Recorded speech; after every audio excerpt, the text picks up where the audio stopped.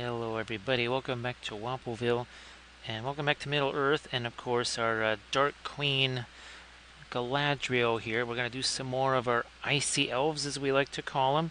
Some are 3D printed, and a couple of them are actually some old classic metal sculpts. These two right here are old-time metal sculpts. Hey there, Armored Wolf.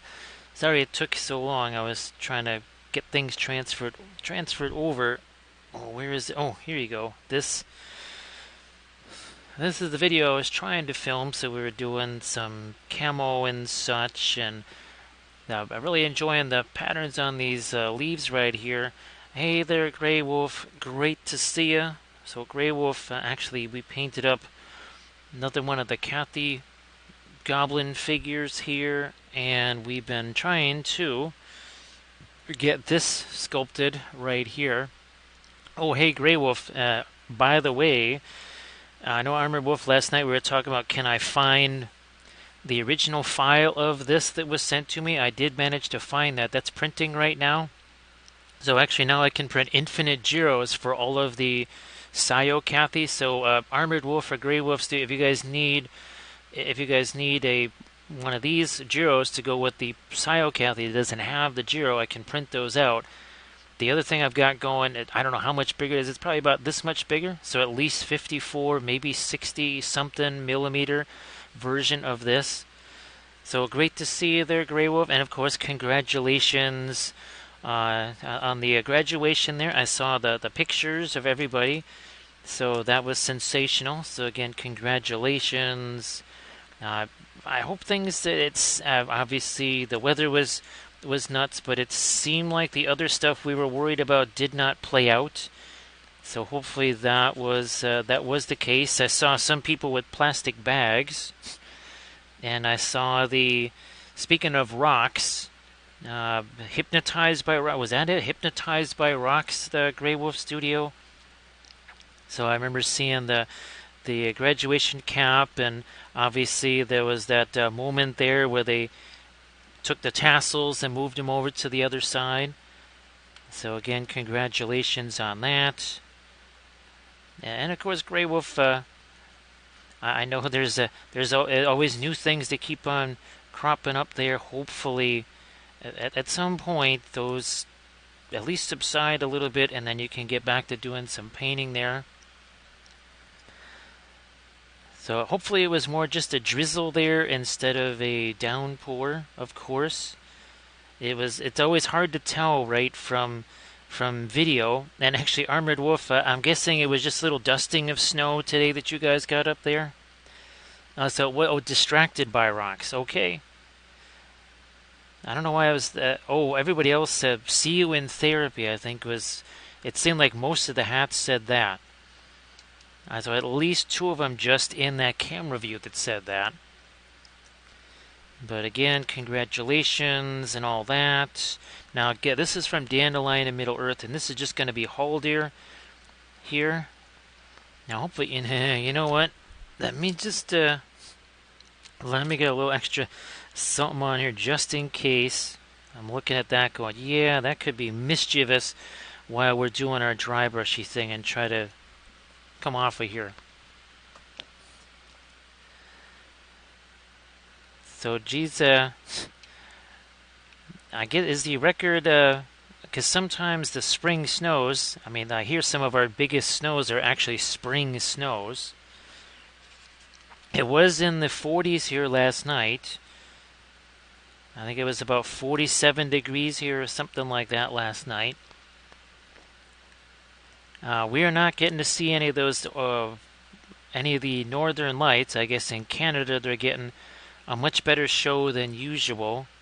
I should have actually told Kathy's family to go out there and look, because I don't know if that lasts into tomorrow or not. Not sure about that, but here, let me get a little bit of this now. Got nothing super fancy here.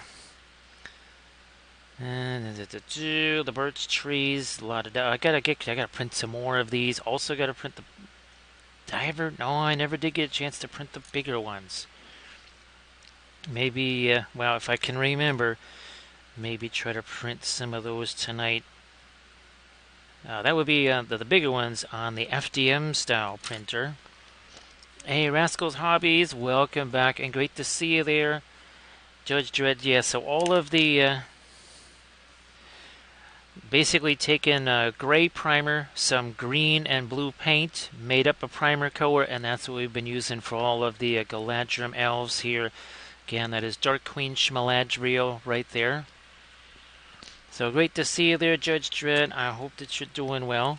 Ooh, actually, here was another thing that we painted on stream last night. Some more of the cosplaying hobbits is there. So yeah, hobbits dressed as teddy bears with no pants. So yeah, that's still that to me is questionable. Why you would put that much clothes on yet not have pants? But apparently that's how they were gonna roll. So yeah, everybody's favorite teddy bears. Nice to see you again there, Nurgle Matthew. I almost said happy Saturday. That did I not say, Nurgle Matthew, that because of all the craziness and having to stream on different days and everything, that I was going to have some moments there, some senior moments, as they might say. Expect more of those, for sure. Again, this is from Dandelions in Middle Earth here. We will be doing some glazy stuff on these, in addition to everything else. No shields, actually, here. So, Judge Dredd, I hope that the move goes very well, as well, I'm just going to say as hassle-free as possible. I don't know if there is such a thing as a hassle-free move, but maybe one that just got a little bit less hassles involved. Nothing terribly complex here. It's really weird painting these old metal ones. The last time I painted a metal Galadhrim elf figure, and this is where we get to see just how close. Yeah, those Dandelions Middle Earth thing. They're pretty on point when it comes to, shall we say, matching what we wanted from Galadhrim Elves. I'm glad I got the files while I did, just in case something might happen, like a black helicopter shows up on somebody's lawn somewhere. You never know how those things go. And just doing the quickie little dry brushy stuff here. We also have a couple of the Royal Guard that we'll be doing here too. Nikita, how you doing? So Nikita, I welcome you here to the channel. We painted several of these. Now here's again the whole story is that Galadriel takes the one true ring. Of course, she abandons the elven ring in the process, and as you can see, winter falls in Lothlorien. We'll just grab a couple of more here so you can kind of get a chance to see. So you got the icicles here. We've done cav, we've done archers. Now we're kind of getting more into maybe some of the heroes and such. Here's another one of the cav right there that we've got up and ready to go. So Grey Wolf, I know that you got so many things to do. Well, safe travels there. I'll shoot you some messages along the way. Just to see how you're doing, how you're progressing. I know that's a long trip there, and just again wishing you all the best, like always. And Grey Wolf, again, if you wanted to, if there's anything you wanted to post in the chat or whatever, please go ahead and do that. Now again, this is from Dandelions in Middle Earth here, so this is not one of the old metal GW figs. Now we're going to grab ourselves another one of these Filberts, and oh, looky here, it's time for some of our fabulous. Get a little bit of that Prussian blue in there too. Yeah.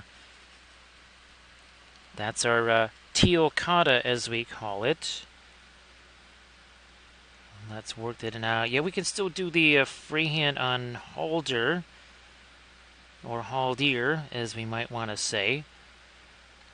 Just going to do some of the very, very quick dry brushy stuff, because things must be messy before they can be neat.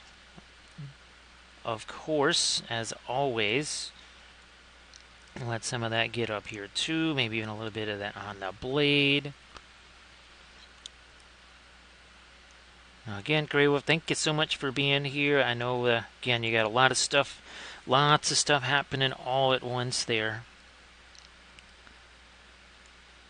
And just here's hoping that you're kind of doing a little bit better and feeling a little bit, little more solid with just things in general. Yeah, we'll just kind of shove that over here. Again, this is one of the old classic metal figures right here. Where's our other one? There he is. And here, let's do this. We'll try to sneak some of the freehand on these guys as well. Alright, now we can go a little lighter here. Going a little stronger. Oh, you know what? Might even now start thinking a little bit of the radiant green in there. Ooh, yeah, I gotta get some on that side too. Just looking to get colors positioned here as quickly as possible, like always. Thank you so much, patron. Appreciate that. Thank you so much. We're using the new glass again. This is Megan sent this here. I believe this is our second stream using that. So, patron, thank you very much. Now, what I'm going to do after we hit these, this is what I like about having the multiple figures out here, of course, is that you get a chance to see how things move and how things advance. So we're just going to shoot a little bit of this onto here real quick, and then we're going to grab again those two Royal Guard, which don't have any paint on them just yet, so that you can get a little look-see here at the different. Okay, so that's what, 13 minutes in, and that's what all three of those started as. So they looked like that less than 15 minutes ago, and now we're going to maybe start to do again some of the deeper glazes, perhaps, like, yeah, what we've got going on here. So let's do that. Let us use, where did it go? This right here. Oh, look at that. Caress the brush. Don't crush the brush. Now we'll get this going here. We will do this same freehand pattern like usual on Haldir, and I think maybe the other captain figure we can do that. Obviously no shields there. Let me just get some more of this. We still have, apparently, some glazy stuff in that brush, and that is from, again, where did she go? There she is. So that is from this. So this is the latest tutorial video. What I'm going to do is let this thing dry, and the last segment is going to be adding all the flock and foliage to that base right there. And again, this was another one of the figures that we painted last night. That is the Cathy Goblin figure, and we've got, I don't think it's going to be as large as the Wapelius figure. It's not going to be quite as large as this one, but at least up to maybe about here. And again, we also have the larger Jiro figure. So that's on tap, hopefully for tomorrow, because again, if there's printing errors, then all bets are off. But should there not be any printing errors, and get a little touch of the Prussian blue in there. A little more of the indigo. And this is going to be definitely very much a pin line wash. Which means, doink, right? We touch it and we leave it alone. Touch it and then leave it alone. That's it. We're not brushing this on as you might a regular glaze, because as always, we're using our oil paints here. Traditional artist oils right out of the tube. So again, see, we're just look over here. Touch it. Not brushing it on. Touch it. And it will flow where it's going to go. If we keep on touching it, well, then we're going to get that mixing going, which we've been emphasizing a bit more of late. That's not really the goal here in this exercise. There's the extra little bit of light we needed there. Anything fine. I like that too. Now these guys are going to be a little bit different since they're not like our, not like the other Galadhrim, the 3D printed ones. So again, all the 3D printed stuff, that is from Dandelions in Middle Earth. And Dandelion just does so many incredible sculpts. I do actually have, we're talking about our Civil War and Arnor campaign. Among the files that are getting printed is yet another batch of the Printing Goes Ever On Arnor. And what's funny is that Printing Goes Ever On is the very... did I not call it? And I said one of my Lord of the Rings sculptors is going to do Arnor Cav. Because I have at least, I think maybe Duvall, Medbury, and Kersluk have done Arnor Infantry. And did I not say that somebody, some enterprising, could be, Printing Goes Ever On, whatever, was going to do Arnor Cavalry? Sure enough, I got myself Arnor Cavalry. Long before, who knows when GW is going to release that miniature and the probably either Fall of Arnor. That's probably what they're going to call it. Fall of Arnor Army Book. Well, supplement. I think that's what they call them. I'm pretty sure that's what they call them. Hey there, Dick Knight and Penguin Shark. So everybody please give Penguin Shark minis a follow. So Penguin Shark, if you want to share anything you've been doing, please go ahead and do that. Valfira, well, we already know, right, that Amazon listens because what was that? Remember, War of the Ring board game? Gee whiz, it's $120 right now. I'll get it when it's less. I finished the stream and it's sitting there at $79 on Amazon. Yeah, they're not listening to us at all, right, Valfira? Not in the least. They're definitely not listening to every single word that we say. Not at all, right? So great to see you there, Zach.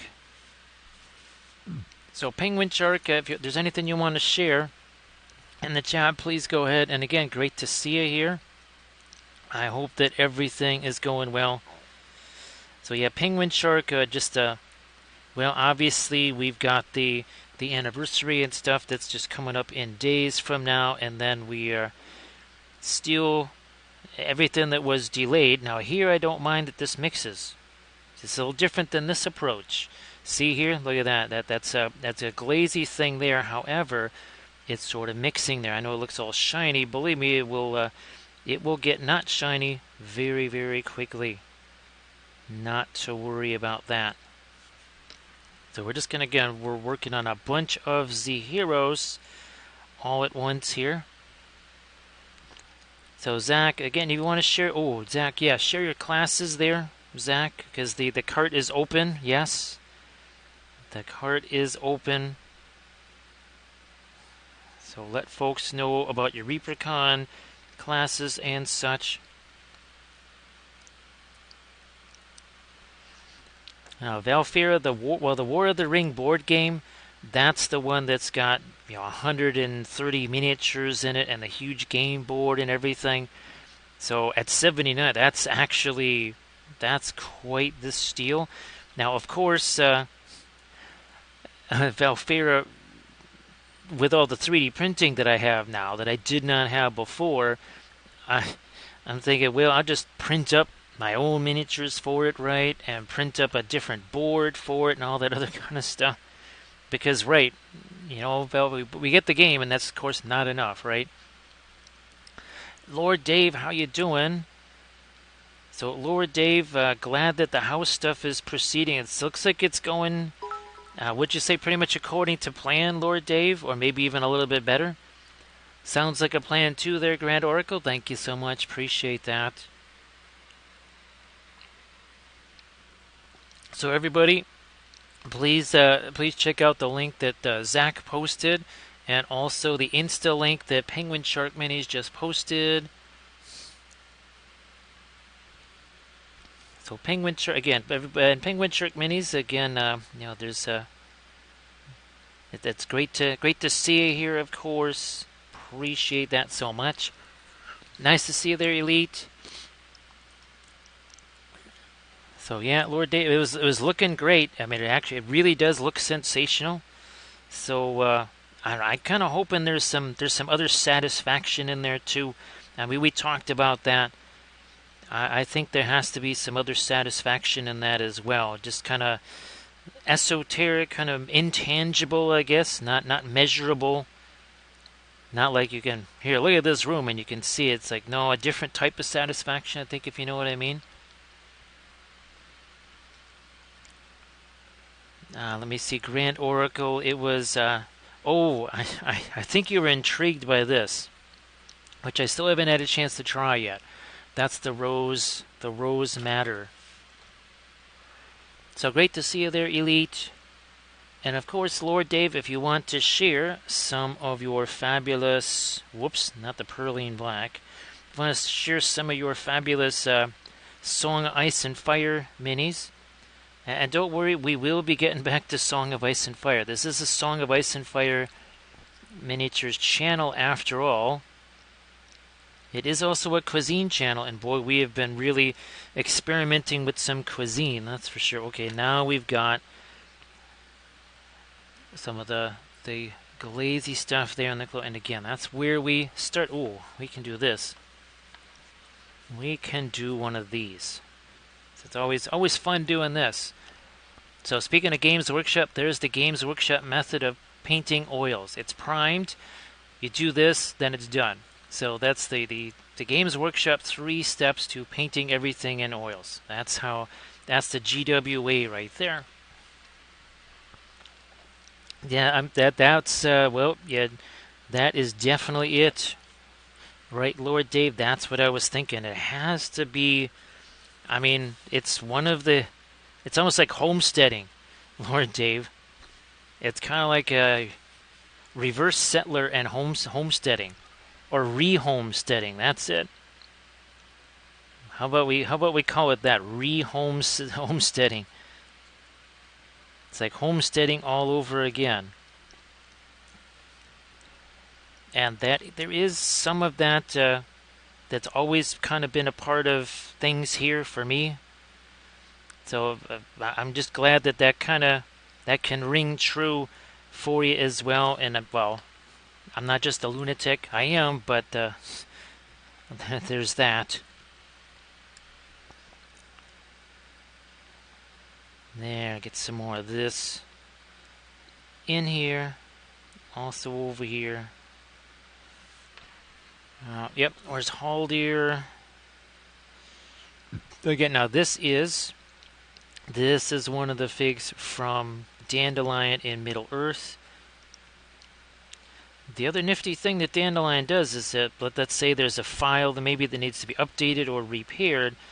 Dandelion in Middle Earth will send you an update like, well, I got right before I came on the air here, where Dandelion sent me a thing saying, okay, these couple of files, there's been some updates to those.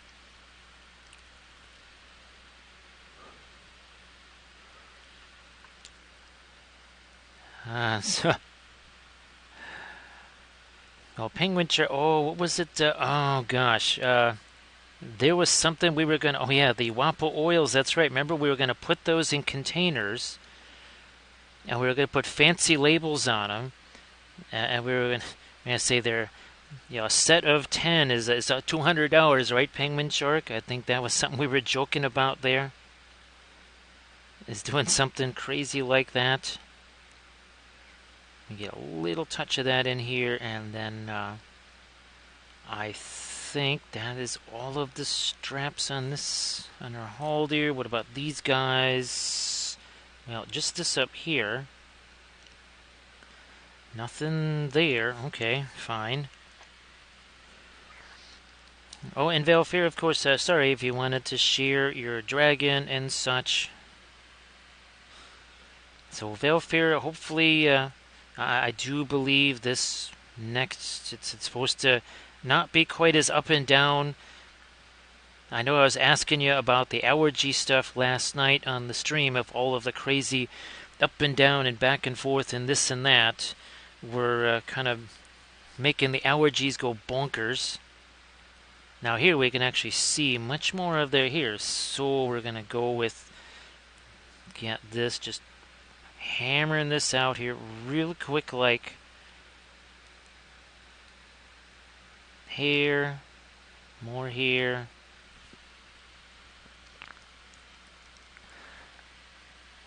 Boy, Lord Dave, I actually do have some of the, well, a friend of mine, when we were gonna do the, what the heck was that? Oh yeah, the Wild West Exodus stuff. He got a bunch of the the freebooters stuff to use for one of it was gonna be one of his war bands there. Yeah, there's a whole bunch of freebooter miniatures. So yeah, hopefully no more sheltering in the basement, right, Velfira? Like that other night when it was just all day and all night. Okay, they could see this. It develops very, very quickly. Oh, look at this. We're gonna reflect some of that on his fabulous sword blade there. Well, Velfira, well, see, and that's the other thing too, is that folks from out of town, they'll say, well, why do you have one of those? And I'll say, well, part of it is, you have to think in the days of bomb shelters, but also shelter from that too. So, yep, that harkens back to, because that's about the time when this was built. It was very early in the atomic age, in the late 50s. So again, that is what we started with.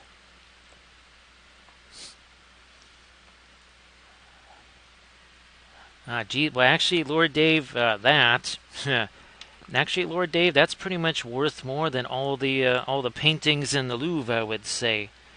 In complete seriousness, that is more valuable. I mean, to me, I see that and I say, yep, that is there's no price tag on something like that. Absolutely no price tag on something like that. Now, this is our not radiant indigo here, and that's gonna start to formulate some of the lighter aspects of the armor here. Zach, well, hopefully the motivation of ReaperCon, you say, oh, that's a long ways off, but, well, it's just, as you know, ReaperCon sneaks up on you in a big hurry, doesn't it? Next thing you know, I'll be doing a stream here, and I'll be saying, so Zach, are you all set for your ReaperCon classes and for the paint contest?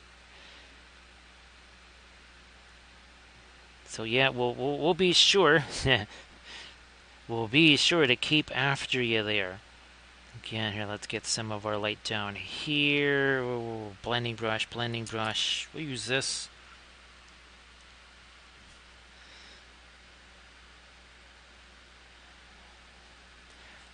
Yeah, see, Lord Dave, I mean, that is... I know some might just say that we are too sentimental about stuff, but those sort of memories there, especially when there can't be any new ones generated or something like that, you have to hang on to those real tight. That's for sure.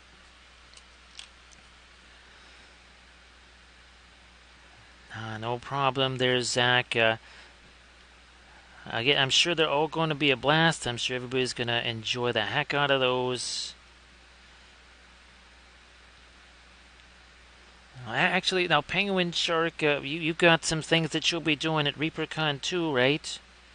I'm sure. And of course, Penguin Shark, if you want to let folks know what you might be doing on streams and such, go ahead, do that. Oh, gee whiz, we never did get our lighter stuff up here, did we?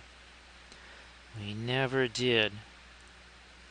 So Grand Oracle, I don't know if you saw, where the heck did it go? It's all the way back over here again.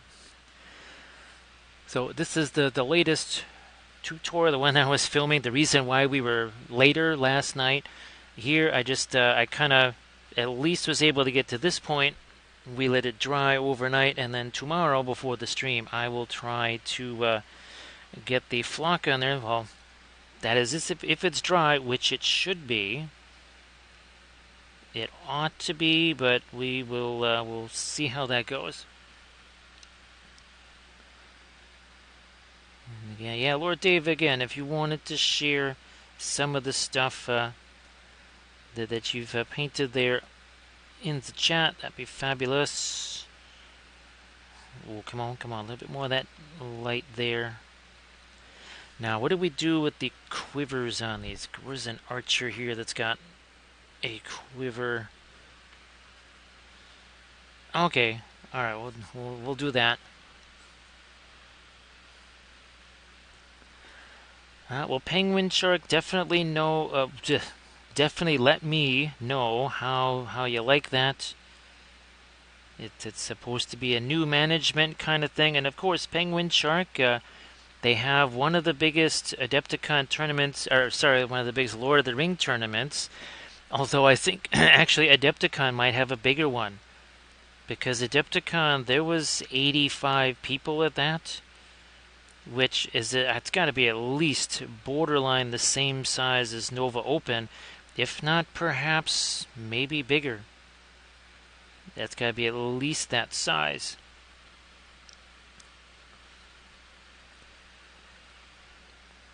So yeah, again, be sure just to step in there, look at the tournament room, because they have they're kind of known for their Lord of the Rings terrain.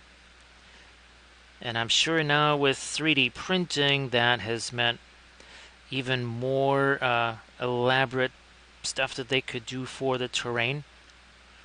Again, I am actually still printing up some more rivers. I'll probably be printing more rivers tomorrow during the stream. Because, of course, I keep thinking that it's Saturday. I'm kind of glad that it is just Friday and not already Saturday. I think a whole bunch of other people, I know Armored Wolf is very glad that it is not Saturday. Of course, Armored Wolf and I still are petitioning for Infinite Tuesdays.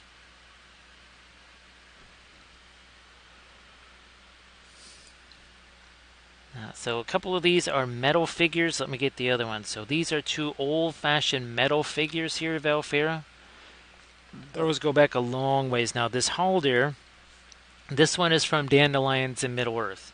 Because, well, there's no weird metal thing, the mold lines and stuff like that.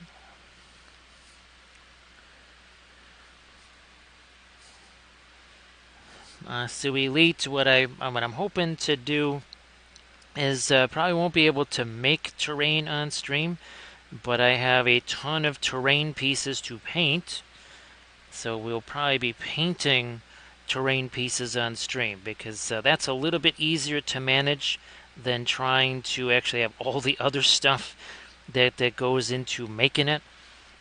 So yeah, things that obviously, this was the craziest one, where yeah, that one was insane, trying to build that thing on stream. But something like this, yeah, it's a manageable building there, and I want to have the torches there, so we would have all the object source lighting, so that it would be, again, more manageable. What the heck are we doing here? Let me get this one.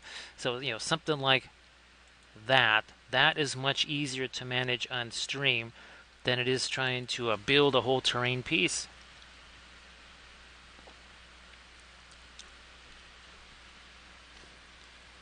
So yeah,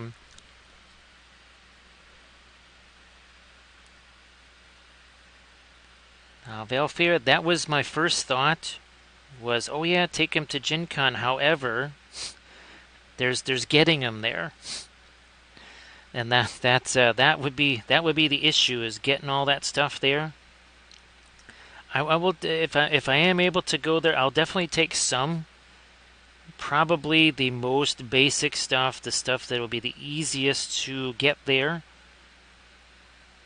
Maybe even literally buildings that fit inside the other larger buildings, maybe, I don't know. So yeah, I was all set to do that. I thought, oh, that'd be great, right, Valfair? We can get a whole bunch of terrain painting done. And then I went, oh, yeah, they got to get there and back again.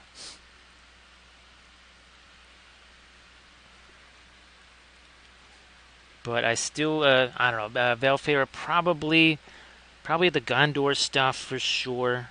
I think you can't go wrong with that, right? It's very rugged, shall we say? That it doesn't have a whole lot of kind of breakable things, I guess you might say.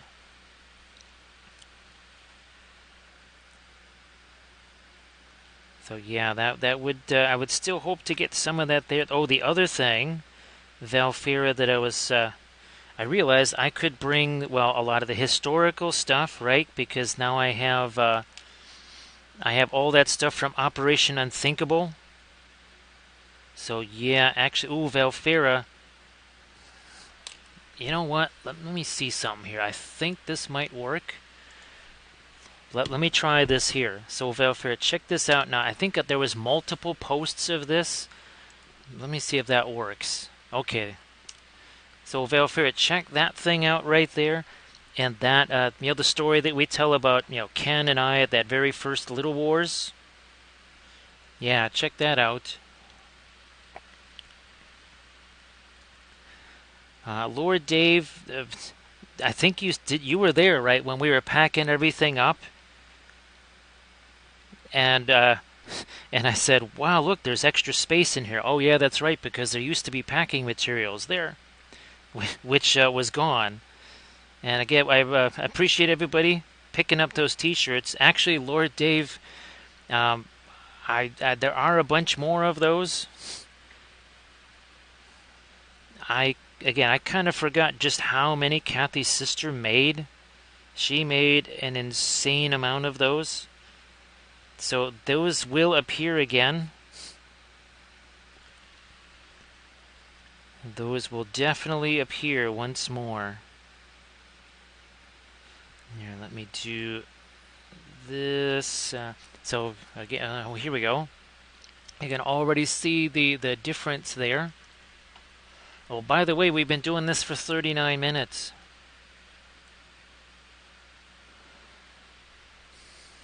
So Elite, actually, you can watch all of those terrain building things.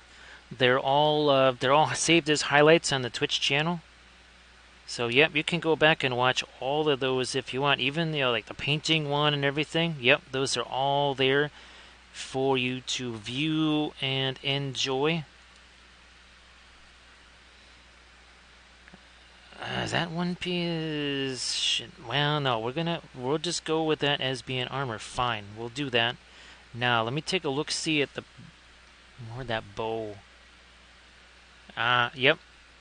Boy, I mean, Dandelion and Middle-earth really did a good job with these. Holy smokes.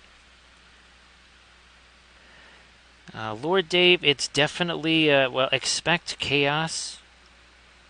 Because, well, I mean, even with ReaperCon, right? New building, new whatever, chaos ensues because it's new and you just don't know what the heck is going on there. So, yeah, expect some chaos there, that's for sure. Yeah, Velfer, I think there might be one or two blog posts there, and if you look at it, you might be able to find the other one too, because I think there's at least a couple. And Velfer, can you see the one with the two, not Crusaders, the two Challengers? And you can see that it's a die-cast metal toy. And you can see the little British flag sticker on that thing. Yeah, I had to, I wasn't even able to get those off of there. I had to just do things so fast. You can literally see on the one that the sticker is still there. So I thought you might get a little laugh at that. So yeah, Dave, it will certainly be very, very, very challenging. Obviously, the hope is that maybe by year 2 or especially by year 3, the space has been adapted to and it's much easier, and the space is also optimized, I guess you want to say. But that's kind of how that goes. I guess it can't be any worse than the abandoned, what was it, a pool sales? Is that what they sold there? Was that boats or pools that they sold there? I think it was pools, maybe? Where the ReaperCon used to be? For what, 2 years or 3 years? Before they moved to the... I think it is still the current establishment, right?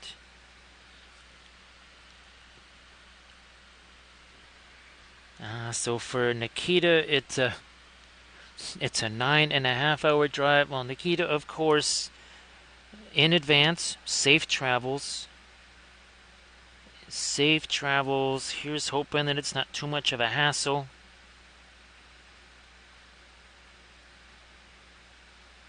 And of course, well, I hope that you're able to get all of the events that you want to get. Who knows, maybe because there's more space, maybe events will be bigger, and there will not be quite so much, oh gee, I couldn't sign up for this or that or the other because it was all gone. That may not be the case the first year or even the second, but who knows, again, maybe by the third or fourth year, all the new space is kind of fully utilized, and it does mean a little less disappointment on days where people are signing up for stuff.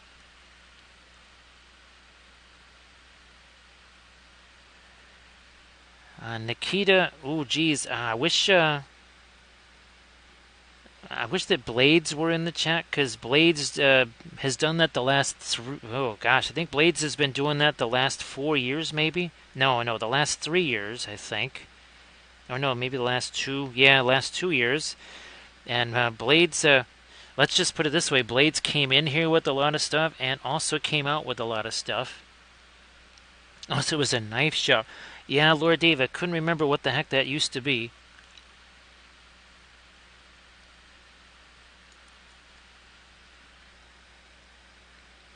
Elite, well, thanks for that. To me, it's really important to be able to show those examples, because, I mean, it kind of, there's definitely value in that, right, Elite, to be able to see some comparisons. Even to things that maybe we painted a couple of years ago, to see the difference. Even things that maybe are half painted or whatever, or things that are just they're just on bases with not even any primer, so that again you get a chance to maybe see. Well, here let's do this. We got our 3 guys, so that's 44 minutes. 44 minutes ago, all 3 of them looked like that. That is a quick difference that 44 minutes can make with the oils.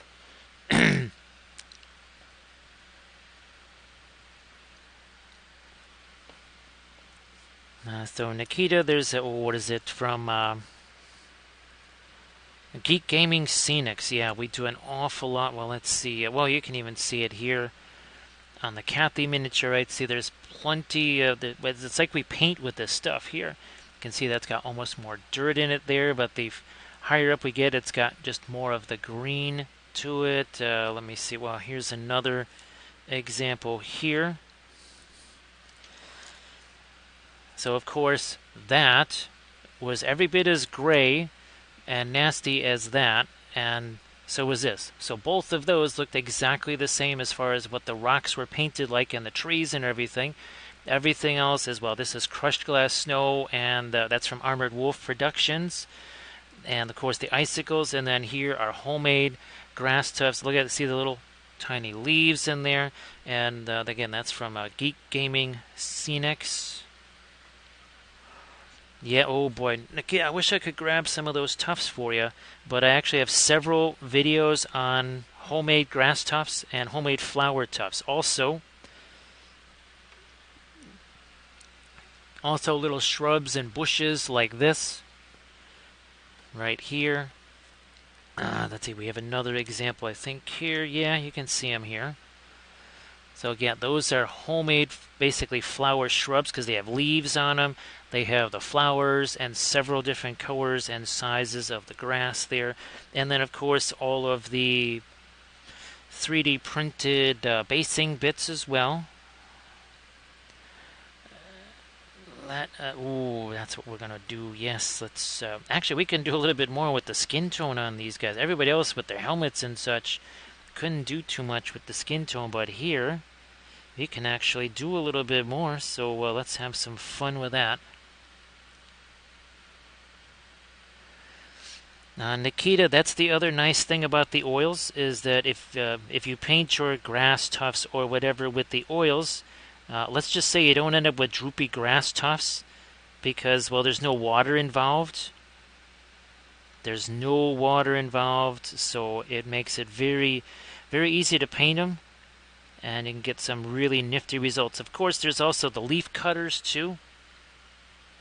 And Nikita, actually, yes, I have several videos on the Patreon page that are all about using the static grass applicator. That's how we made those. So yeah, there's a whole bunch of videos on that. Ooh, I wonder. 1 second, Velfair. Let me get the lighter skin tones on this, and then let's do a film noir so that we can actually have him next to one of the other painted one or one of the other finished ones. So let's just get a little bit of this on here, on his fingers too, and then we will compare him to, again, one of our Feeny ones there.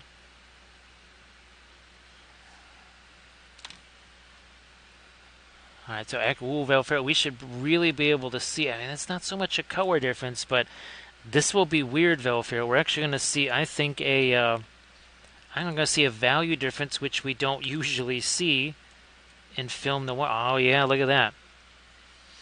You can see the crispness here and the dark... yeah, look at that, Velfira. That's kind of wild, right, to see that. Now, let's do something a little bit more standard here. But, oh, yeah. Look at that, right? All of our beers, there's no reddish browns, no yellowish browns. Certainly no difference in the leaves. Well, until we do that. Boom, right? That really stands out. That is so completely different. It never gets old, does it, Velfira? It just never, ever gets old. So again, yeah, we've got a Haldir. I think I have a Celeborn figure that's... Well, I have a couple of figures that could survive. There's... well, no, I think Círdan, he is... I think he's more part of the Rivendell list. Either that or Grey Havens or something like that. And I don't know if you heard, Valfira, but I was able to locate the Kathy files, the originals. Ooh, let me move this. Of this. So I can actually print out infinite number of Giros, and I can also print these out at different sizes. So, as you can imagine, I've got one printing right now that is larger. I don't think it's full on 72. I didn't. That would be taking too much time. But it is going to be very much larger, and I'm hoping maybe I can paint that one tomorrow, Valfira. We shall see. Hey there, Galen. Nice to see you back. So, Galen, these two are old, ancient GW metal figures. Everything else that we've been doing, these are all from Dandelion and Middle Earth. Again, all of our Galadhrim Elves. There's our Royal Guard.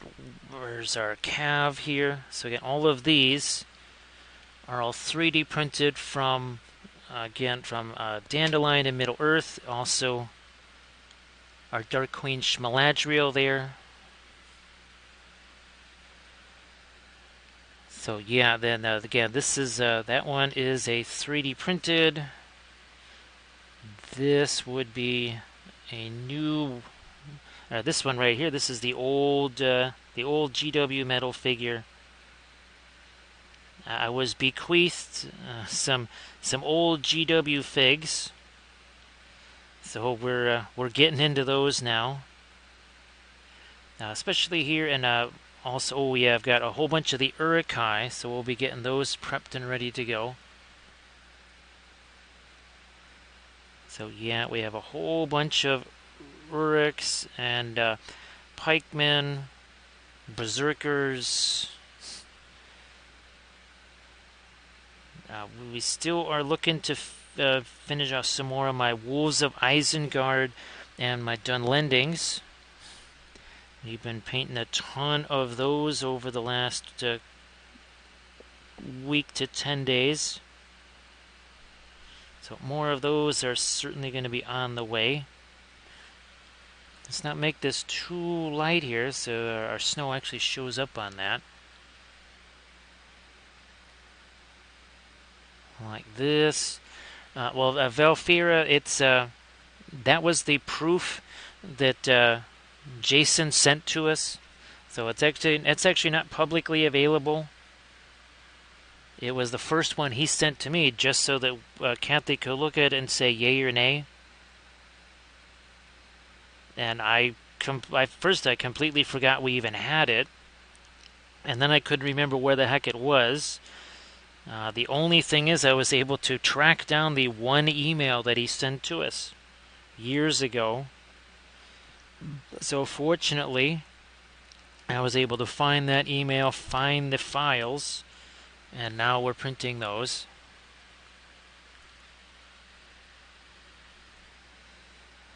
So yeah, Valfira, I knew it was around somewhere, and I just thought, how in the world am I going to find this thing? Obviously, I think if I had asked him for it, I'm sure he would have said, here, look. He wouldn't have really minded sending it to us. Not like we're going to be selling that or anything. Again, try and get the lightest bit of the hands. And of course here there's no mold lines running through the fingers, which is super handy. That certainly makes things a whole lot easier. Let me get some more of this. That's all too much. Oh, looky here, blending brush. There you go. Take some of it away. Blending brush, like an eraser. Yeah, we'll be getting to our free handy stuff there too.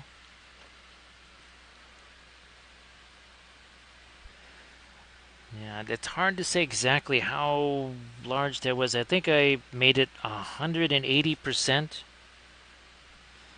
I think it's either 175 or 180% larger than the original file, which has to put it at least at 54 mil scale,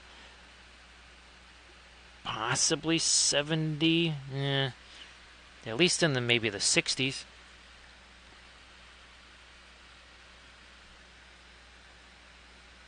So yeah, nice to also, because again, we have all the Cyocathies, but now I've got a bunch of Gyros that I can put with the Cy. Oh yeah, there's a whole bunch of weird metal casting things going on over there. Oh my gosh, that's crazy. There's some really horrendous. Man, here, let me get some of this. The lighter yellow stuff going on for the hair on these guys. Maybe take a little bit of the skin tone in there too.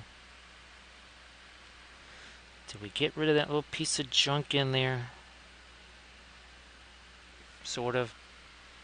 So thanks, Elite. Appreciate that.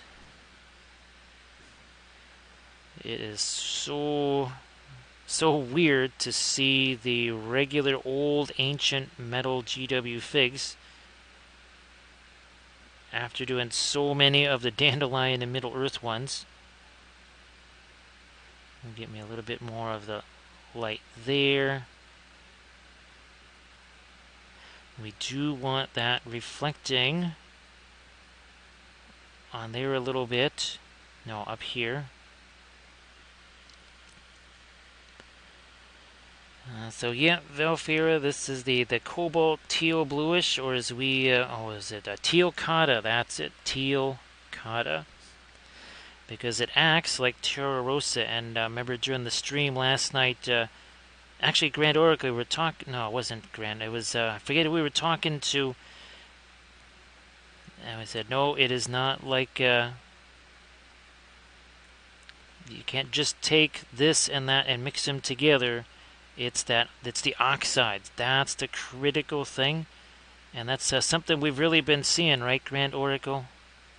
We have been seeing the oxides mean not just opacity, but potentially even a little bit of staining, too.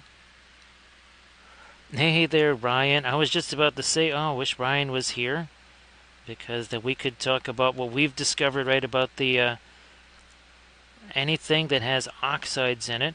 So, Ryan, please go ahead and share all of your, well, I know you got more of your Fallout stuff that you've done. So please share that. We're going to have some fabulous oil-painted miniatures by Ryan coming up here just in a jiffy. So there you go. Everybody, please check out that Insta link there that Ryan just shared. There we go. Let's do a little bit more of that here. And some more of that here.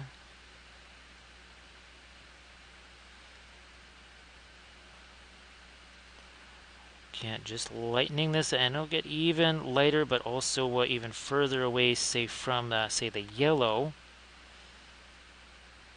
Speaking of which, let's get a little bit of that reflected onto the sword blade there. So Ryan, great to see you. So yeah, Ryan, we did more teddy bears last night, and we also did this Kathy Galvin here with some real quick plaid and such. Again, nothing super fancy. And of course, where the heck is this? Here it is. 58 minutes ago, these had no paint on them. They looked just like that. So, yep, 58 minutes ago, that is what we had. Because I'm kind of hoping we can do these and those Royal Guard there. So I'm sort of kind of hoping maybe somehow that I can actually do 5 miniatures tonight. It'll almost be a bit like a Saturday challenge.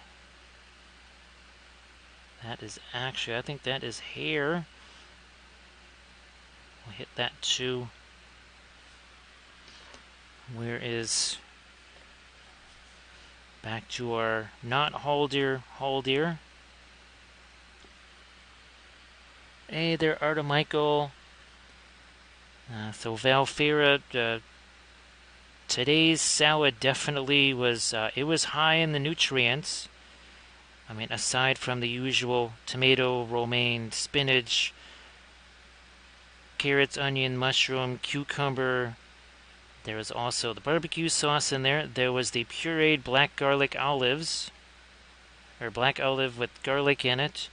Other assorted spices, the barbecue sauce, the Asiago cheese. Also, let's see, what was the... Oh, let me get some of this thinner on the white. There. We also added the garbanzo beans to it, and that's actually Velfera. Last time I made them, I didn't have them quite as crispy intentionally, and I kind of like them that way. And those are real good in the salad, especially, again, if they're not super, super, super crispy. Very, very nice to add. And then they can even be chilled, too. That's the nice thing. Yeah, Artemichael, can't see it here. I mean, no matter what, with all the city lights, there's no way. Obviously, for you, sadly, you could have seen it because, well, obviously, you're in a somewhat more rural environment, a little less light pollution where you are. Now, Artemichael, is that supposed to maybe bleed into tomorrow night too, or is that just tonight?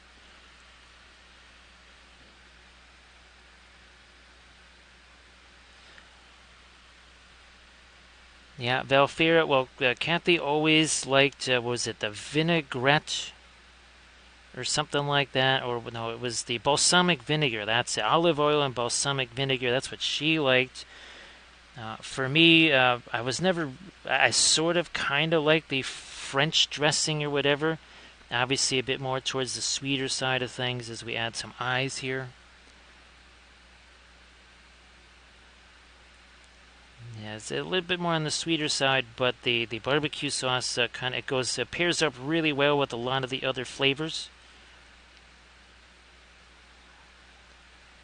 I mean, you don't put a ton of it in there, but just a little bit, and again, it kind of almost acts a bit like your proverbial French dressing there. All right, so there you go. You already see some more of the again, the lighter skin tones on Haldir. Oh, the trees. Well, that's ironic. That is ironic, but also understandable, because at one time we were out in that farm, and I was desperately hoping to see my Andromeda galaxy for the first time after looking for it for 40 years. The trees were a bit of an issue, so I can understand that. So yeah, Velfer, it's a little bit like that, but it's got even, I think maybe even a little bit more zing to it, a little bit more sweetness to it. And again, it kind of plays with the salty aspect of the salad ingredients too when you have that.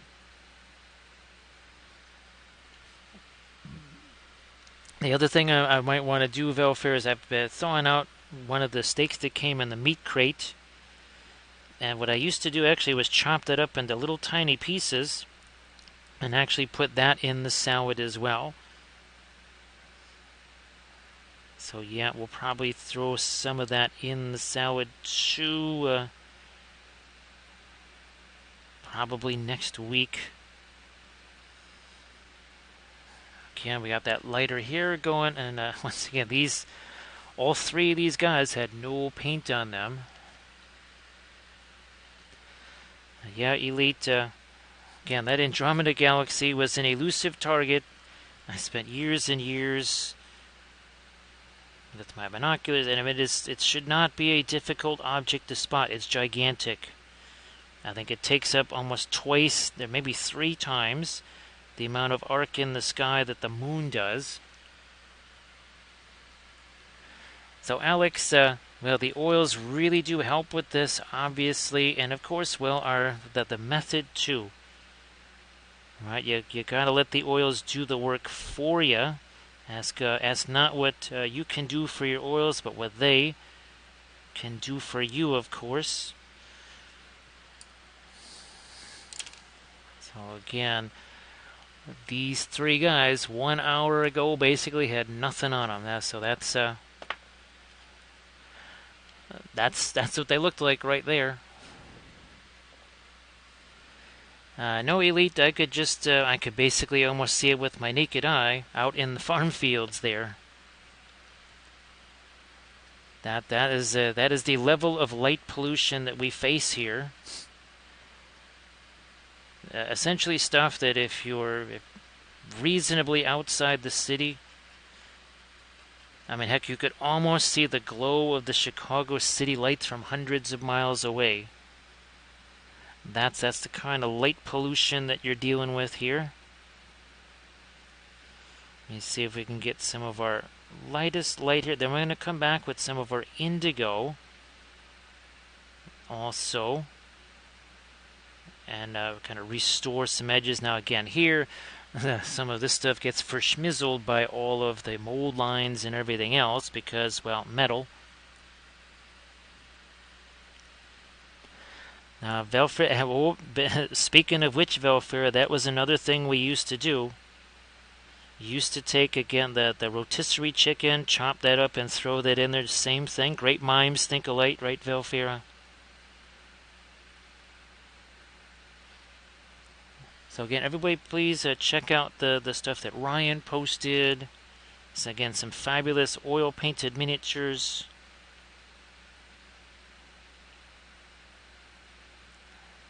Let me try and work in a little bit of this. Actually, it's funny, Ryan. Between Little Wars and Adepticon, I got so used to, just, oh, Ryan's here, that I keep thinking, well, where the heck is Ryan? Ryan's not around. Yeah, just kind of looking around, it's like, wait, but Ryan should be here. Where the heck is he? But thanks again for making the trip down to Little Wars. That was super fun.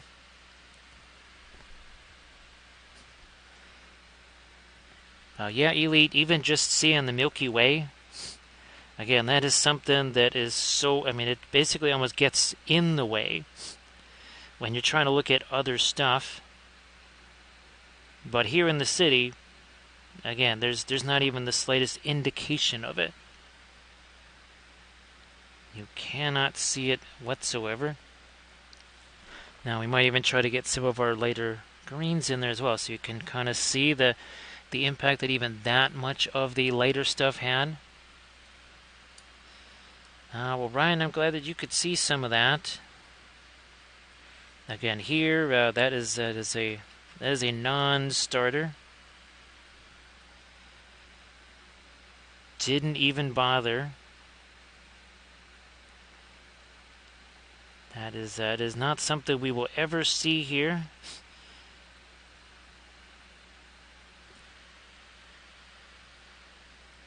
And of course, what creates those? You have your radiation belts and such, and obviously they emanate from the poles. And those charged particles from the sun hit that, and they travel down. Again, that area of the radiation belts, it starts out at the poles, and it just kind of travels down those, sort of like a roller coaster almost. And that's what you're seeing, is that the interaction of those charged particles then with the atmosphere as the radiation belts bring those closer to us, and then to the poles, of course.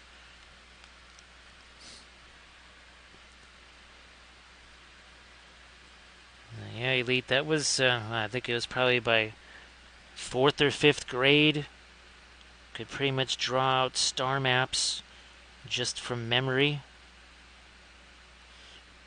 Even had star charts. Was at the HR diagram. I know for sure by 7th grade I had the HR diagram memorized. I actually drew it several times. Somewhere I still have the pastel drawing I did of the HR diagram when I was, 11 years old or something.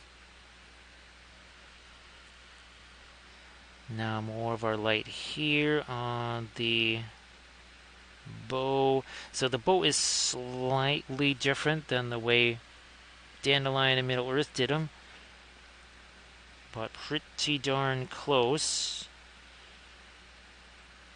Actually, Dandelion in Middle-earth has a much more interesting helmet design than the old GW one here.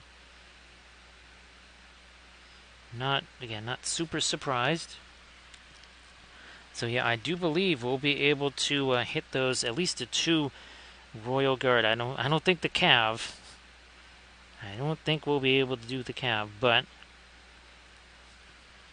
it'd be nice to hit up 5 more infantry. That'll make us that much closer to a viable Galadhrim army. Especially now that we have things again like the Captain and Haldir and some other heroes there. Again, this is going to also look even more interesting when we get a chance to hit this with the Indigo and really build in some extreme darks. We have sort of dark-ish right now. We don't have the true darks, and also a bunch of edges too are going to be established. Alright, we got him. Let's go to Haldir. This is our 3D printed one. Oh, by the way, this is actually not white. This is actually not white that we're doing here. I mean, there's some of the white in it, but this is not actually white. Wow. I'm just looking at the way this is, and it is just night and day difference between, obviously, the 3D printed version here and the much more beat up metal sculpts, those ancient ones. We need to get some of our darker turquoise in there too. Here, let's hit this some more. Again, making that a bit lighter. Here too. Now, all of this stuff right here just is in such better shape, so much easier to paint than it is on the again, those ancient metal ones that probably go back to, well, 2003-ish. Yeah, because I'm pretty sure the Galadhrim stuff came out after Two Towers, which I think would put it in maybe 2002, 2003 range. That was along with Easterlings. Well, basically Easterlings are my evil army. And the Galadhrim Elves, that was my good army, if you want to say that. Let's call it that.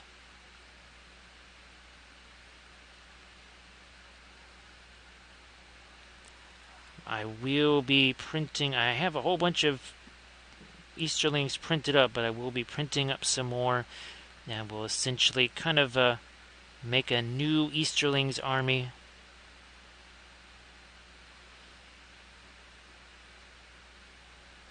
Now, I also had to finish off the last of the things like the, oh gosh, what are these guys? They're not Hasharan, that's for Far Harad. Or near Harad. Oh gosh, the Acolytes, that's it, yes.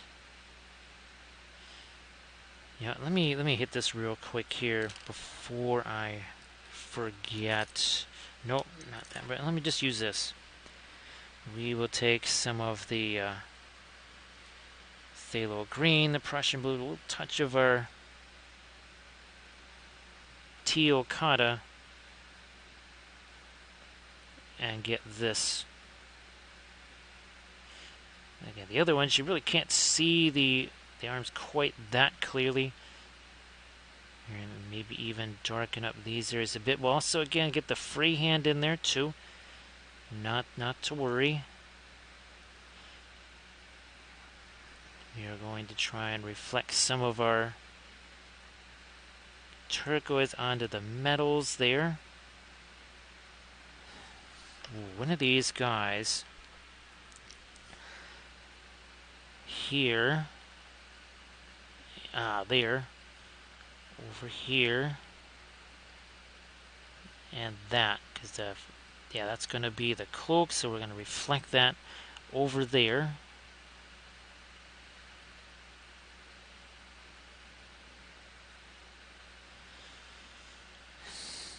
Let me see if I can't squish a little bit of the dark down into there. Yes, we can.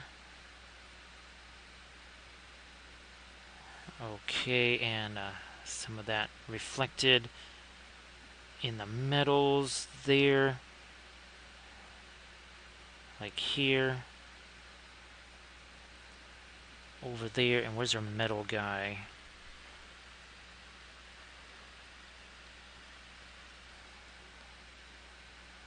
Arda Michael, I don't know if you have a necromancer figure already, but well, Navarro as they do all those Nazgul that are so incredible, that are specifically themed. Well, you might want to check out Navarro. They just did a Necromancer, and let's put it this way: it's way, way, way, way, way better than the old nasty GW Necromancer, like orders of magnitude better. So if you haven't gotten one of those, check out Navarro. First of all, it'll be way cheaper. Second of all, 1,000 times better.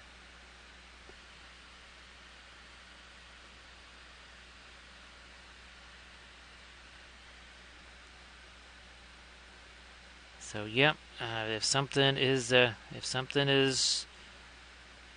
light year away, any message sent will it'll take a year to get there. And if it's a million light years away, well, it will take it a million years to get there. That is pretty wild to consider, right, Elite? We shall darken this a little more. There we go. Okay. Let me buy... Oh, here's my other one. Well, Arda Michael, let's just put it this way. The damage to your soul would be much less because, well, it's all one piece. Oh, and there's two different versions. Yes, it's all one piece. And well, you saw I painted the Necromancer on stream, right?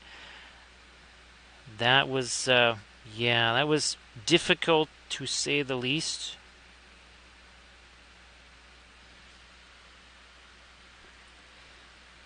Now again, this is our indigo here for the really, really, really the deep darks, and also you can see we're kind of cleaning up some of the dry brushy stuff too, right? And then here's where we can go into a kind of a deep dive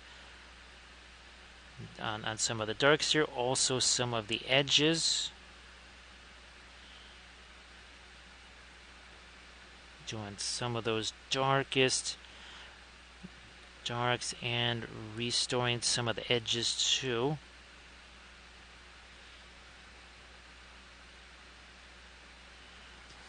Now back to the indigo.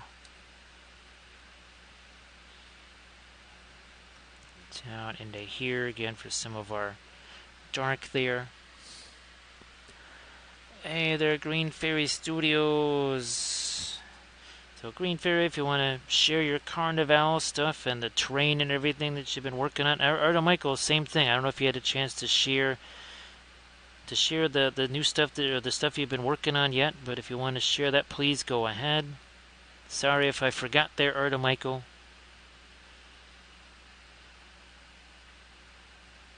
So, well, it is still a happy Friday.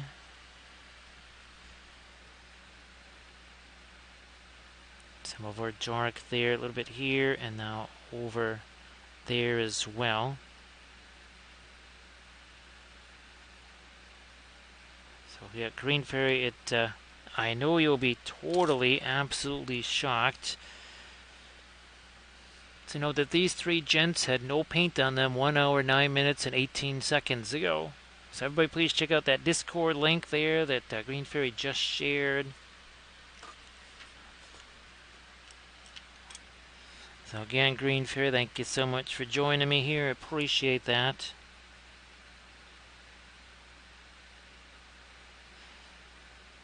At this very moment, there is at least 60 some odd millimeter version of the Kathy and Jiro that's printing right now, because I did manage to discover the original again, those are the test files that were sent to us when they were first creating the Cathy Giro miniature.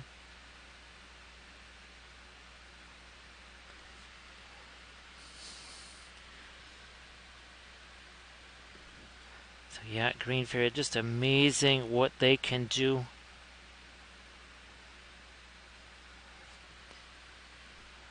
Get the dark on this side. And of course, well, our done lendings, right, with all the object source lighting, where, and it's funny, yeah, Green Fairy, and basically in all sense of the word, even the object source lighting stuff, we could almost call that limited palette too, right? Could almost say it's that. So Nikita, I mean, here's another example right here, where all I had to do was just place that on there now, and I'm just literally taking this, as we call it, the plop and push method.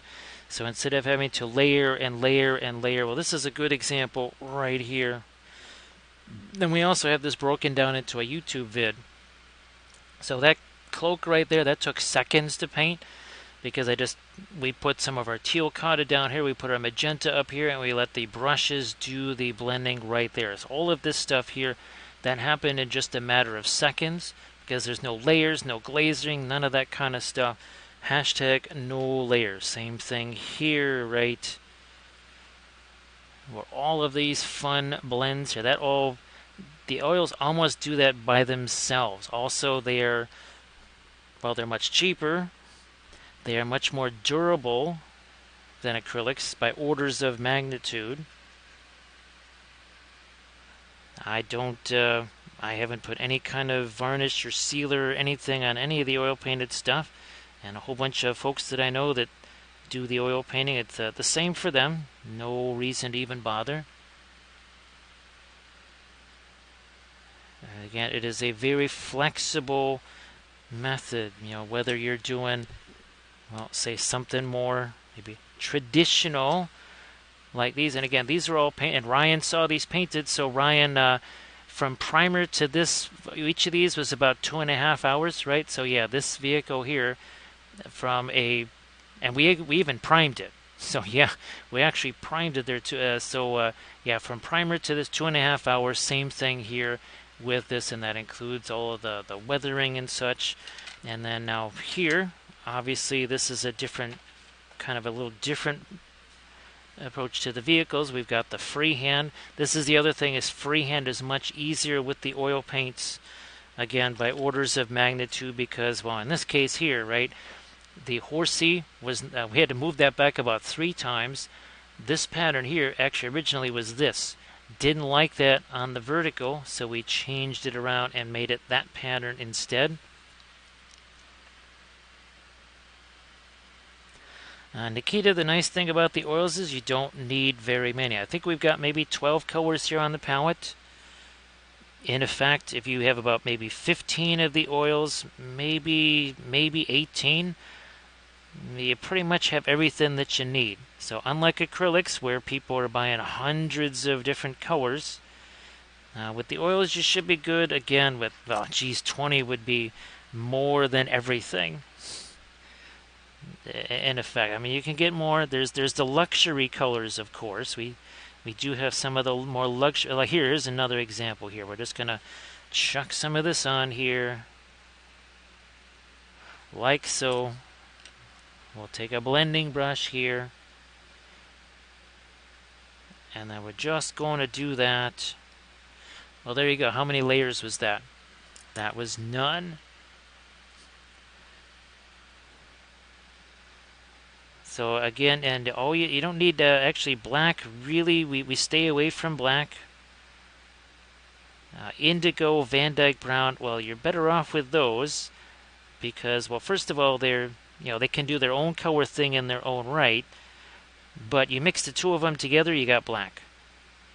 And the other thing I do strongly suggest is you do these color charts right here. Definitely do these color charts, because not only does it become like a little visual record, right, of what maybe different colors look like, It helps you to assess. All right, is this color more opaque than this color? Is it an intense color? Is it kind of more on the shiny side? Is it more? Does it dry faster? Is it more of a matte type of a color?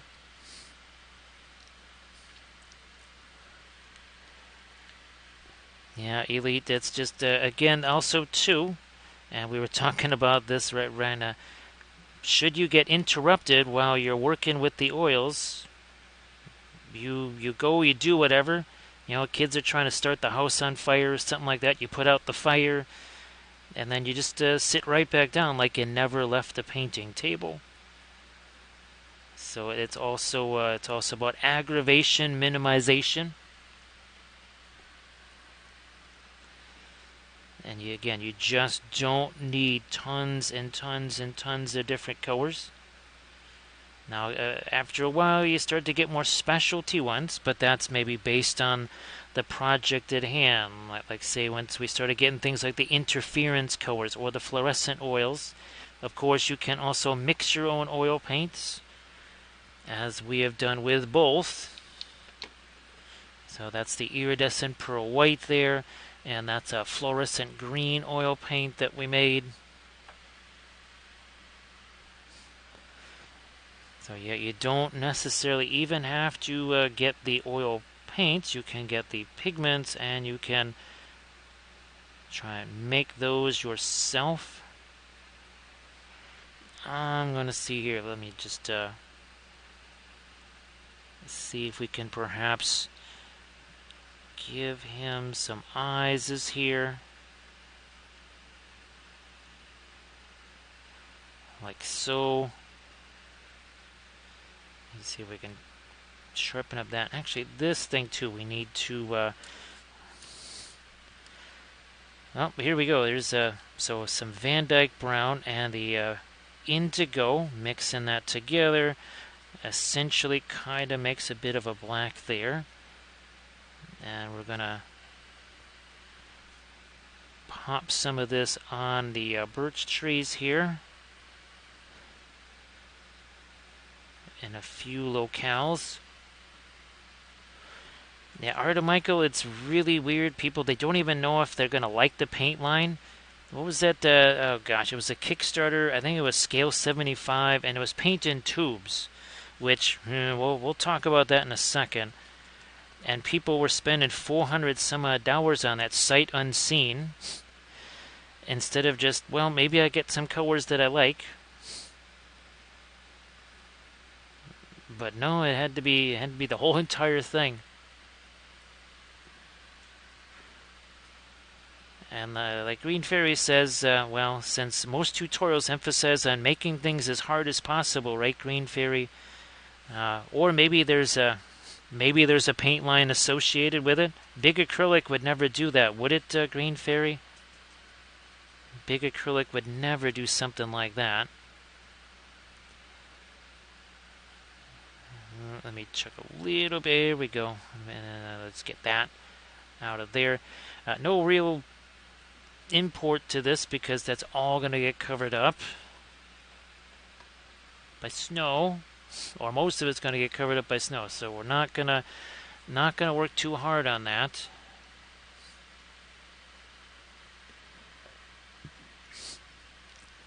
And it's funny there, Nikita, because the same folks that would tell me that they were scared of the oils because it came in tubes, then spent hundreds of dollars on buying tubes of paint.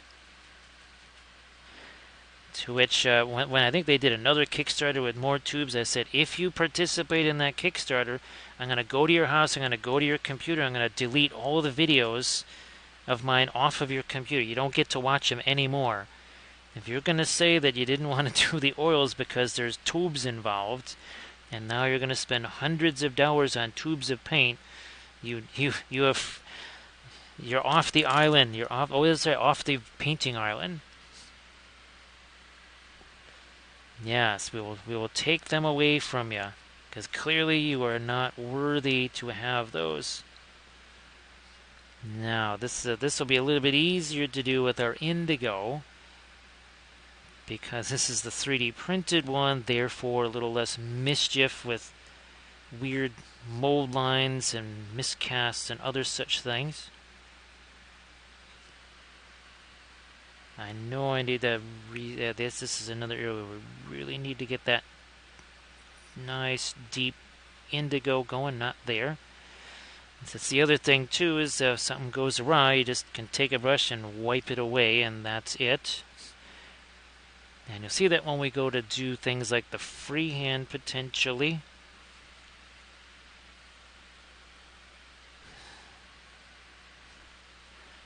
So yeah, well, Zach, remember they always at the evil lair, the evil painting lair. That's right. It was going to be a secret fjord in Norway.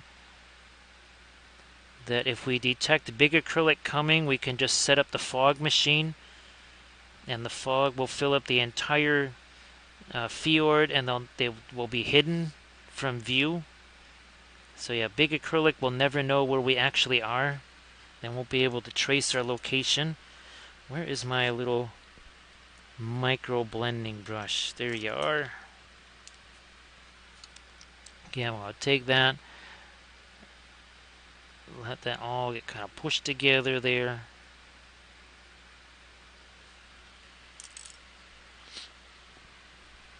So yeah, that was we're gonna have the watchtowers there, some radar, and in case anybody approached too close, the entire fjord would be cloaked immediately in fog, so nobody would know that the Lindsay Brotherhood was there.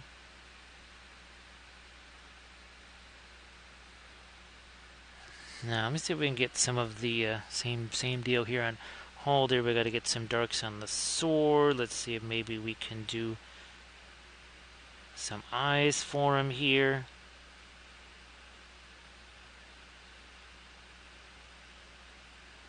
There. There. So he has an appropriately stern expression on his face. Again, being one of the, I guess, somewhat evil Lothlorien elves now. Get some of the darker indigo into that. We are up here too. And then we'll start to get some of the lighter stuff too on the cloaks. Hey there, Trash. How you doing there? Well, Ryan, you have yourself a good night's sleep. Have yourself a good night's sleep.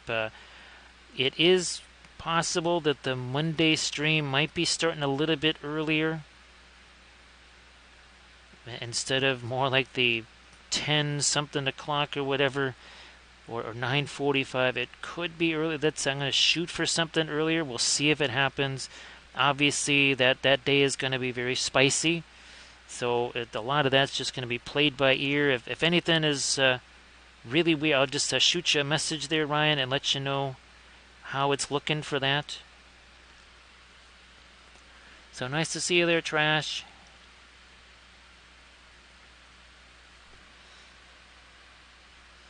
So Trashroom, I hope that everything has been going well. Great to see you.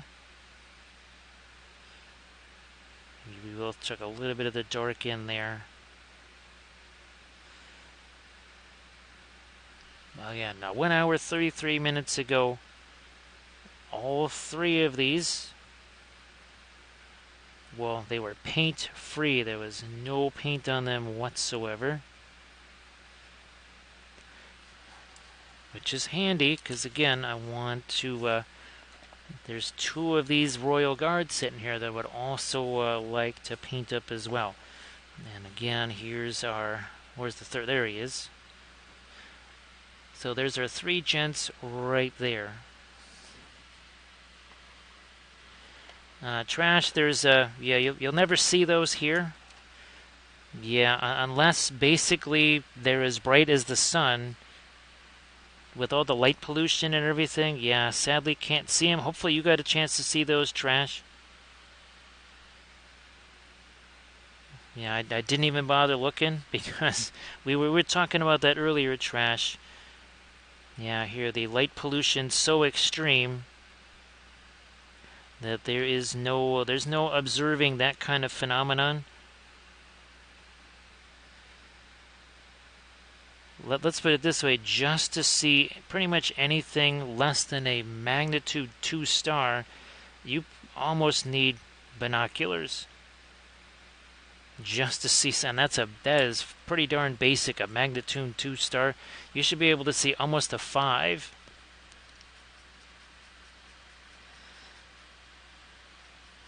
With your naked eye, well, in a farm field, you could see potentially maybe even a 6 or magnitude 7. I guess if your eyesight's really good, you could see down to maybe a mag 7 or 8 or something like that.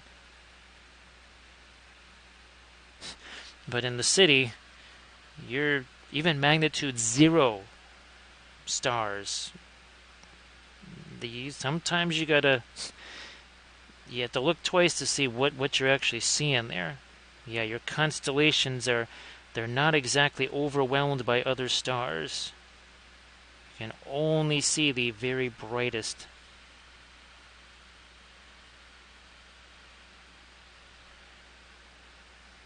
Oh yeah, that's right. You're a couple hours behind us there. Well, here's hoping, Green Fairy, that you get a good chance to see it.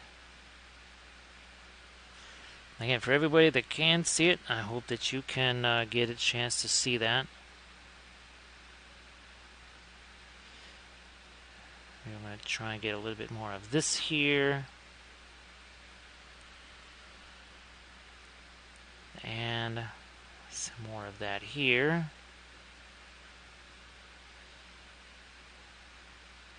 And let's gear up some of this. This is, again, this is our old metal figure here. Yeah, okay. And even this right here is not 100% straight up white. It's close. It's maybe about 95% of our white there.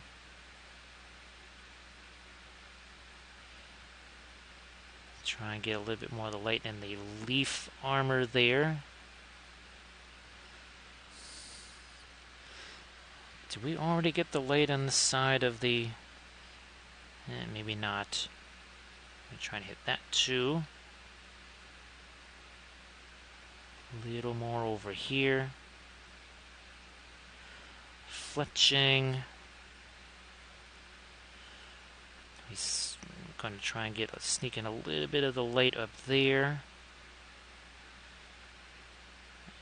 And then a little bit in here.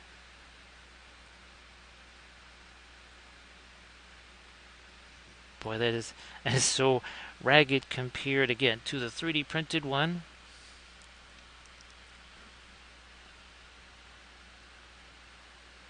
Let me try and get some more. But ooh, okay, that's probably a little too much there. We're going to try and deposit some elsewhere here.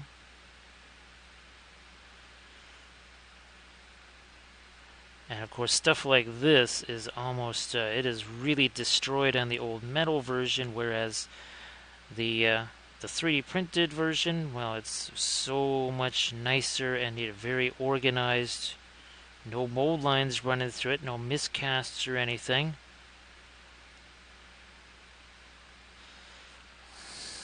Where's our...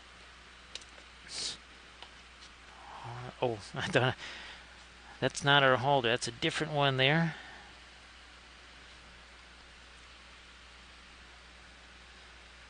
Catching again some of the lightest light here on the armor. So Trash, is there anything, if there's any projects you've been working on or whatever that you want to share in the chat, please go ahead and do that. Sorry if I forgot to ask earlier. And again, great to see you again. I hope everybody there is doing fantastic.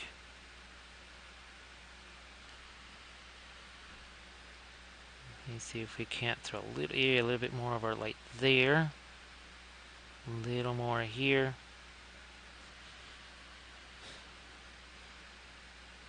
some. Then we'll have to come back with our dark over there.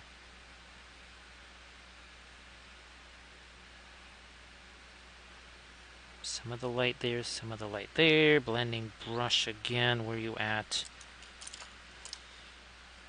There you are.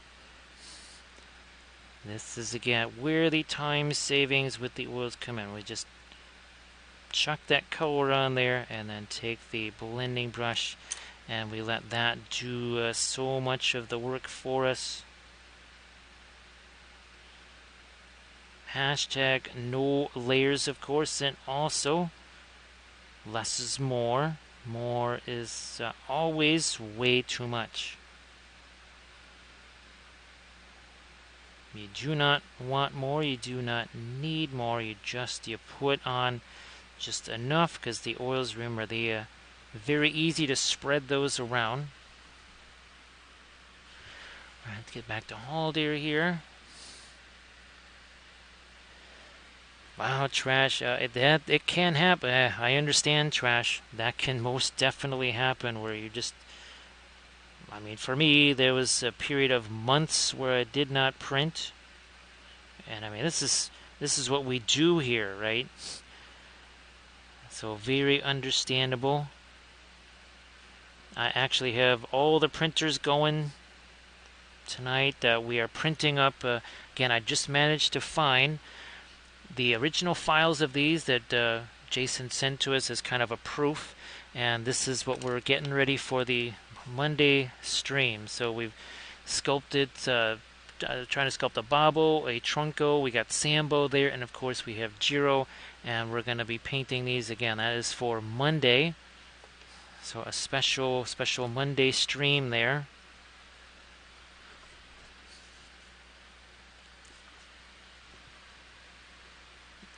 If the print is successful, this larger one, we'll try to paint that one tomorrow night on stream.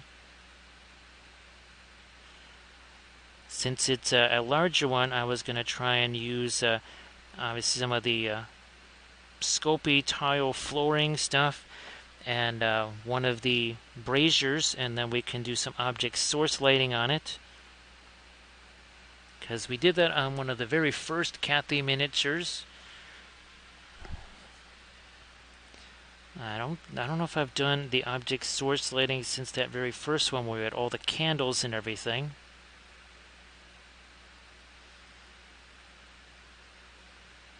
Now, it's not quite as big as the Wapeles. I don't think. I was ultimately hoping that it would be this size, but I'll try to print out some at this size, and then we can kind of have those maybe in some kind of a diorama there.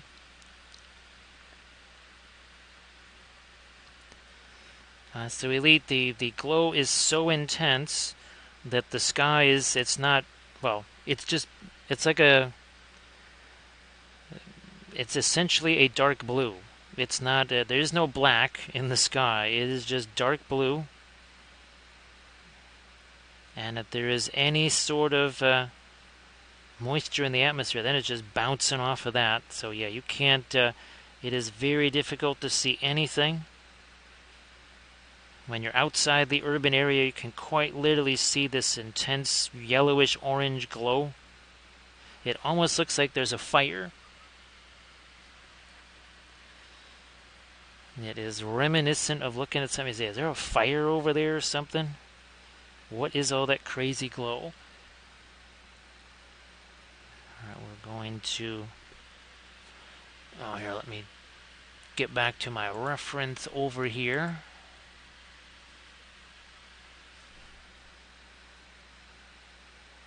Yep, I think, yeah, let's make these a little bit lighter here. And then, of course, we'll come in with the freehand. Some of the freehand and the lighter stuff on the cloak as well.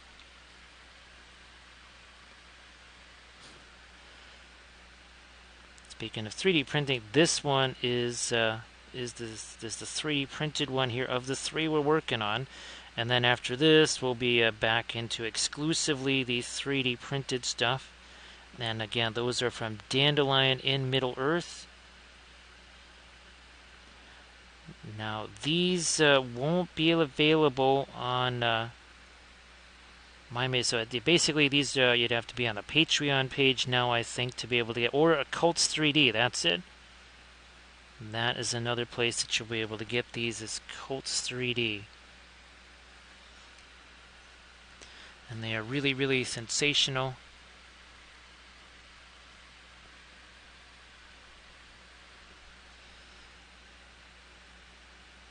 Let me gear up some more of the light here, also there. Some of that here.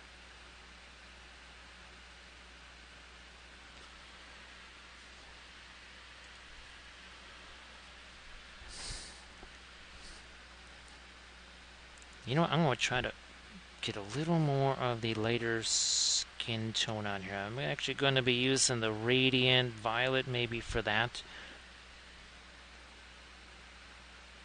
Again, that's the 3D printed Dandelion and Middle Earth Haldir.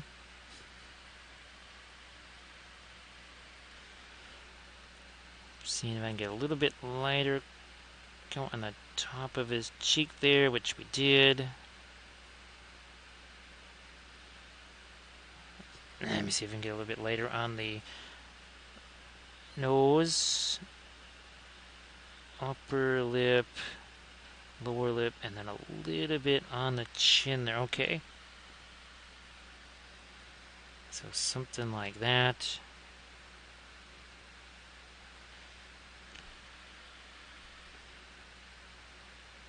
A little bit more. Oh yeah, here, let's get some light on the top of some of these.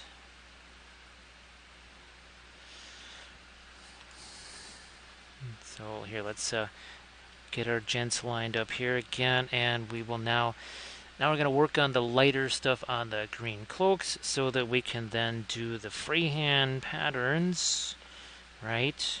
Let's do that here.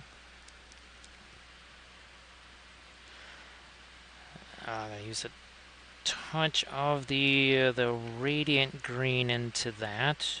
Again, this is our fabulous Teokana, aka Series 7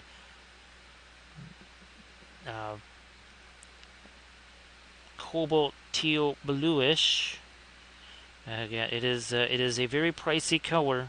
This is one of those luxury colors we were talking about, right? Green Fairy and Grand Oracle. That and Perline Crimson. Yeah, those are colors that you are fully committed to the oils, and maybe you've got yourself a project or 2 or 3 or 10 that could do with some of this color, and maybe it would make things a lot easier. The other thing that you can do is, of course, we get all this stuff on Dick Blick on the website, so you wait for the fabulous winter paint sale, shall we say, and I got the Series 7 basically at about a Series 4 price.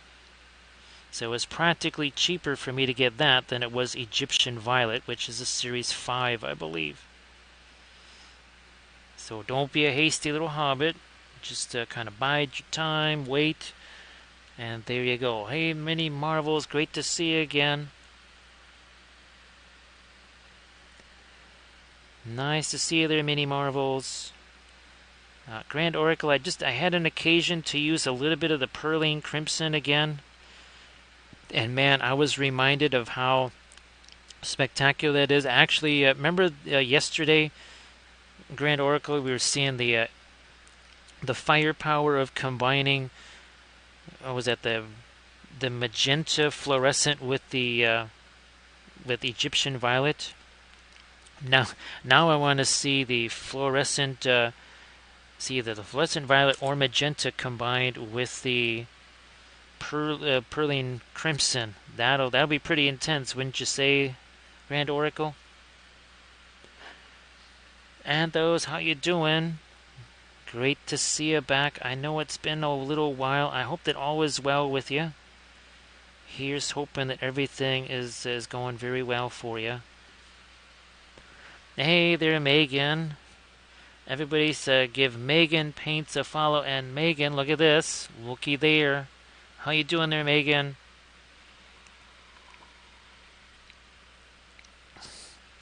So Megan, I think you saw the picture. It actually does fit better and the cup holder than the old, because they were basically sort of square.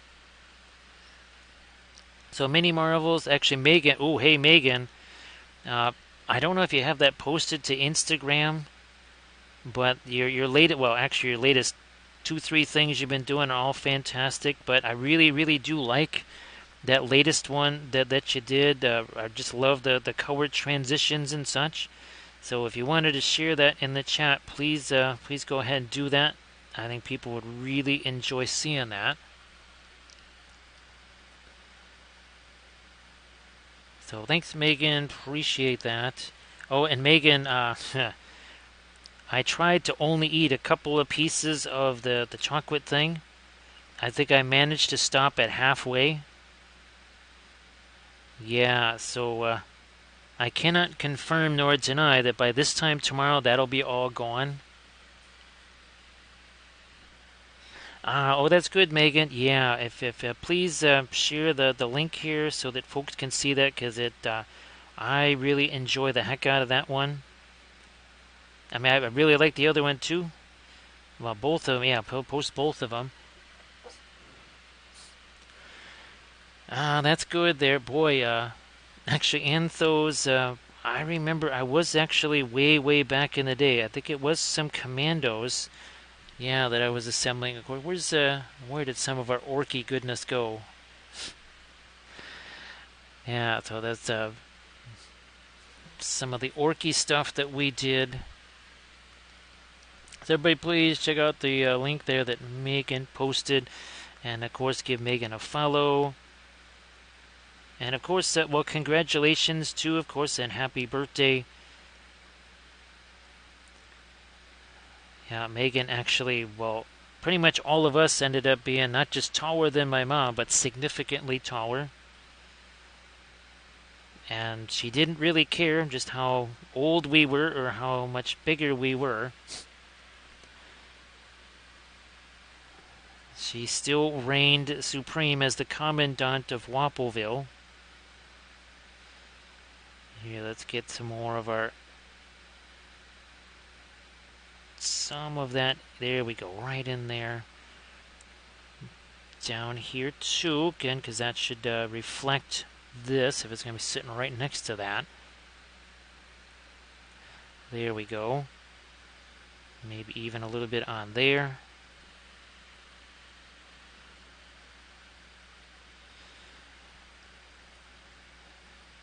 Yeah, Megan, of course, I guess we get shorter, they get taller. I think that is the way of things. Do I have... Oh, yeah, let's get to our...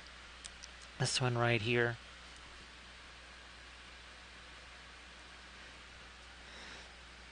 So yeah, everybody, again, please check out the Instagram link that Megan shared. You got some really fantastic miniatures there. Geez, Megan, I guess... I don't know when. I don't know if are they actually out of school now, Megan, or is it just imminent, like a week or two away?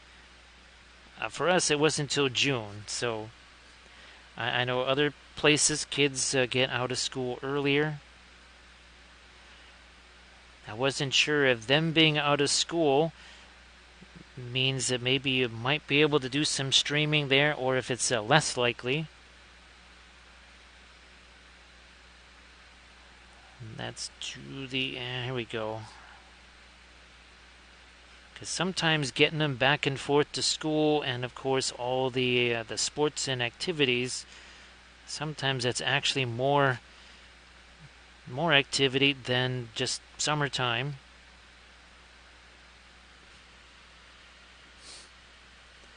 So early June, okay. So yeah, everybody please be like mini marvels there, and again check out all the fabulous figures there that Megan has on the Instas. Give Megan a follow too.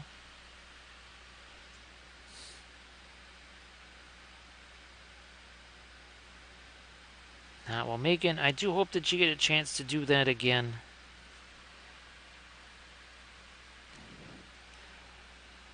Because I know that you were really wanting to really be kind of cranking out those miniatures there. So here's hoping you can do that again. Now here I'm gonna, yeah, see that? Really want to get some of this reflected on that sword blade right here.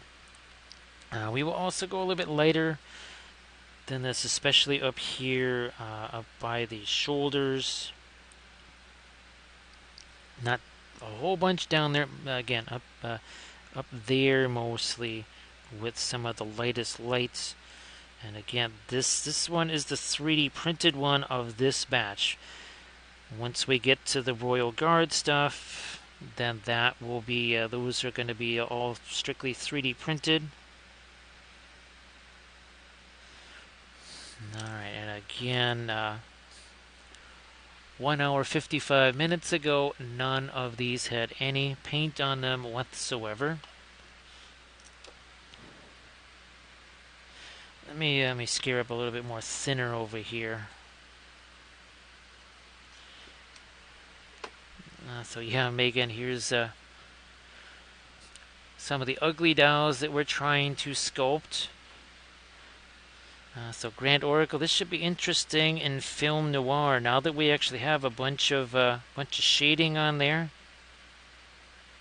yeah, it should be very interesting. Let's. Well, remember the first one we did, and you could clearly see the difference. Let's use this combination here. So yeah, okay, yeah, see, that's much closer now. Yeah, we didn't have quite the difference before. Remember when we did film noir, you could actually see the difference in how dark one was versus the other. Now, yeah, you can see that we don't have quite the light. Oh yeah, you can see we don't have the lightest lights on the cloak there. But of course, this is out here. Let's bring back the gun. This one is very fascinating, right? You can't. It almost doesn't even look like there is object source lighting on the Kathy Gobbo. But as we bring this back, well, there you go, right? You can quite clearly see that there is source lighting on there. All right, we'll push you back here. Where's the brush that I was going to use there? Alright, so again, we've got a lighter green here, but again, hashtag no layers. Right, we will plop that down there, and we'll grab again the blending brush here. And then we're just going to push that around. As we like to refer to it, the plop and push. Push and plop is a whole different thing. But here we're using the plop and push.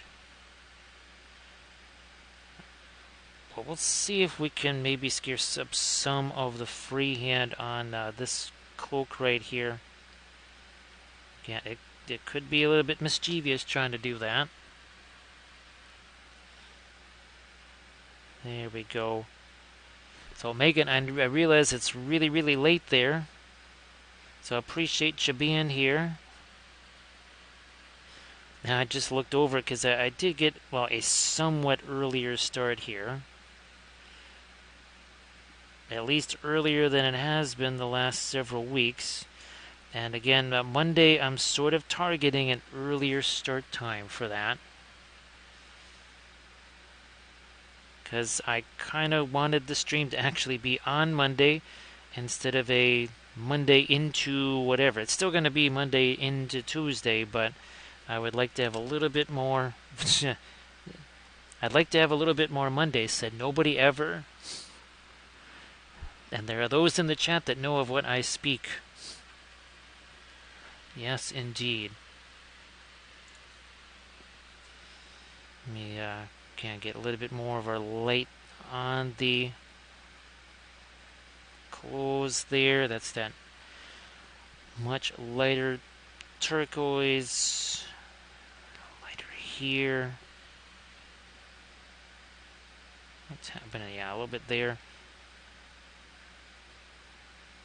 Of course, well, Doji is going to be very happy. We're using his Teokata aka cobalt teal bluish. Sublime. And sometimes there are single days where it's like a month of Monday, just all wrapped up in one single day.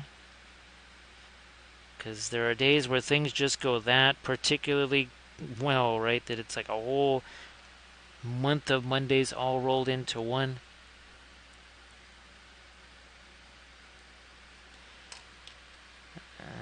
It's a little bit more of a light there. There we go. Yeah.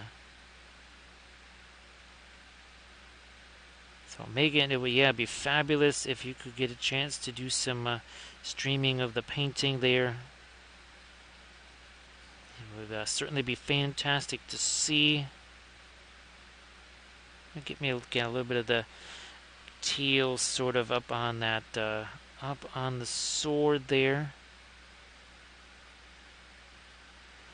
The elven sword.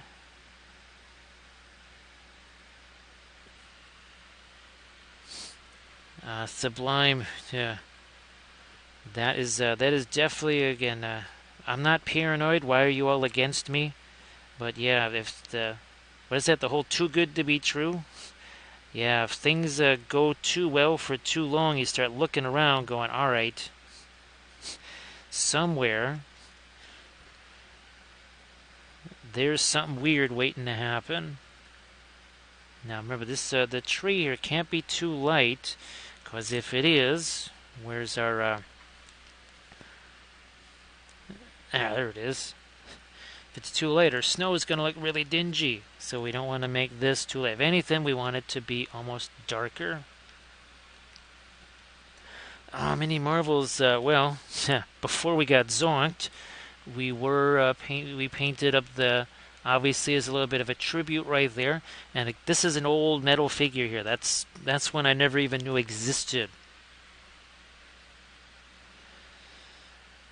Megan, yeah, it doesn't all have to be at once, that's for sure.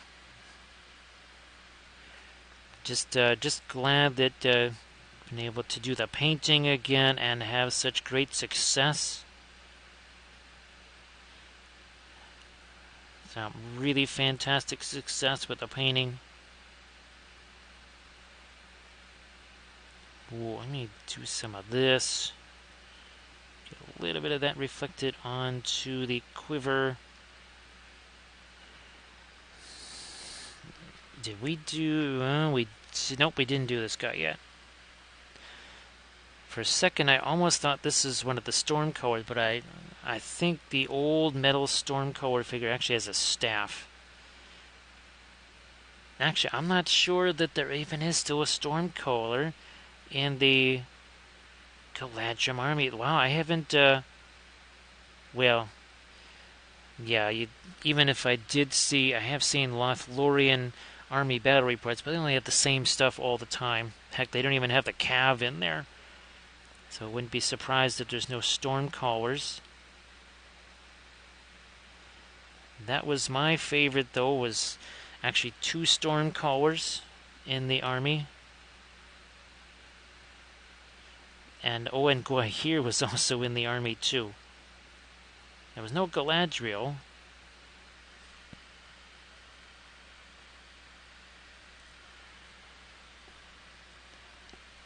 So Mini Marvels, yeah, that was... so that was a case of Xfinity fixing the improvements they made. The internet here was actually down for almost 24 hours. So yeah, they had improved things, which went exactly the way I thought it was going to. And that they took something that was perfectly functional and made it totally non-functional for 24 hours. And even then, I had to reboot the router. I literally had to unplug it and plug it back in. So thank you so much, Xfinity. That was a spectacular experience.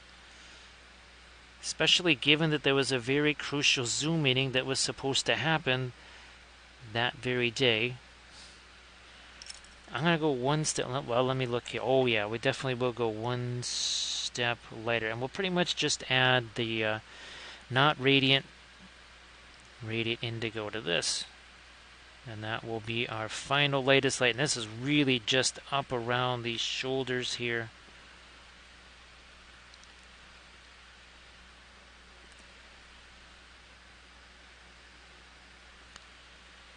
So Ardemichael should say, sure, turn it in. You'll get the same grade for turning in nothing. But you can turn it in if you want.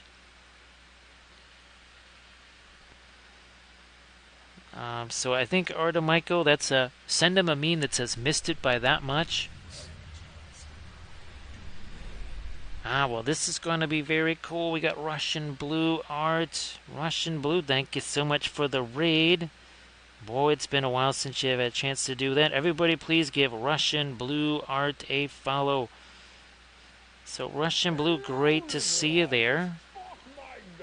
Thank you so much. We appreciate that. Again, everybody please, again, give Russian Blue art a follow, and we welcome the Will to Paint. He's like, so, who are you yelling at over there? He's like, oh, those stupid hobbits. Oh, it's you.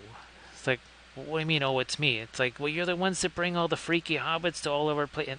And they party. I'm telling you, they have these weird raves and everything. It's like, well, we have some fireworks and some weeds. It's like, we could use those fireworks against the orcs, It's like, well, we kind of used them all up at the last party.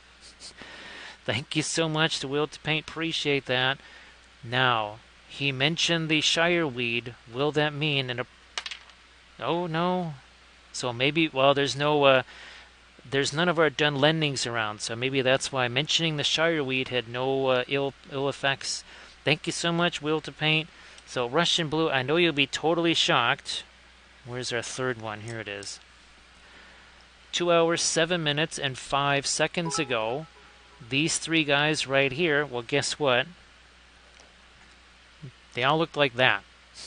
So they have gone from this to this in 2 hours, 7 minutes, and now 20 seconds. Thank you so much, Sarge. Appreciate that. So, Sarge, I hope everything's going okay down there. And, of course, we're using the regular oil paints. Now, of course, the theme behind the army.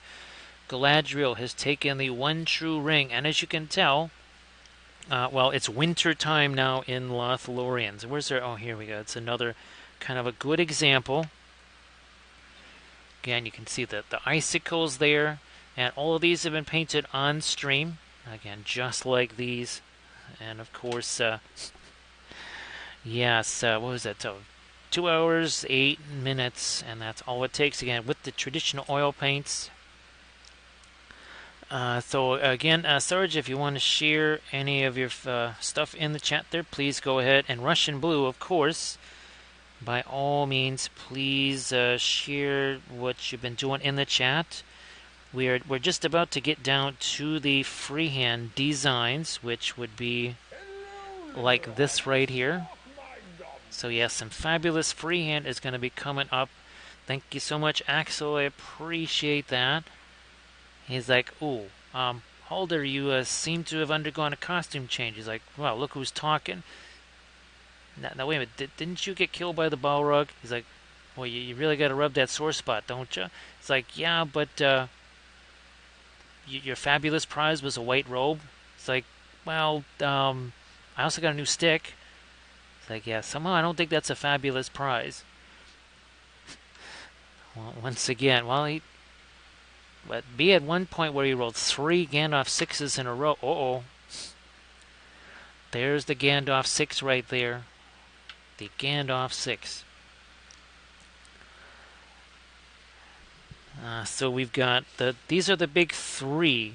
Now we have been starting to introduce the Richardson paints, but here's the big 3 for right now. So Winsor Newton, Gamlin, Williamsburg.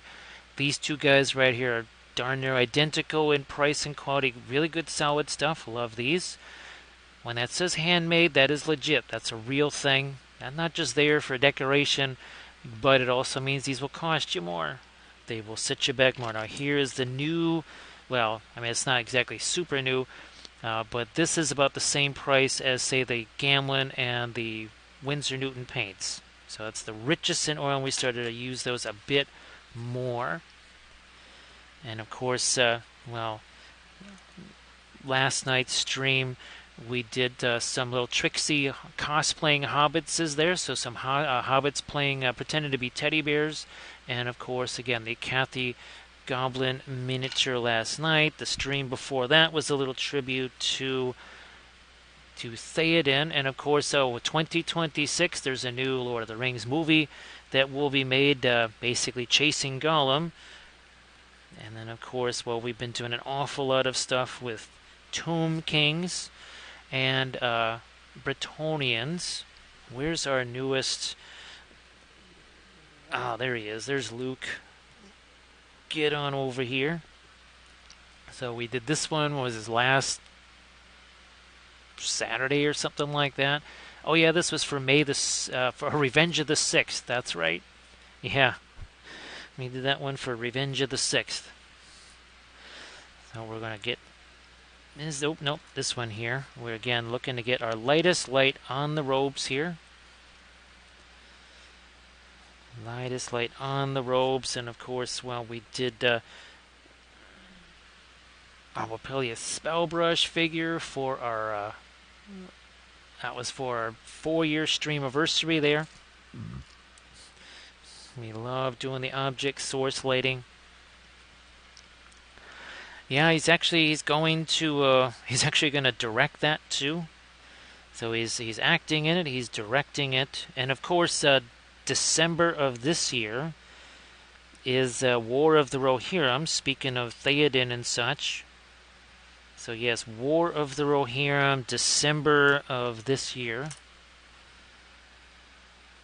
Again, getting to movie theaters. Well, I don't know. Maybe something will be different by December. Who knows? We'll see how that goes.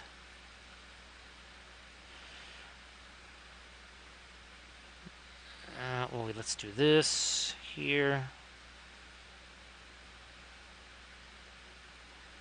And this here.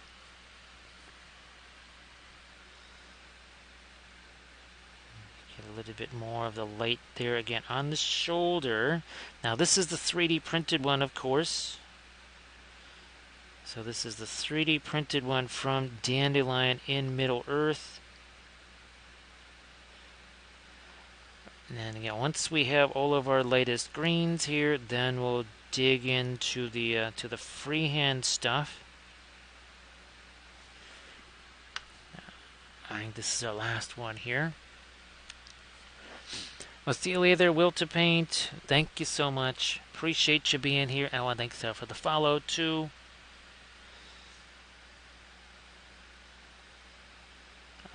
Now again, the War of the Rohirrim. That's an animated movie, and they say it's going to be in the anime style, so it's not going to be like, I guess, was it the old animated Lord of the Rings things from the 60s or whatever, or 70s. No, it's going to be again, almost more of an anime style. I don't really know what that means. They haven't really shown anything of it.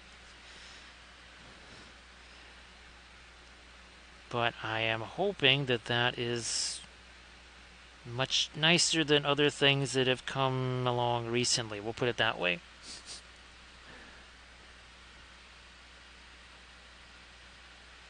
Oh yeah, Russian Blue. Yeah,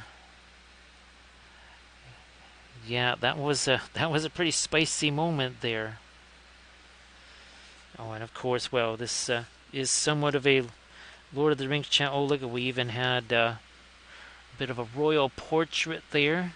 That was actually one of the last of our 2D art streams that we were able to do. And of course, more Rohani goodness. Oh, and look, and there's Minas Tirith.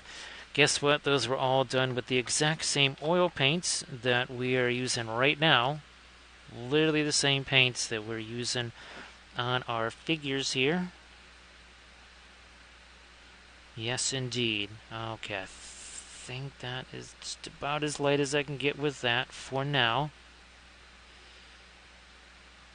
Now let's think about the freehand stuff here. Let me just grab this guy because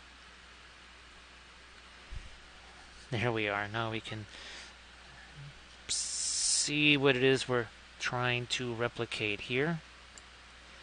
Thanks, Russian Blue. I think you've seen some of the spacescapes that we've done. I am really hoping to be able to do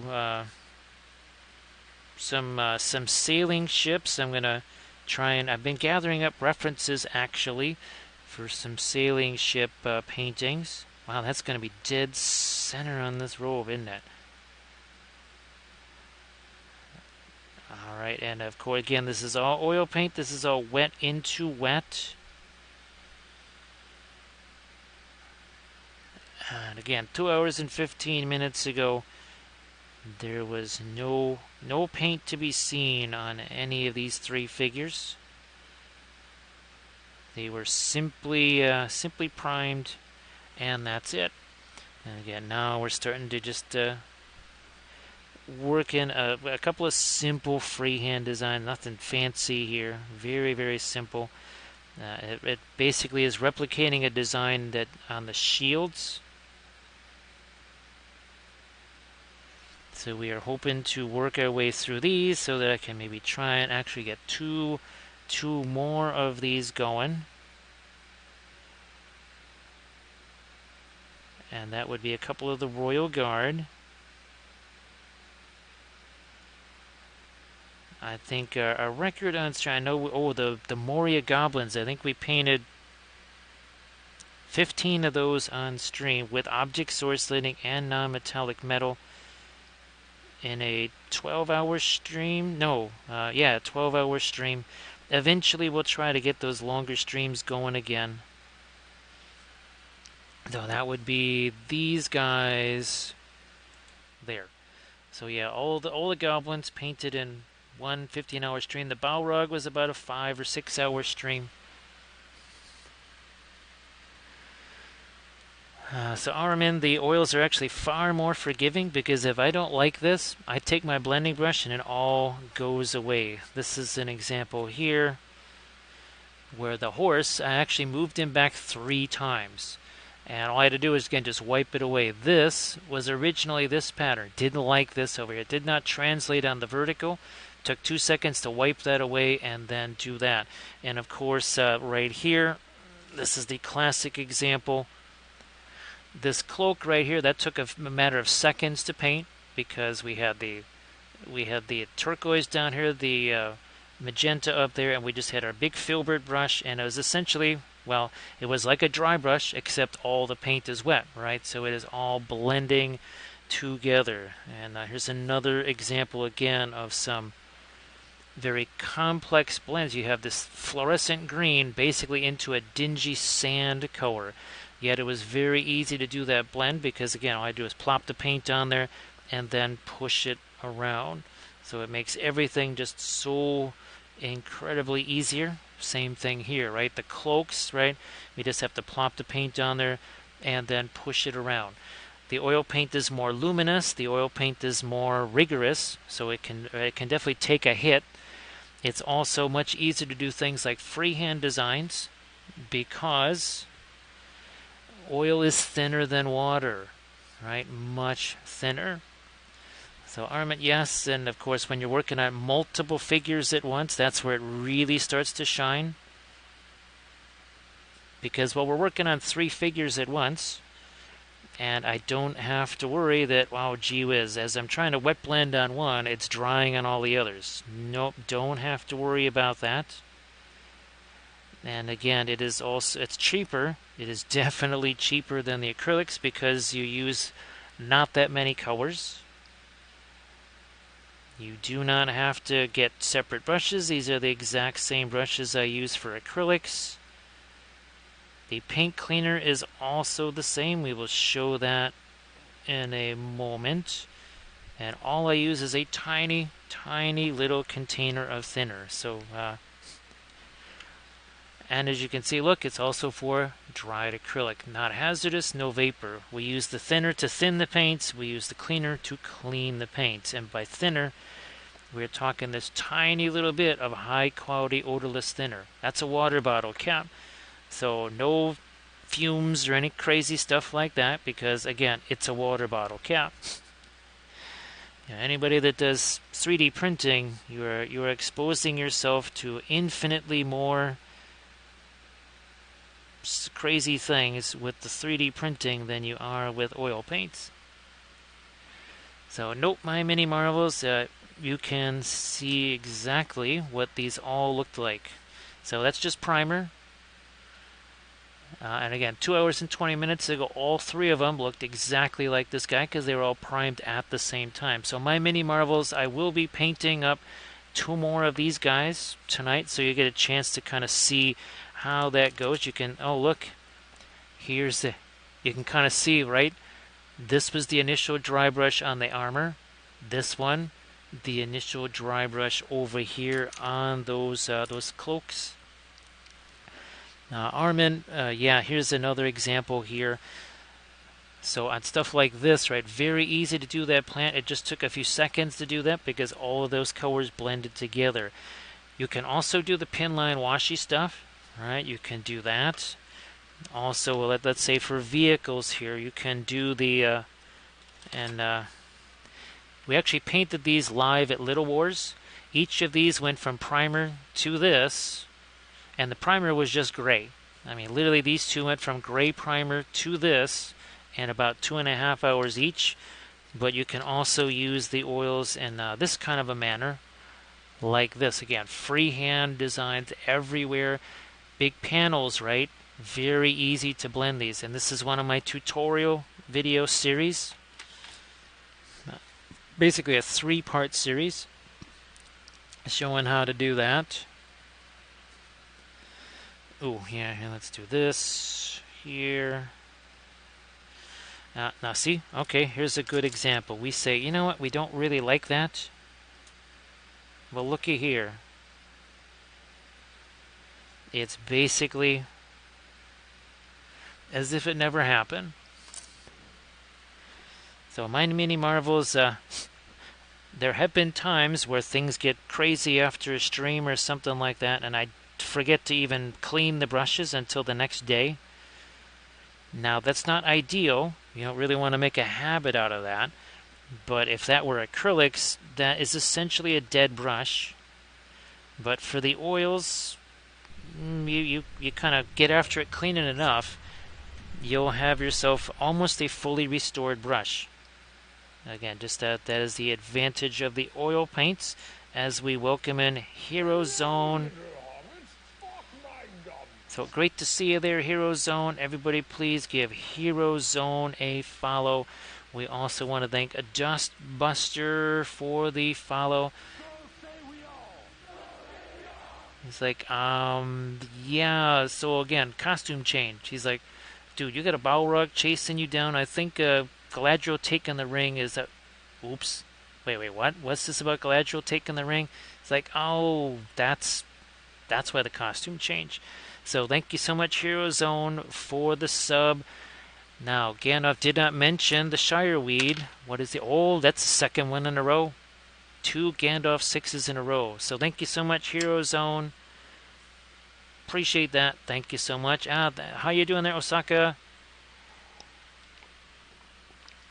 So great to see you. Oh, there are new emotes, by the way. There are new emotes, so check those out. Where's our third one? Here he is. So for our Raiders, 2 hours and 23 minutes ago, all 3 of these guys had no paint on them. They looked just like this exact same primer colors. That's what they all looked like. They all looked just like that. So, and of course, well, we've been able to illustrate a few of our Book of Wapol chapters here. Let's get back onto this here. So remember we kind of started, we did that lighter dry brushy thing, but then we started to darken stuff, right? You can highlight all you want, Eventually, you can't highlight anymore. You need to have not just darks, but also mid-tones.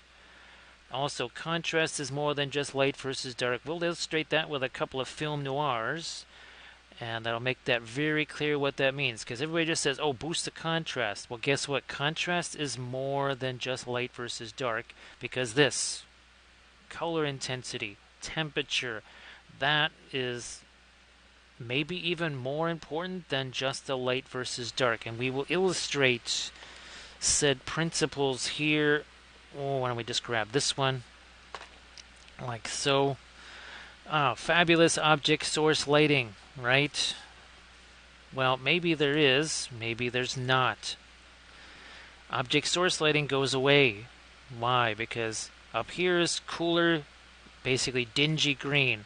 Here, spicy orange. Bring it back. Oh, well, look at that.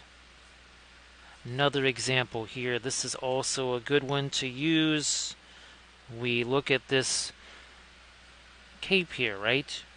And all of these, look at all this orange versus green, magenta versus green. Whoops. All of a sudden, yeah, there's some shading on there. Does that look anywhere near as interesting? Does it have anywhere near as much contrast?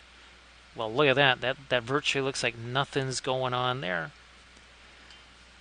Well, we bring back our color, and look at that. That has very little to do with value. It has everything to do with warm versus cool, intense versus muted color.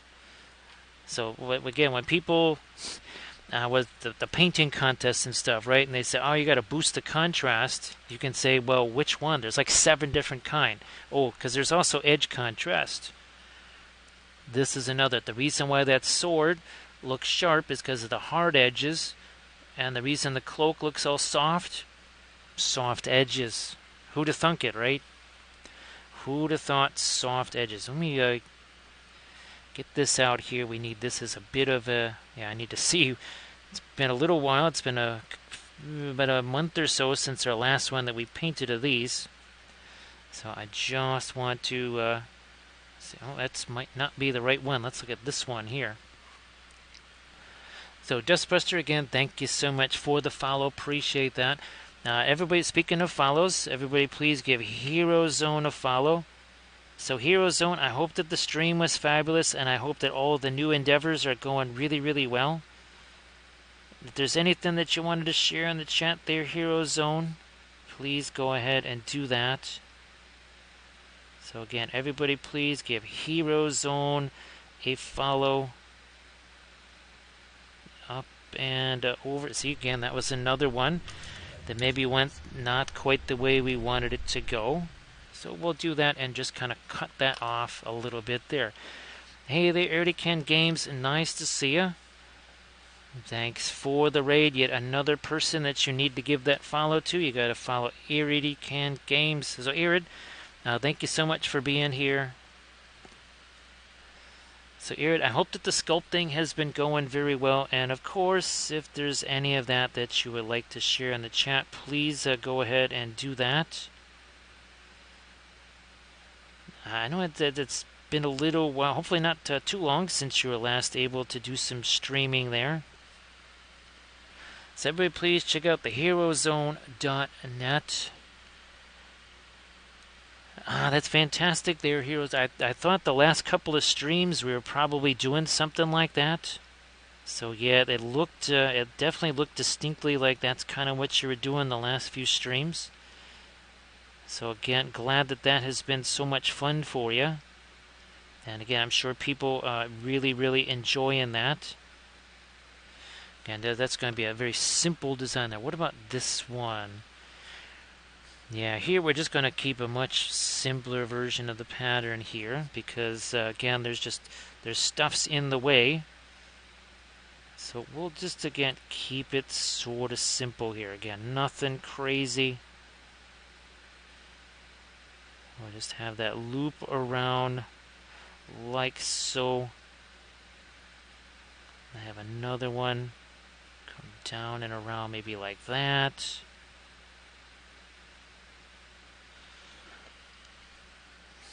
Again, very, very simple, very direct.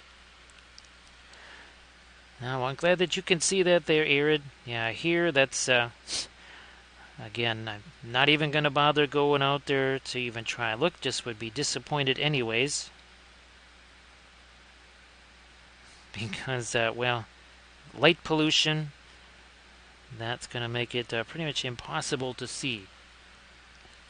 So great to see you there, Arid. And of course, Arid, if you want to share any links in the chat, like your Instagram there, please go ahead. So see you later there, Dustbuster. Have yourself a good one. We still can't get our lightest light in there. We haven't actually done straight up fast matte white there. So that is still available to us.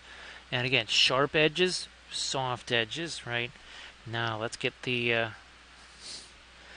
darker stuff here again in our freehand design. That's important. Mostly indigo. Oh, that's right. Indigo green. Indigo and phthalo green mixed together. So great to see you there. Great rock art. Yeah, it is a happy Saturday now. So a happy Saturday to you. So Hero Zone, we are also setting up for a Monday stream, so this will be a very special stream, obviously. We got the Kathy tribute figure and actually sculpting some more of the ugly dolls to go with it, and also a Sambo there. So some of our favorites, all to be on that together.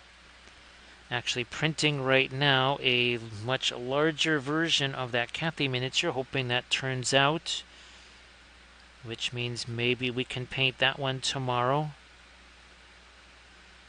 So again, everybody please give Hero Zone a follow, also Iridican Games, and also Iridican Wife. And yes, there is a bunch of new emotes. Some of our favorite characters, they now have some more emotes. I think, oh that's right, we have to make a Gandalf, that's right. We need to make ourselves a Gandalf. So again, using this dark here to just...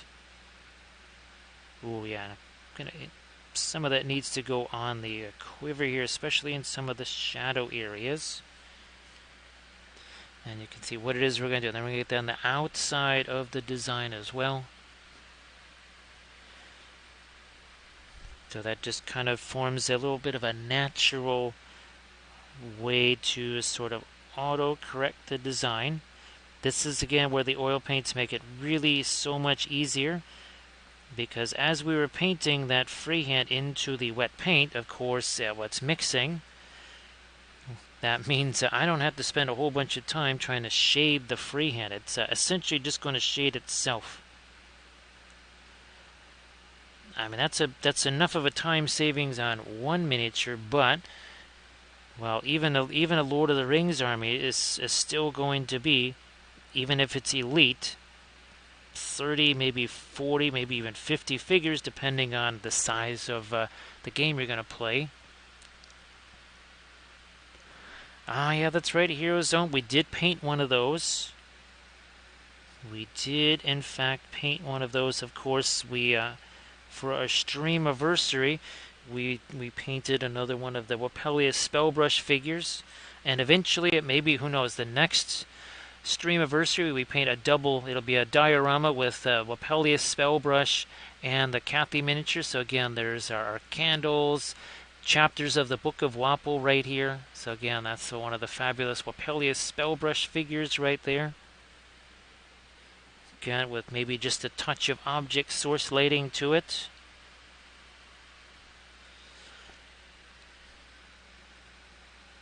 So here's out. Thanks again for the raid. That is appreciated.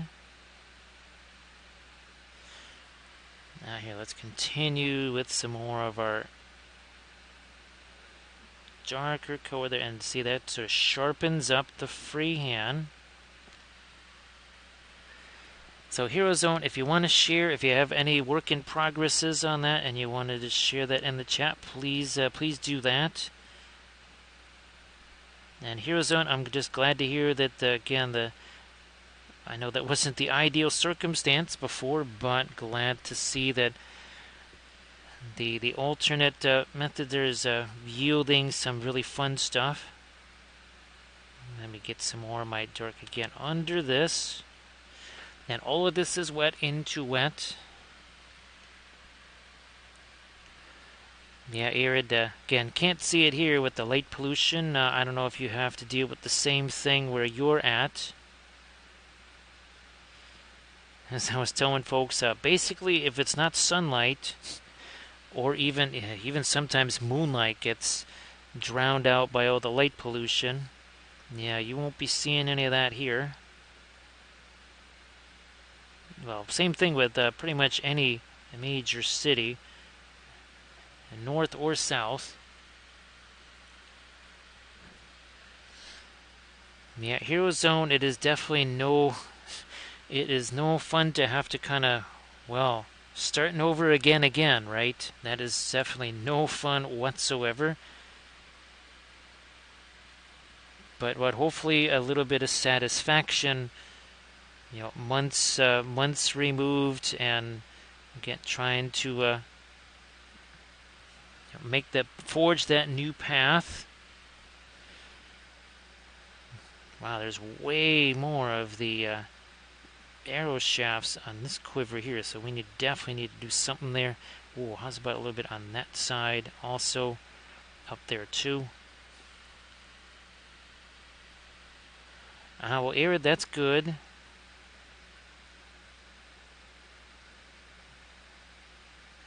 So yeah, here, well, obviously everything is pretty low-lying here. Basically, a little tiny dip in the sidewalk is considered a valley, I think. And a curb is, well, if you have any sort of a high curb, it's called Kilimanjaro, or what is it? Let's see, Kilimanjaro. Yeah, so Kilimanjaro. I'm trying to adapt curb into a Kilimanjaro to varying degrees of no success. You know what? I'm going to get a little bit more on my latest green here. Obviously, we've had a few raids, so we want to kind of refocus on what we were trying to do with, again, some of these lightest lights in a few places. Oh, we never did. This is going to be a little bit of a backtrack here. I'm looking at this going, what happened to our reflected color there? That's supposed to be shiny metal. Is there a specific reason why that is also not reflecting that? So very critical to do that. Does mean now that we actually have to get back to some of the indigo here and sort of recreate that. Okay, now we've got the dark to separate that. I can come back with this because there, well, and again, there's color contrast and there is value contrast. Here we actually kind of need to generate a little bit of value contrast. Again, that's in the metals there. Oh, yeah. Let's get back to our freehand over here.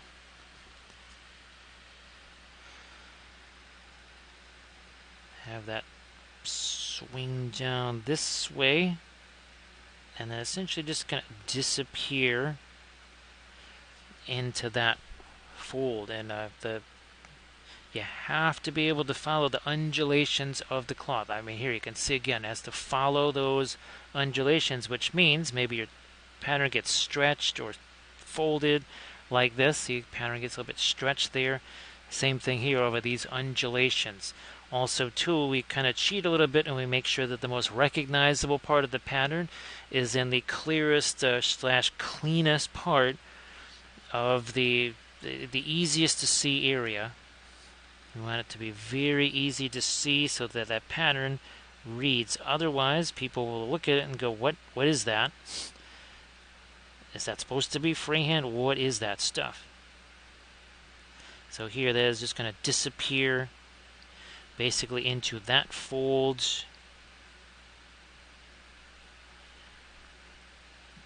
Carry that here, maybe a little bit thinner into that.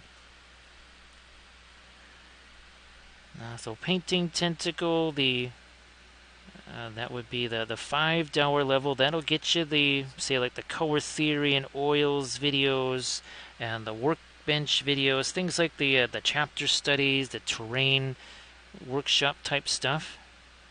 Now, obviously, that's something where I send the links in an email. So that is something.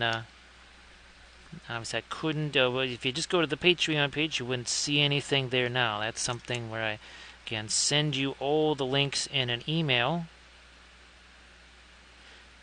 And of course, like I say to everybody, if there's a particular topic or subject or whatever that you say, boy, I'd really like to see something on this, just let me know. And I can see what might just be the best thing for something like that. Now, let's get some of this darker stuff in here again with our freehand design. There's a little something in there, doesn't have to be much. A little bit of the darker stuff here.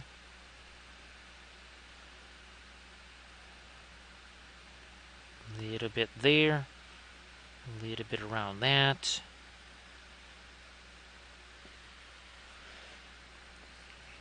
Not sure what that is supposed to be, but we're also going to separate that a little bit too. Oh yeah, here. Never did get our dark to separate those two areas. A little more dark there, and yeah, something under there to sharpen up that edge. Once again, a little bit of our dark in there. So yeah, now again, the other thing we do advise, of course, is do the color charts. Now those are in the color theory and oils episodes. That is again part of the $5 level there. We'll show you a couple of those color charts,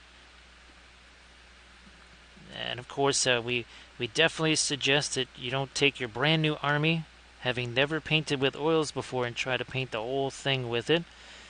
Obviously, with the oils, less is more. More is certainly way too much. And one of the reasons, again, that we recommend things like these color charts here. Let me grab, I think these are the two we need. Yeah. Especially these guys. So you can see those are, that's a more translucent color. That's very opaque. That has a little bit of shine to it. This is very matte. Also, this only goes about, we call this a 50-50. You can see this almost wipes out all of our lighter colors. So this is a very strong color. That's not a very strong color. So that is just a whole bunch of things you learn from doing those. And then here, why not take one light color, one dark color, and then just do a value study. And if you do something like indigo and maybe brilliant yellow pale, this looks like a moonlight scene. So you're not really sacrificing a miniature, anything like that. So that is on it's the same hot press illustration board that we use for our paintings. So it's just from Crescent. Get it off of Dick Blick.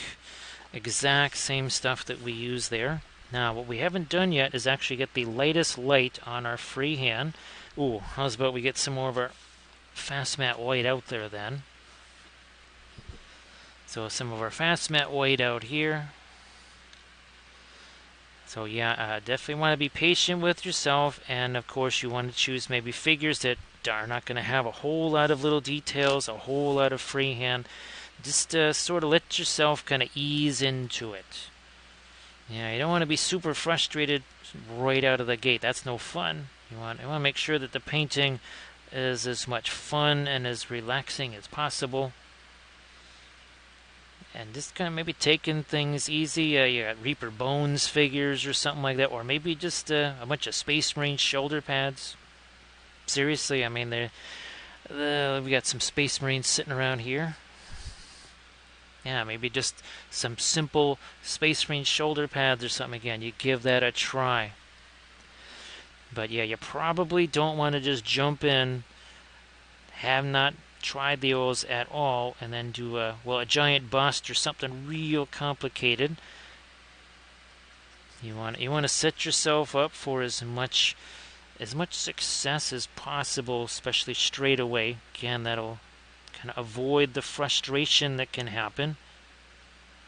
You really want to do that. Because again, painting, well, that is there's enough aggravating things just in regular daily life. Don't want to tack on a few more when you're trying to do something that's supposed to be fun, right? Now here, see that? Look at that. See how that's almost kind of. Remember, we were letting the first application kind of blend in with the cloak. Remember, we were saying it that essentially shades itself. That's what's happening right here. Basically shading itself. So thanks so much, Painting Tentacle. So yeah, I'll shoot you the email after the stream.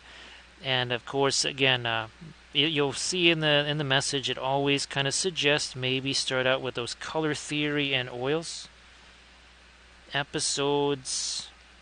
And again, if there's if you say, well, I would really, if you have a color theory and oils on reds or something like that, I can give you a few links to a couple of the different, well, color theory and oils where we're working with various reds.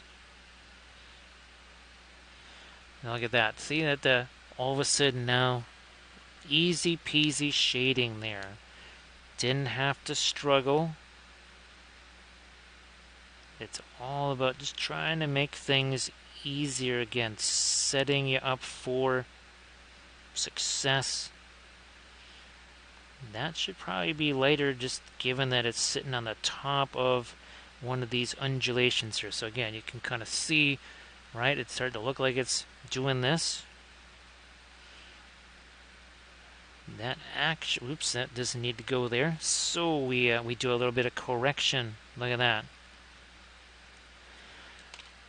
See, it's like we have an eraser. I just said, well, that's an oopsie. That doesn't go there. A few seconds later, that oopsie is all gone. Don't have to worry about it anymore. So thank you so much, Painting Tentacle. Really appreciate that. I'm actually, this is the latest tutorial video right here. This will go up on the Patreon page probably on the 12th, right here. So the last thing I have to do with this is actually all the flock and foliage. We filmed everything else, including the camo pattern and such, and we'll be doing the flock and foliage on that in the next video. Now that's not going to be quite. Let me try this stuff again, because what we need to do is separate that just a teeny. There we are. Yep. So instead of trying to paint the eyebrow and the eyelid separately, we just do a large block of color there, and then we separate it. So now we have a much thinner eyebrow and eyelid than we ever could have painted individually, separately, whatever. Right? That was a whole lot easier to approach it that way. And of course, with the oils, hashtag no layers. Definitely no layers. Don't want to be doing that. I am going to try and get a little something lighter here on the base. Again, if I make it too light, the snow will look very dingy. So let's not go too crazy with that. I also just can't have nothing on there, but eventually all going to be covered with snow. Also icicles. We have tutorials, plenty of tutorials on doing the snow and the icicles. That is the crushed glass snow from Armored Wolf Productions. You can get that on their Etsy page. Again, that's Armored Wolf Productions. While you're there looking for the crushed glass snow, Also take a peek at all the fabulous dice bags and other handcrafted leather stuff, because it's really amazing and you will definitely want that. You will definitely want that stuff. Catch a little bit more of the light on this stuff here. Alright, let's do the same thing now. You can kind of see, right, that freehand almost looks dingy by comparison to that. Now let's hit this again here. I think this is the one we're using here. Yeah. So thanks again. Appreciate that painting, Tentacle. I appreciate all the folks that have signed up to the Patreon page. That's really the thing that actually keeps, well, literally the lights on here. And food. So electricity, food, all of those good things. That is the Patreon page is how that all happens.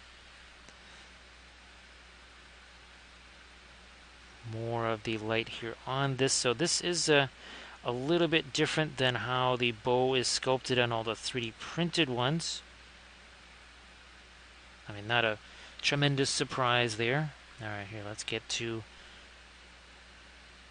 the freehand that we can see here. So again, on the little touch of it there. And then here, you can see we're only going to do that up here, right? Not back there, not in the shadow area. We're doing it here.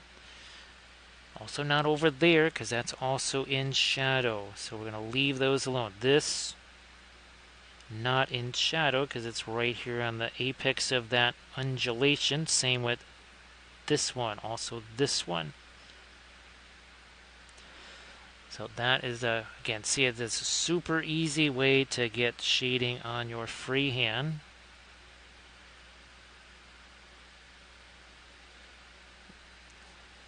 You know what? We're going to try and get a little more light on the fletching on those. We had the same deal with all the fletching on our cosplaying bears. Our hobbits dressed as Ewoks there.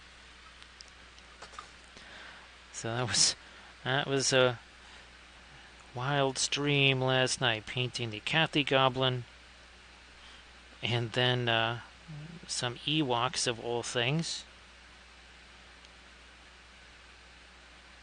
Sometimes it takes all sorts of Ewoks of life to get through a stream. Okay, we're going to get some of our extreme light on the armor here. Also there. Also here. And up here. Oh yeah, we never really did get the lightest light here on that edge of the armor. Mostly because, again, this is not one of the 3D printed ones here.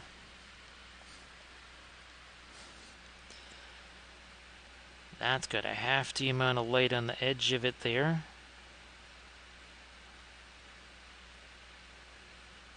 And we will, for the folks that didn't get to see these, again, go from just the primer to this. We have 2 more of these guys that we're going to be starting. So in a little bit, we'll shift over and we're actually going to kind of go back to the beginning again, so that folks can get a chance to see, well, how did this work from the get-go? That's what's kind of fun about these. Also on the Patreon page, the Army Painting series, well, they take you all the way from basing to a color test figure. Even the images that you see there, and even this this color scheme itself was developed in a tutorial video on the Patreon page. It was quite literally a video on how to create a color scheme, and I had no idea if it was going to work. It was basically just, well, this is what I would like to do. I went into some AI and just generated some images saying, okay, I want Galadhrim Elves with white armor, teal cloaks on snow bases. And what it showed me, I said, wow, that color scheme's going to work. I've also done things where I said, that color scheme maybe is not going to work the way I hoped. Kind of saves you the time of painting one or more miniatures only to find out, yeah, that color scheme either it's not going to work or it's just going to take too long to execute, which is another thing. Because every project at a certain point, if it goes on long enough, you just start saying, this is the last thing I want to look at. Those are the kind of projects that end up in the never getting done pile. Yeah, you don't want that. So in order to prevent that, you want to try again, make sure you set yourself up for as much success as possible. Can never be guaranteed, but you can sort of minimize things going a little haywire. So yeah, there's a little difference in the bow, because that bow is round, whereas this one has the edges on it. Again, that's the 3D printed one, and this is the one from Games Workshop here, the old-fashioned metal one.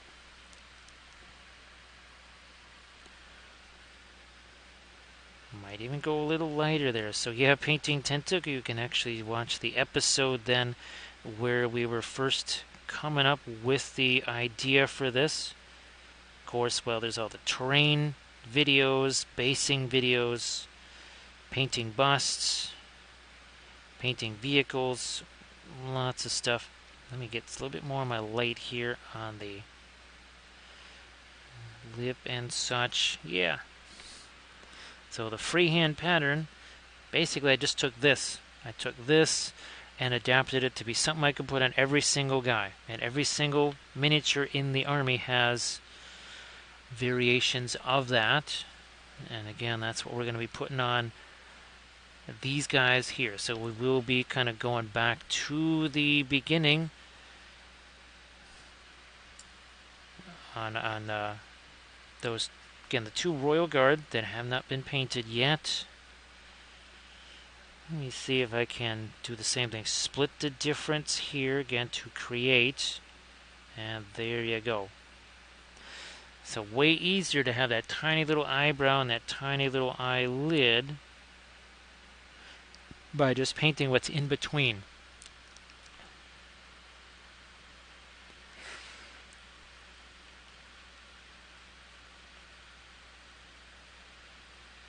So yeah, Nikita, again, with the, well, that's where the basing can come into. Because you're visually interacting with the basing, the story. So the more story the miniature is telling, you kind of, well, it's just like, well, here, let's do the, well, something like, say this, and we need to zoom out here. Let's zoom out a bit. So on something like this, we have the warmer colors here. We have harder edges here. There's softer edges there. There is no shape here, right? There's no shape there at all, but we have to trick them into believing that all these soft little clouds up here are far, far away, and all of these sharp edges are right on top of us. Also, there's more details in there. Less details here as we fade out to the space. Speaking of space, again here, soft edges there. Right, then there's motion, right? This motion kind of guides you through the painting. Hard edges here, softer edges the further back you get. And again, that's, you have to kind of, you're simulating things. So we have even in 2D, right? It's sort of the same deal. Here you go. And of course, again, with the miniature, just like a painting, you can't look everywhere at once. So you can only see one portion of it at a time. So you make sure that each of those portions that they can see, again, tell a decent enough story.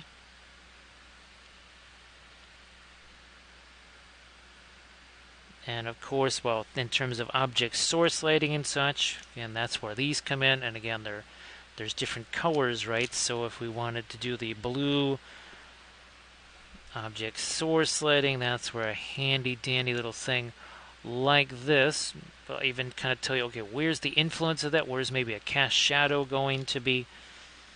So that can help a great deal with the miniatures. And those are, you can just get those on Amazon. Now here again, the glazy stuff that we put on that birch tree, well, that is still very much wet. So we're just going to let that mix. Hey there, Dark Horse. How you doing? Nice to see you again. Chunk in a little bit more of that light up here again on these birch trees. These are also from Make It Epic Basing. We have used these, of course, on a lot of our Kathy miniatures. Because the whole their cabin up north, it has, where did my one lighter filbert brush go? Where are you hiding at? There you are. I'm going to hit that with a little more light. So that is a bulletin board cork, my own homemade texture paste. Let me see, is this active enough here? Well, we're not quite sure which one we were using. We'll find out in a bit. And again, we are just using the 18-0 liner brushes. Get these from Dick Blick. They should be in the neighborhood of about $5 to maybe $5.30-ish, something like that. Shouldn't be a whole lot more than that. I think we can still actually work in a little more of our lightest light in a few areas here. That's fabulous, Dark Horse. So Dark Horse, if you wanted to, if you have any pictures of your diorama that you wanted to share so that people could look at it, please go ahead. Same deal here. We're going to try and get some of the lighter tone on those guys. Also here on the armor.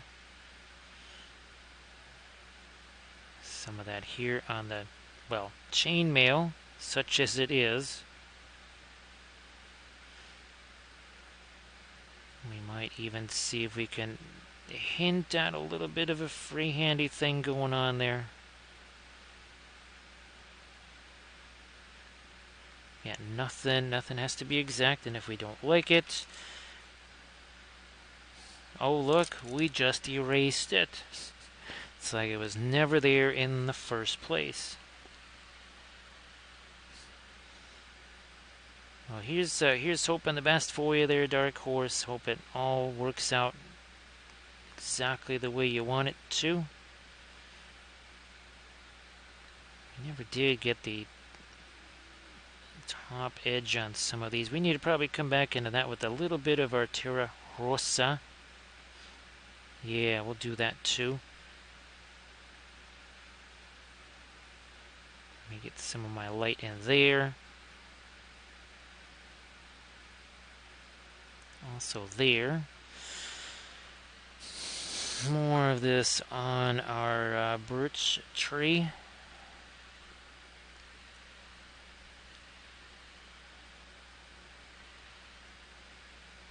Like so. Now, not every part of this is going to be straight up white, that is for sure.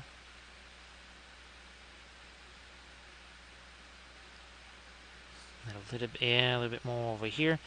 There's going to be snow on this. That's another reason why I don't want to go too bonkers making this really, really light. Because yes, there will be snow on that.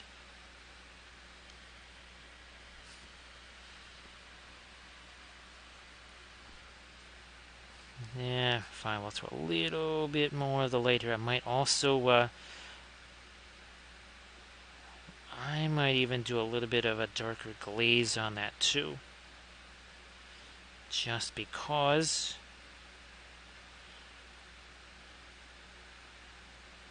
Fine, we'll throw a little bit more of that up here. A little bit of that back there. And you also have to think about, well, cast shadows. And this is another reason why now I basically just paint all the miniatures on the bases so that I don't, well, speaking of ambitious, I don't get too wild about painting all these fancy things on a base, especially all the marble designs, only to find out, oh yeah, that's all going to be covered by, I don't know, the miniature. So yeah, that's to avoid that particular fate. Try to say, you know what, here, let's just leave that base, not have that open for me to paint, because I would just want to paint the heck out of it. Now, there we go. I need a little bit of light right there, too. Hey there, bench guy. Nice to see you back there, bench guy. So, bench guy, we're trying to get things ready for a couple of more special streams coming up. Hopefully one tomorrow. And then again on Monday, where we'll be painting this right here. And we've been sculpting some extra ugly dolls to go along with that. So that, again, hoping to do the special stream on Monday. And that will probably start a little bit on the earlier side. Maybe even as early as, say, an 8:45. I don't know. It will. There's going to be a lot of moving parts that day. Let's put it that way. So we shall see how that all goes. Now let me get a little bit more of that Terra Rosa we were talking about. That goes here. A little bit there, and that will now stand out. It's not a value contrast. That's really more of a color contrast. It's essentially our skin tone that we just threw on there.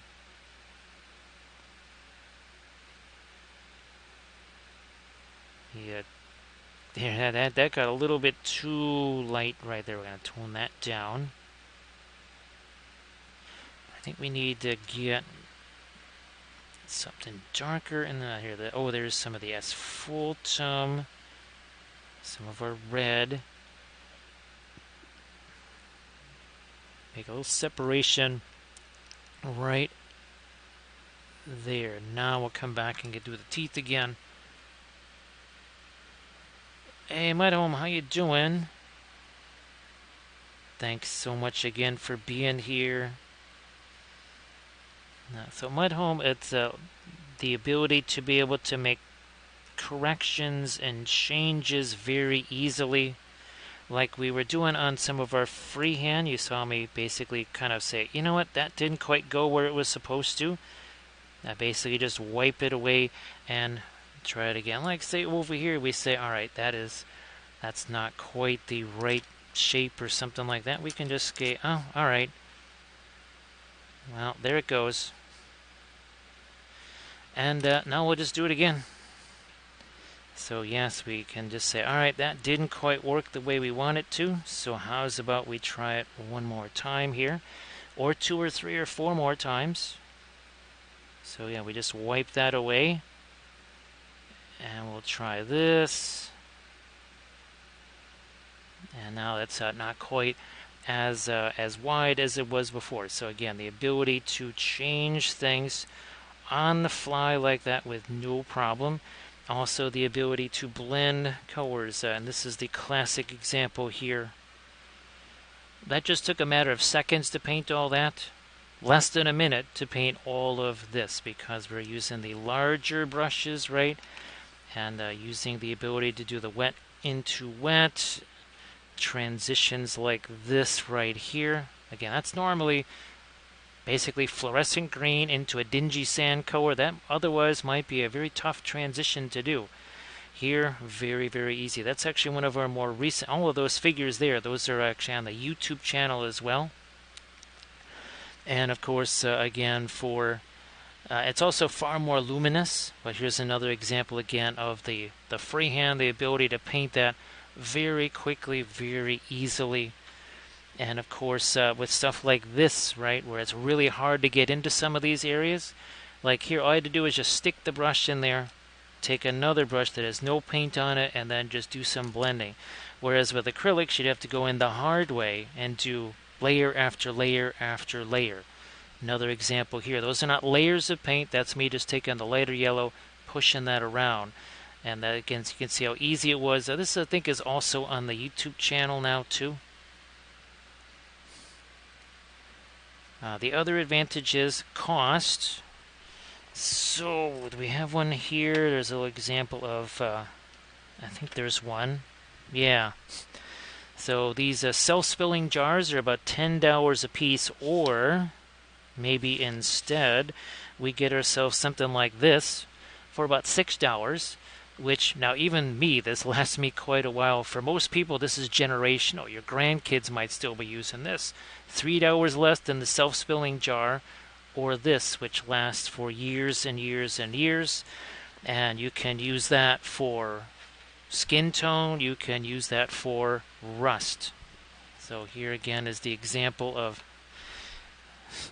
So you got all the rust on the tank, or you can use it for skin tone. So it's kind of like it's like a Swiss Army paint right there. It's very fabulous. Here's another example. Yeah, this has some of the... So again, there's another example. That same exact color that we use for the skin tone. Also the rust on that unicorn panzer right there. Very much a unicorn. So Landra, speaking of the contrasty paints there... actually, those have been helping you an awful lot on your Bretonians. I know that. And of course, Landras, there's going to come a point where you're just going to have to start showing those... you have to start showing off those Bretonians in the chat there. You will have to be legally obligated to create some kind of Instagram or something so you can post those pictures. So Dark Horse, the primary, the big three as we call them, would be Gamlin, Windsor Newton, and the more costly Williamsburg. We have been starting to add in the Richardson paints.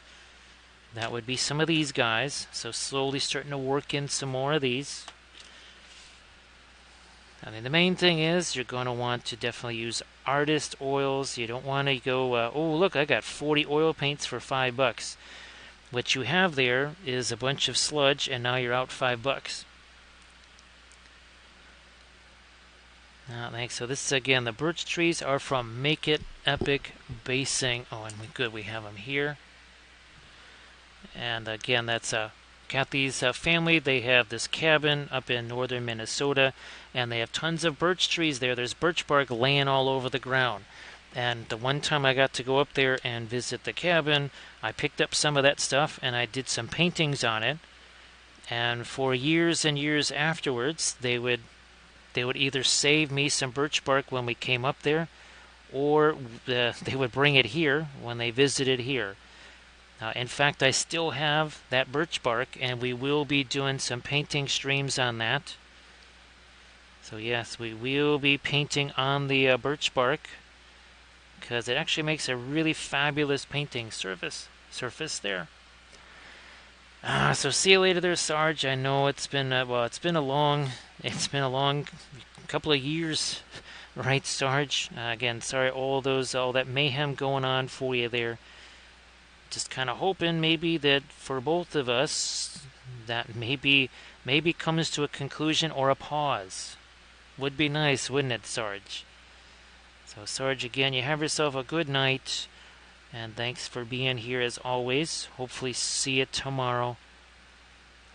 A couple more lights there. Yeah, you know what? Here's another, again, area that's hard to reach. I'm just going to take this, and I'm just going to shove that brush in there. There was a weird hard edge back there, so again, without having to negotiate my way literally through the tree. Even here, all I have to do is just kind of hit that tree with this brush. You can see the darker paint on the end of the brush there. This is mixing with each and every brush stroke that I do. That would be really hard to layer back there, wouldn't it? Hey, Real Brush Guy, how you doing? So, Real Brush Guy, great to see you again. And of course, I know. Well, Real Brush Guy, you would have maybe got a twisted chuckle out of how the internet company here decided to improve the internet, and you can imagine. I'm sure you know exactly what happened. You know just how wonderful the improvements were. Nah, Thorge, it's just gonna kind of keep going that way, right? Thank you so much. Oh, thanks, Bench Guy. Thank you so much, Bench Guy. Appreciate that. Now, before we start our new guys, we're gonna get a little bit of a refill on that and such, so that we can be in good shape to do the last two guys that we want to do here. So, Nikita, again, you have yourself a good night too.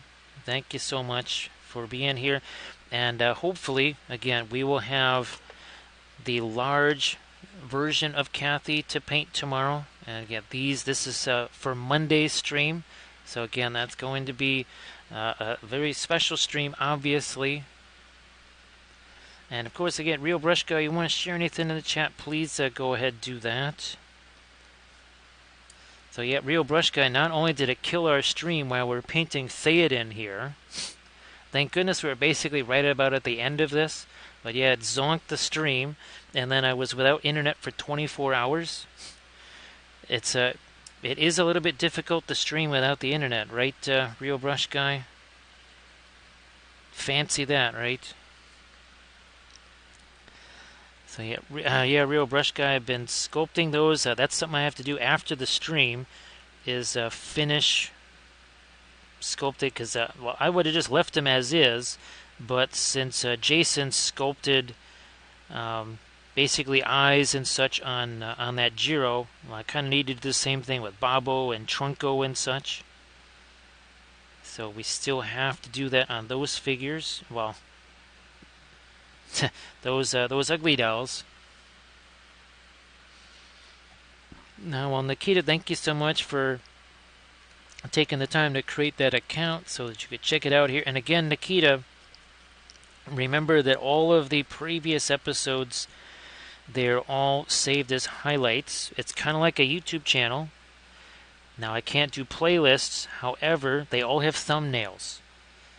So any of the stuff that you saw me flashing here on screen, you say, oh, I'd really like to see that. Just peruse through the thumbnails, and then you go, ah, there it is. I'm going to go watch that.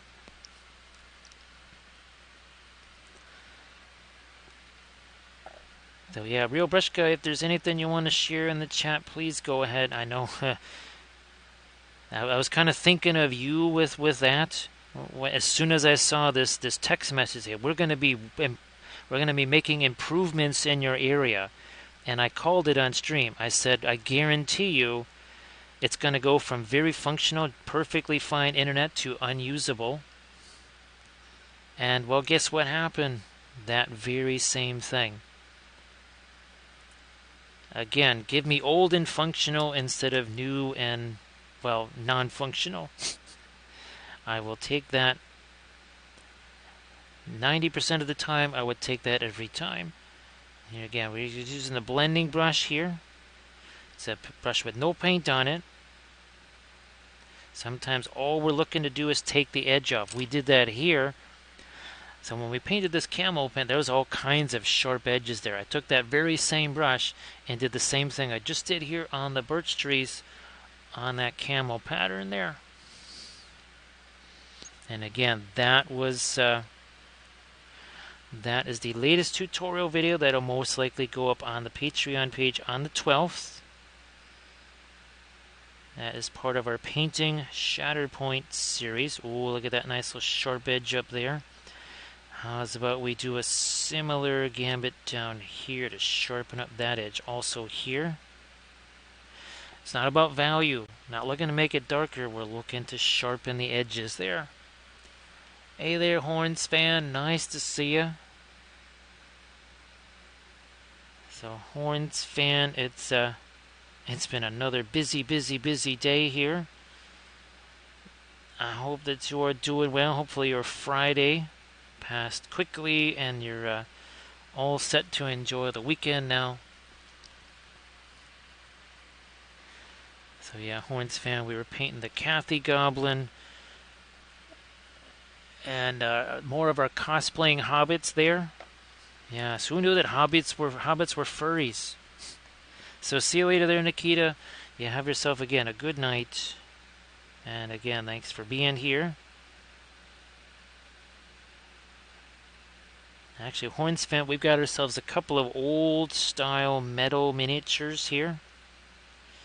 We got 2 old-fashioned metal ones, and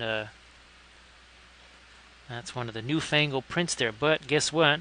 We're about to start 2 more, Horns fan. Yep, we're going to start 2 more of them. And again, we're looking to create something like that there. So yeah, Horns fan, we got more miniatures yet to come here.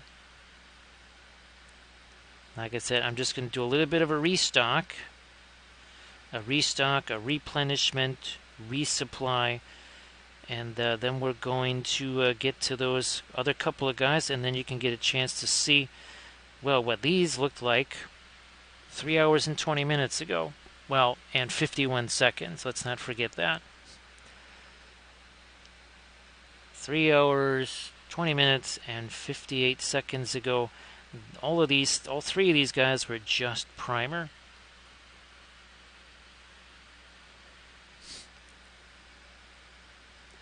So yeah, Real Brush Guy, they actually had to come back again, and they had to fix the improvements, because clearly,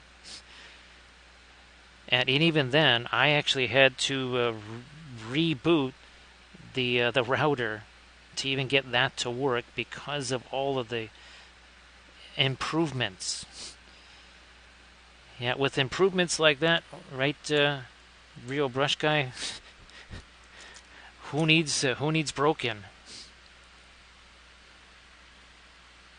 So yeah, Horns. Actually, we've painted these are both metal right here. So those are a couple of old classic metal minis there, and of course our Theoden that we painted.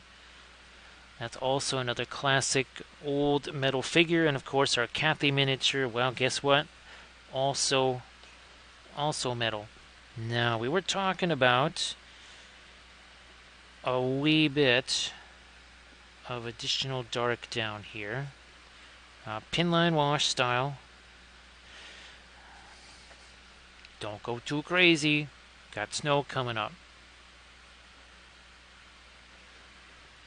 So Horns fan, yeah, on Tuesday the stream got zonked because Xfinity, our fabulous internet providers there, they improved the internet. They improved it so much that nobody could use it, and they had to come back again, and I ended up with no internet for almost 24 hours. So again, that was less helpful than you might think. Let's just say it caused a disruption in the FDM printing because the Bamboo, well, that only works by Wi-Fi. Yeah, there's no USB drives or anything like that. Doji, I was hoping that you would be able to join us here because, yes, and we got more, Doji. There is more fabulous Cobalt Teal on the way. So never fear, Doji. You didn't miss everything. But again, we're going to take in a few minutes, we'll take a quick little pause there again to just kind of replenish on some things. We're going to gear up on 2 more figures. So that means, because the goal is to do at least a 5-hour stream and get 5 miniatures painted. I mean, if we did these guys in 3.5 hours, we can certainly do 2 in an hour and a half. So, okay, that is, I think, what we're going to do. I'm just going to check one thing real quick here, just to make sure we don't get sandbagged while I'm away for 2-3 minutes here. Okay, I think we should be pretty good. Yeah. All right. So again, we are gonna get some resupply so that we can start our next 2 miniatures. next two miniatures there. So yeah, again, don't go away because we shall be right back. Let me see if we get a right one there. There it is. Well, we thought we had it. 1 second here. There it is.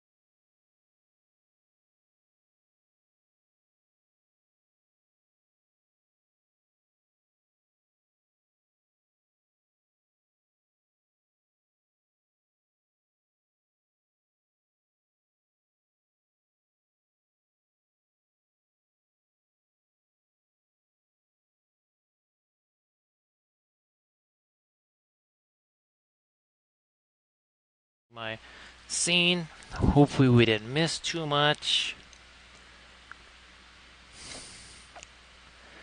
So yeah, well, yeah, there's definitely no way they're going to be seen here because, well, not just light pollution, also those things called clouds somewhat interfering. Alright, let me take this here. Little Prussian blue, I just realized that was something I wanted to add here. So Doji, if you wanted to share your your terrain project or your fabulous oil painted miniatures, please go ahead and do that too. Yeah, we gotta get a little bit of the Prussian blue and a little bit of the sky color here,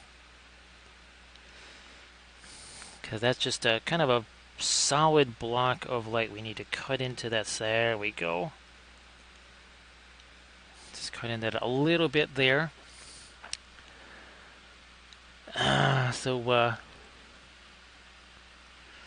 Yeah, actually, that's kind of experiencing that, Horns fan. So yeah, did get to see that, but this other stuff, no, not so much there.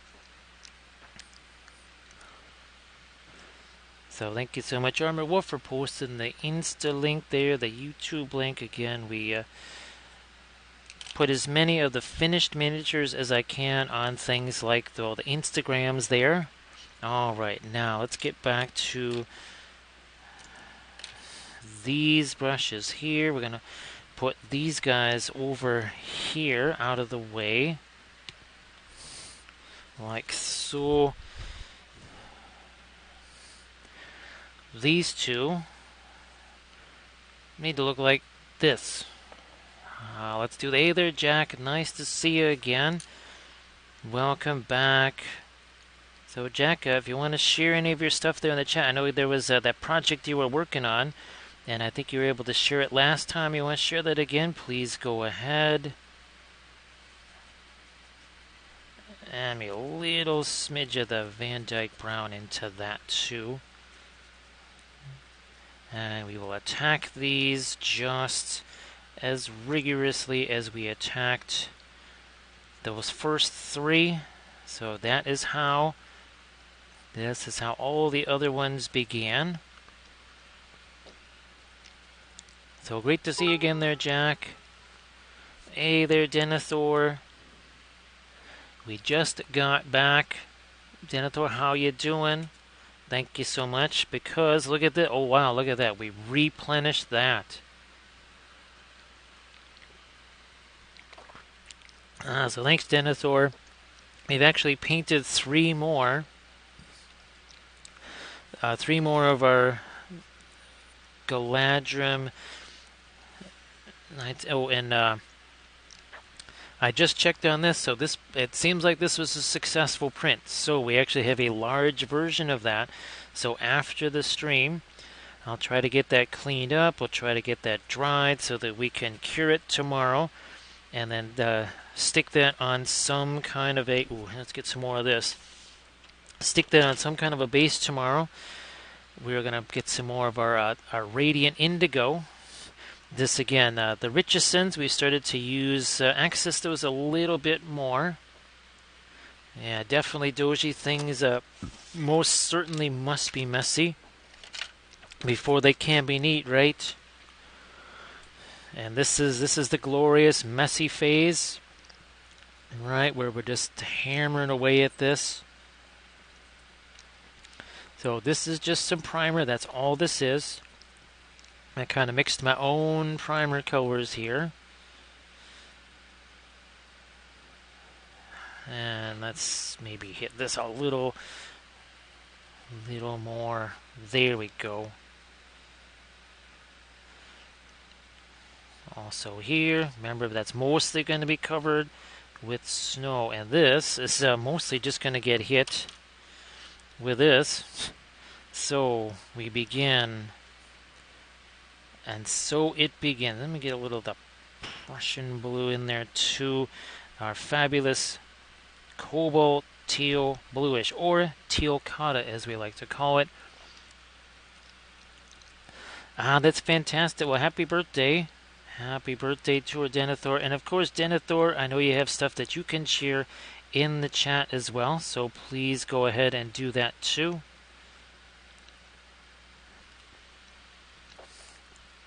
So there we go, everybody. Please check out the that's a link there from Real Brush Guy. Is that Insta link? Yeah, it's an Instagram link there.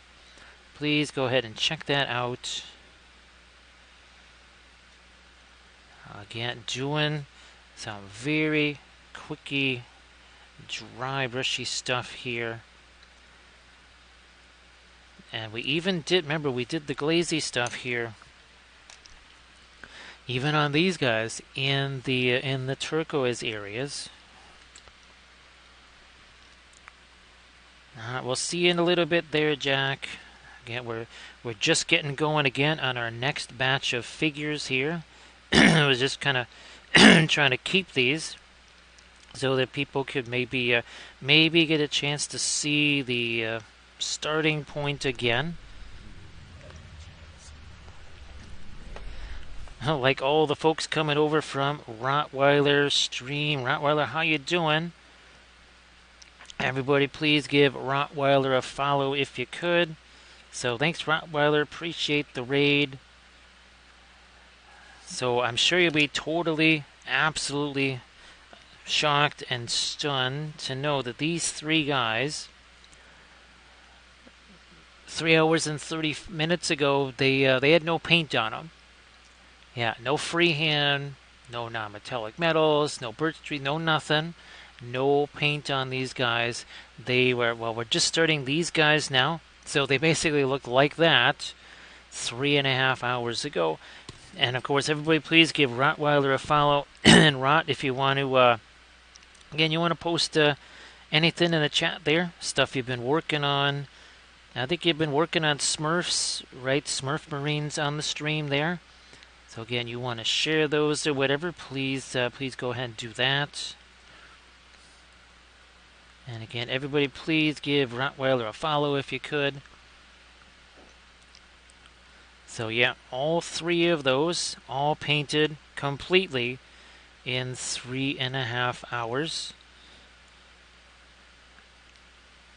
But don't blink, right, Rottweiler? So everybody check out that Discord link that Denethor just posted there. So Denethor, thanks for doing that, and of course, Denethor, thanks for being here. Appreciate that.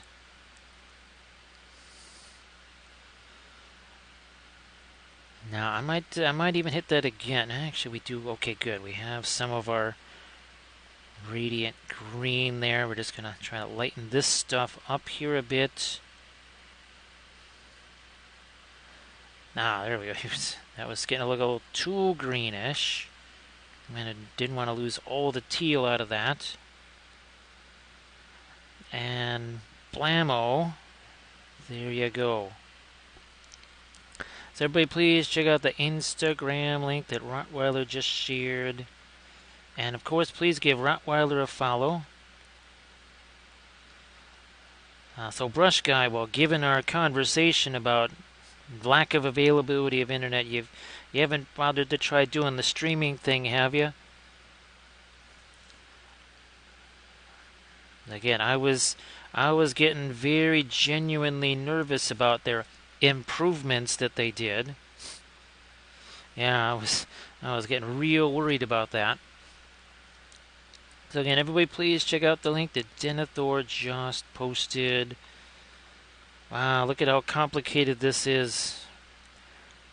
This is so difficult and complicated. I may not be able to continue. I'm spent. Look at that. That is so difficult. All right, and we'll just we're gonna stop with that now. Where's that other? Here it is. We're gonna do this. Where's our indigo? A bit of that. And then we hit the rest of this. Oh, geez, Megan. Wow, Megan, it's super late there. Holy smokes. So, Megan, if you wanted to share your stuff again there's a whole new audience to see it there, I'm sure. That wasn't around 3.5 hours ago.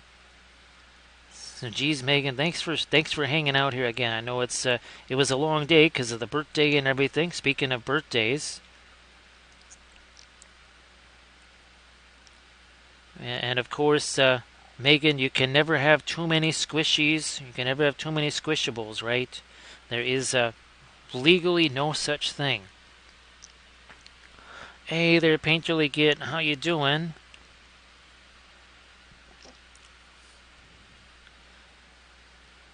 So Painterly Git, we have been working again on this, sculpting this for this very special stream on Monday. That's for Monday. But I actually have a larger version of that was just printed out. I'm hoping it looks like it's okay. All I had a chance to do was look, well, is there something hanging off of the build plate? There was. We'll see if everything else is okay, because obviously I had to do my own supports for it, and we also printed it much bigger. So Painterly, at some point now, that means we can have maybe our next stream anniversary, we do the large Wapelius and the large Cathy in sort of a diorama setting there with, and who knows, maybe by then I've learned how to do the digital sculpting, and we can have an entire army of ugly dolls with us. So thanks, Painterly Git. That's what we did for the, actually I think, yeah, that's what we did for our stream anniversary. What was that, April 22nd? Something like that. So again, don't blink, because this here is going to happen real fast. Painterly Git, there's anything you wanted to share in the chat, please go ahead and do that. Everybody, please give Painterly Git a follow. Horns fan, didn't we say that we jinxed him, right, Horns fan? The proverbial, the guy's got a no-hitter or a perfect game, and in the bottom of the ninth with 2 outs and an 0-2 count. No, it's the class. It's a perfect game, right? And the guy takes like 10 pitches or something like that to draw a walk with 2 outs. And of course, the score is 10-0 or something like that, so it means absolutely zippo. You know how that's going to go. You know it's going to be like that. So yeah, we're seeing history taken away from us, Horns fan. Yeah, let's hit this here. Now, where's our... So you can see we're starting to build up to that as quickly as possible. Well, see you later, Doji. I really do appreciate you being here, as always.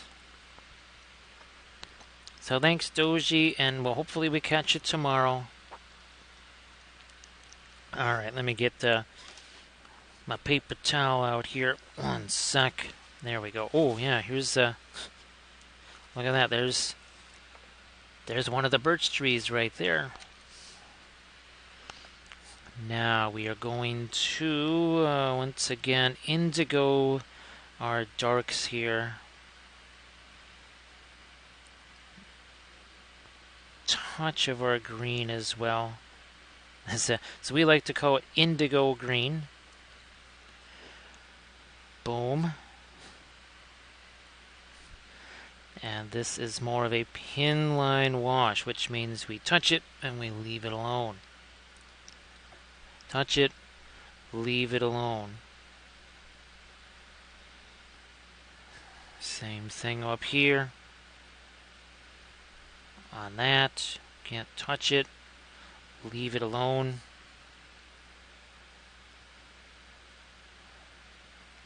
Oh, that's going to be his hair. What did we do for... Oh, okay. Alright, so we'll do teal for the... I should have remembered that, but it's been long enough, and I think I only painted one. That's right. I only painted the one Royal Guard here, so... Again, letting that dark seep down in there.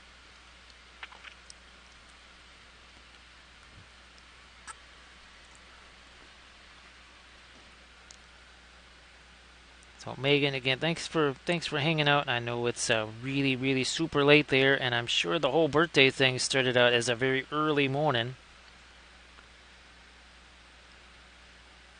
That's got to be how that went down.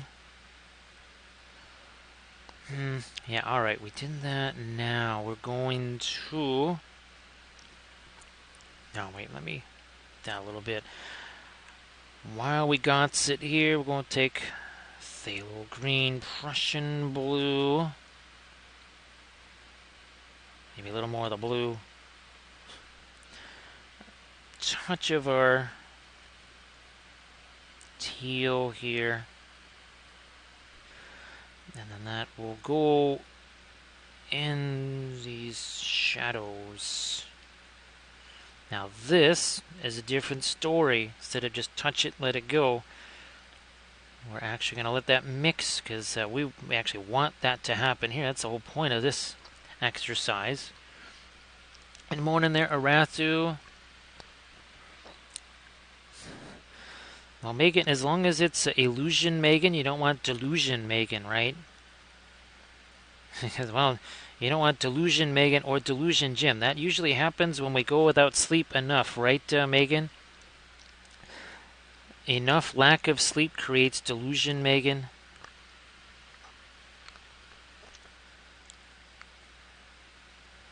So, Aratu, great to see you again. Alright, now we are going to get the paint out of this brush here. And we will let that all get blended together. We're talking about why the fact we can paint 3 miniatures in 3.5 hours with the freehand and everything. Well, that would be one of the reasons why. So everybody please check out Quantum Reveries Halfling Challenge. That's the Instagram link. Everybody please check that out. And also please give Painterly Get a follow if you could.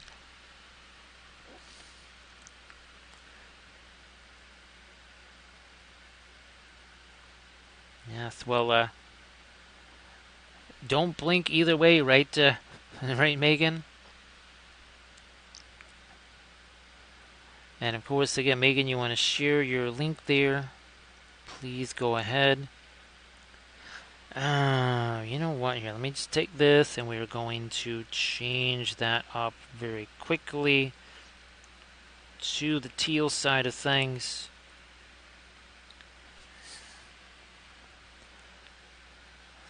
Nah, maybe we'll get some of that in there too. So some of the teal, some of our darker stuff, and then blammo right into that. Again, just changing that up like so. Yeah, see with the oils, right? Easy to make those corrections.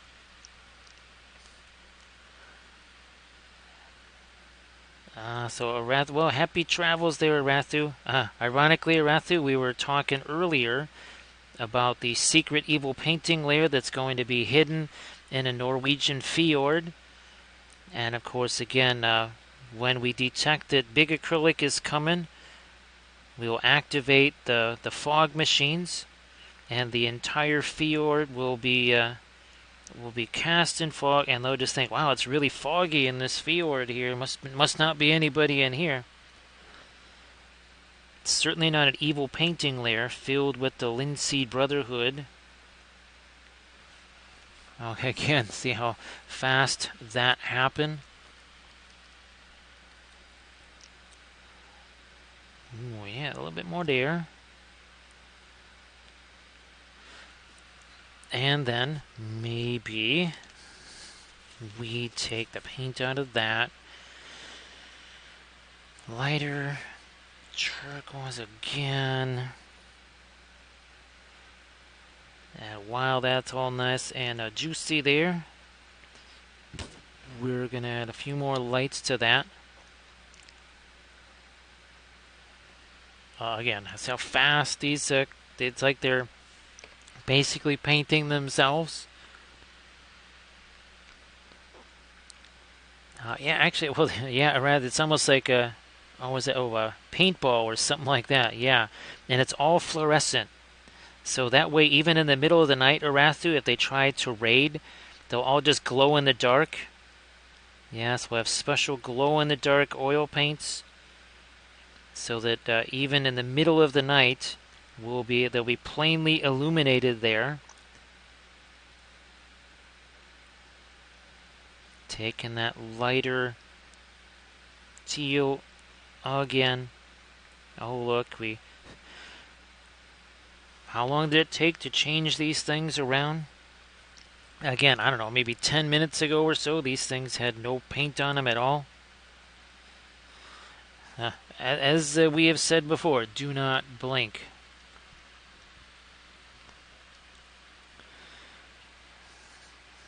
Van Dyke Brown. Asphaltum, sure.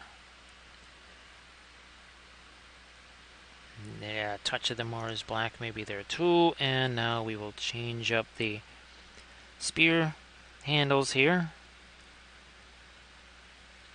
from the teal blue primer to something that's, well, not. This one too.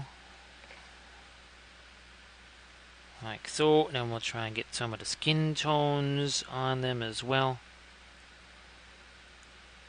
Boom. And boom again. Don't have to do a whole bunch on the base because snow effects. Also icicles.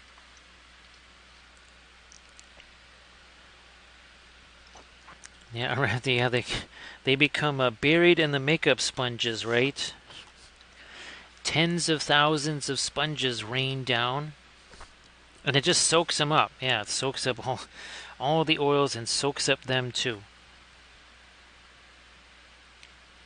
I'm gonna go a little bit of the Terra Rosa here for some of the skin.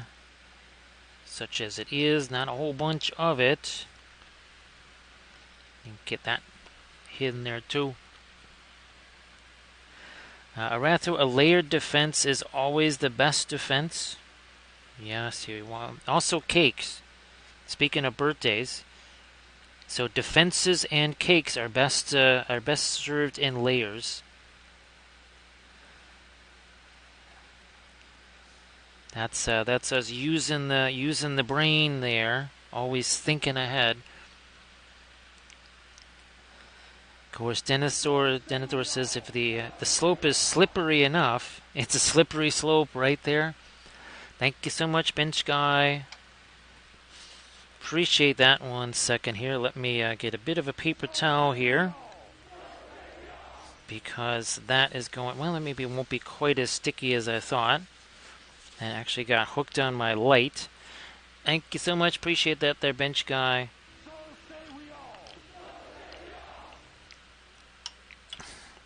So again, hashtag no layers, right, Landrast? Well, also no sleep. No layers, no sleep. That's what we'll just be chanting. No layers, no sleep. Somehow, we're going to get rid of some of the teal kata that got on our base there. That's better. So, Bench God, thank you so much. I appreciate that. So, yeah, Bench God, we got some couple of special streams coming up. I will try to get back to some of the old world stuff later on in the month, of course. Yeah, Arathu, cake is definitely a necessity, right, Megan? Got to have the yummy cake. Well, let's get that dark on that side. Yep. Alright, now okay, we do still have our fast mat weight out there as well. So thanks, Bench Guy. Again, appreciate that. And and Bench Guy, you can see the new. This is a new glass that Megan sent the other day. We appreciate that because it does fit in the holder definitely better. Now we're going to try, look at that, it's like a micro filbert brush there. It's like a micro filbert brush. So again, paint really good. Thanks for being here. Appreciate that. Catch a little more light on the top of the spear there. Maybe a bit on that side too. And then down the center here, that needs to be lighter. Oh yeah, hit that a little bit more. Get a bit more light on his armor here. Also there. Also there. Also here. Yep, I think that should probably also get some light on it too. And that is, of course, mixing with all the existing colors that are there. Yeah, which is why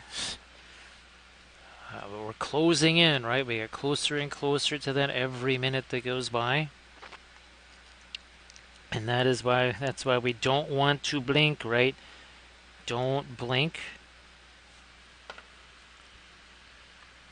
So saith the weeping angel. So, bench guy, hopefully everything has been going really well for you. I'm sorry that the stream times have been definitely on the later side. I'm hoping for the Monday stream, as I've said a few times, that for an earlier start there.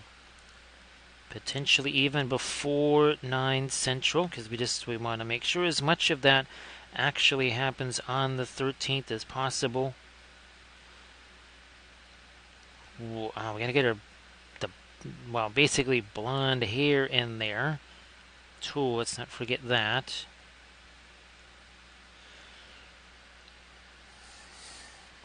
While I have this, I'm going to take some of the Prussian blue. Paint really good. That's why we need the secret painting layer, right? The evil fjord, so that all of our Linseed Brotherhood rituals can be hidden from big acrylic, so that they will not be known.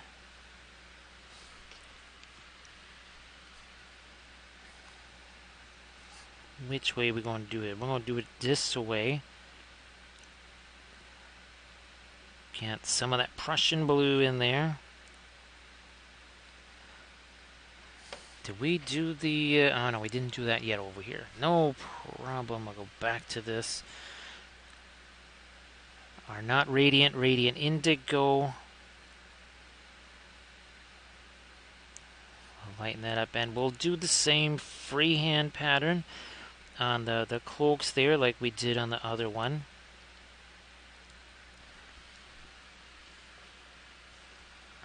Like so. We'll do that same pattern there, which means we'll have to get some of the lighter stuff happening there on the cloak. Yeah, we'll have to lighten that up a fair amount. Now, let me get some of this here, sort of yellow stuff. A little bit of the asphaltum into that mix. A little more. And that goes here. Also there.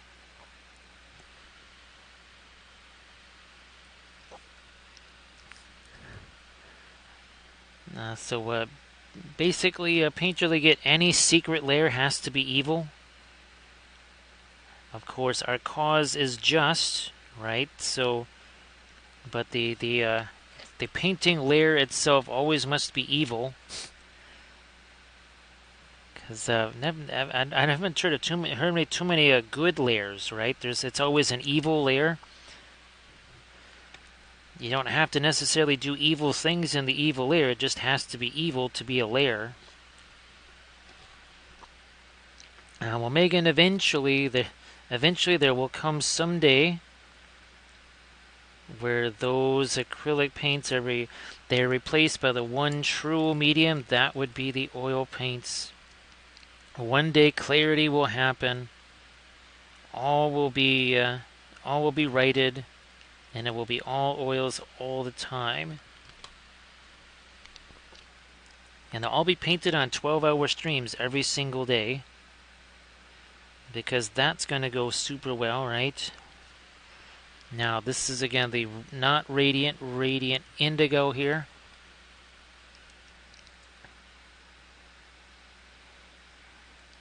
So eventually, everyone, actually, maybe less of a Lindsay Brotherhood, but more like the Borg. You will all be assimilated into the Linseed Brotherhood. Well, what are we doing here? We're constantly adapting technologies and techniques, right? I think that signifies potential Borg-ish behavior there. Let me lighten this up too, yeah.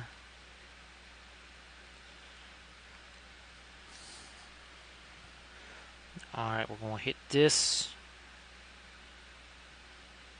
and that. Now we're going to have to give him some lighter eyes is there. Let's do that. Let's lighten up some sides of the helmet here. Also, this armor here on his hand, or his arm there. Lighten that up too.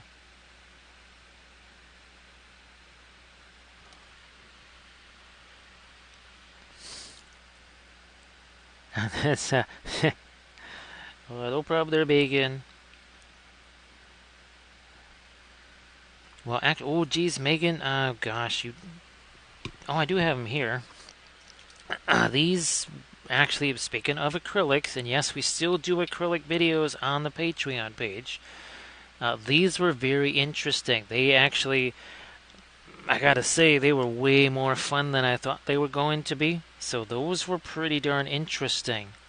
And again, that's one of the last 2 or 3 videos that I just put up on the Patreon page. And that was unexpectedly fun. I had no idea what might happen with those things. I wasn't sure if they were actually just booby-trapped and they might just explode. Yeah, or maybe there was some kind of knockout gas in there or something like that, and I would open up the jars and I would end up unconscious on the floor and then be taken away by big acrylic.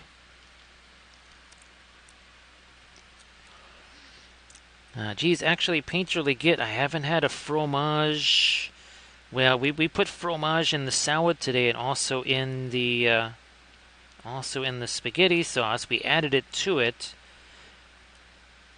but we haven't had the specific fromage since I think last week. But we will most likely this week be making some fromage. Because, well, fromage, right? Every day is a good day for fromage. So yeah, Megan, those came in from Green Stuff World.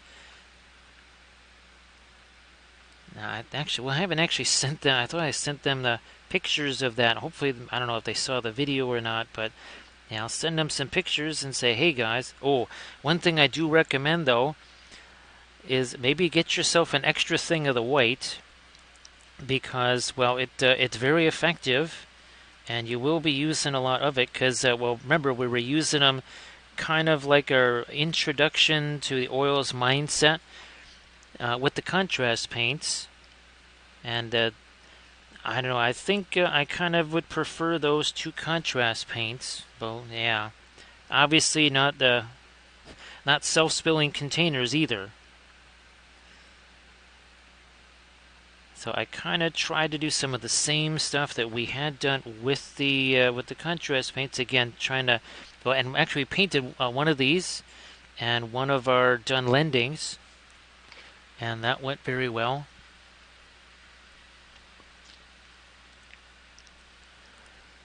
Now, Painter Leggett, well, big acrylic is anything that is not oils. Anything that is not oils. And of course, oh, that's right. Big Acrylic was even in cahoots with Xfinity, yeah, with big tech. Again, they were clearly trying to silence us. So it doesn't even have to be acrylic paint companies. It can be their allies and their subsidiaries. It's kind of like a network, sort of like an anti-oils network there. Something like what was it, Spy versus Spy? That cartoon, right? We had the two spies always trying to blow each other up.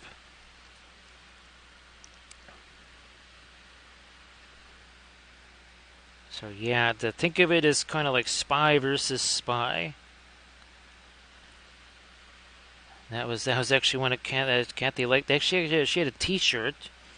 She had a Spy versus Spy T-shirt. That is something I'm hoping that Kathy's mom can turn, well, amongst the other T-shirts, into a T-shirt quilt. That should actually make a... It might not be the warmest blanket ever, but it should be pretty comfy. Pretty soft anyways. Get some more of that here. Okay. Now let's do some of the lighter stuff on the face. Like so. Same colors that we used on the other guys.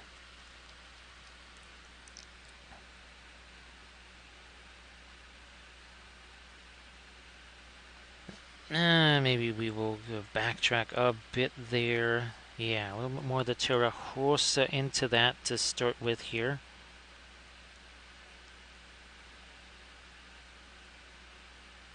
And then we'll go lighter from there, I think. That, I think, seems to make a bit more sense. And of course, yeah, Megan, there's nothing that says, well, you just do part of it in one, part of it in the other. You can go back and forth as long as the paint dries. It doesn't matter. It does not matter at all.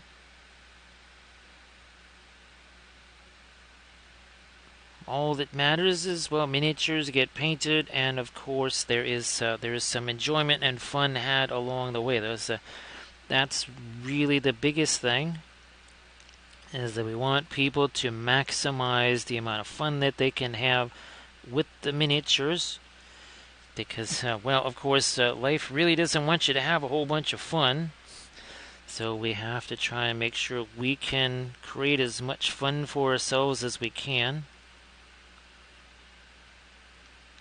Less stress, more fun, more better.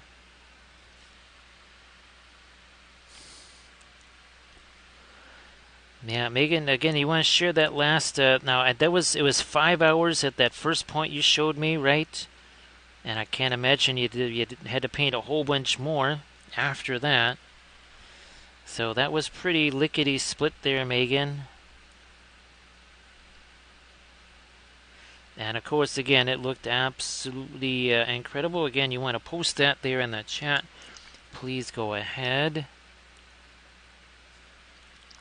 Let me get some more of my light here on this guy. So again, these guys, they look a little bit different than they did just not even an hour ago. Basically about 30 some odd minutes ago.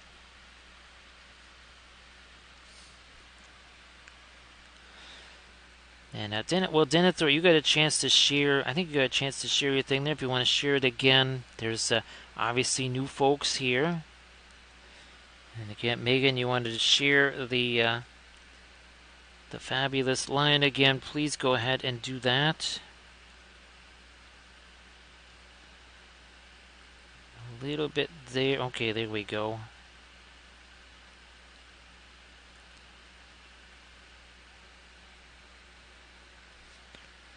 Actually, Megan it was a little wild because the one picture that you sent, I thought, wait a minute, she ended up from custard to in the hospital. Well, because to me, baby pictures have to be black and white, so that doesn't age anybody at all.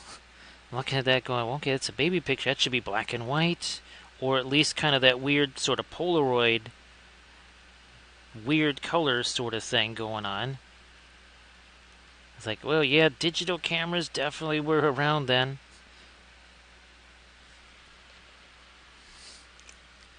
So yeah, that was me again having another little space event there in the head. Let me see if I can get a little more light there. Maybe on the knuckles here. Yeah, Megan, I'm just glad that you've been able to again kind of get back into that again. I know it's difficult, kind of doing it, and then there's an interruption, and then trying to get back into that. It's not easy. So everybody, please check out that Discord link that Denethor just shared. So again, Denethor, I'm glad that you've also been having some success with that stuff lately too. I want everybody to enjoy painting as much as possible.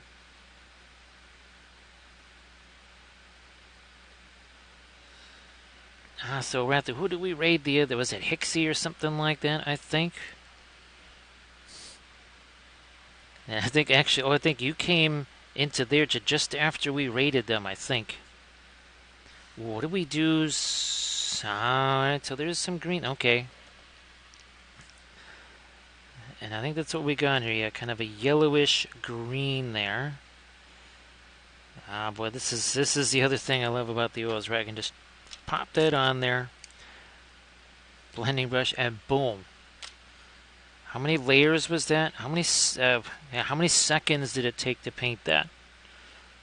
We're not measuring it in hours. We're not measuring it in minutes. We measure it in mere seconds.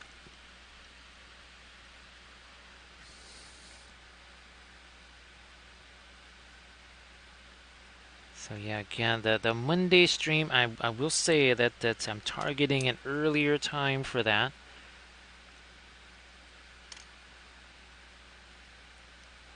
The stream tomorrow, probably more along this kind of the same time we had here.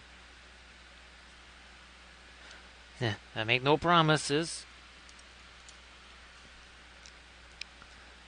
Everybody, please check out the link that Rio Brush Guy posted there.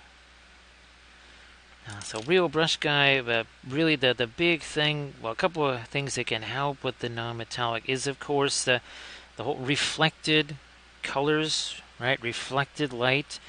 The edge contrast is important. And I don't mean just like edge highlighting. I mean the sharper edges. We gotta have those. And of course, well, now even not just regular old Google, but you can even do some AI stuff. Suit of armor in a forest.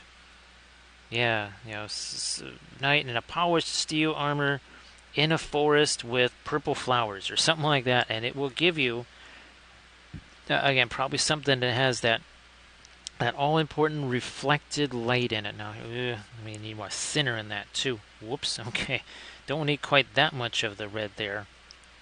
I'm gonna back away here, back to the asphaltum, and now let's hit that. Some of the violet here. Let me get that's some of our Egyptian violet there. Up and over the eyes. The mouth as well. Any other? No other straps or belts or anything like that. Just that there.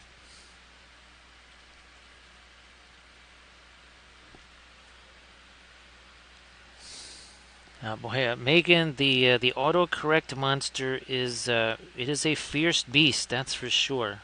It is very, very fierce and unstoppable. And it gets everybody, that's for sure. Okay, now we've got a little something darker established by the eyes there.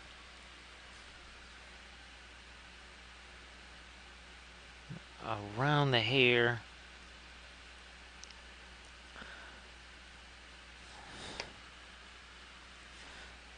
this one. Okay, yeah, I'll get a little bit of that here. A little something around the helmet there, maybe something on the hair.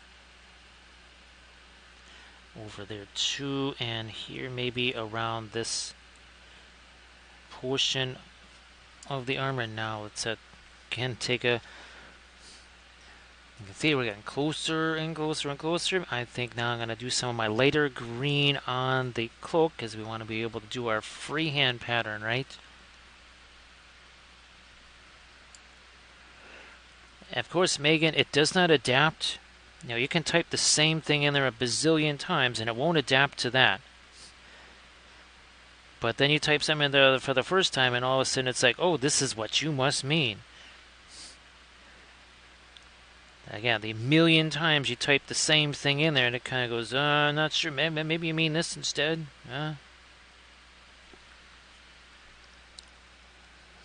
Especially up here on the hood and on the that little tassel there. So these again are the Lothlorien Royal Guard here.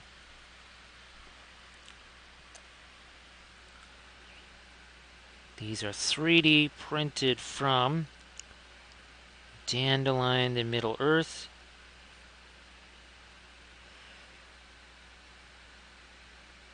And we painted also too a couple of the old classic metal GW sculpts in our first batch, because this is essentially batch number 2 here.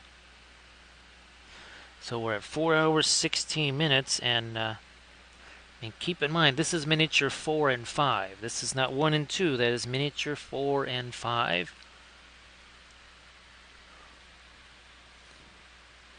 What's the other annoying thing that Facebook to this day still does? You're typing something in your line, and then all of a sudden it's like it's trying to get you into a Facebook group or even a person. Yeah, there was a point where if whatever you were spelling hit anything close to a person's name, it said, oh, you want to tag this person. So Facebook still wants to auto tag things. And I don't put in any tags at all on my Facebook posts, period. Yet it still wants to do that. Not that I've ever done that before. So again, that is the plop. That is the push. And that's just what, again, makes these so easy here, right, to work with. And this is not actually our lightest green here either, or teal I should say. We shall be going lighter with this. A little lighter there. And I think you can see the difference in the two.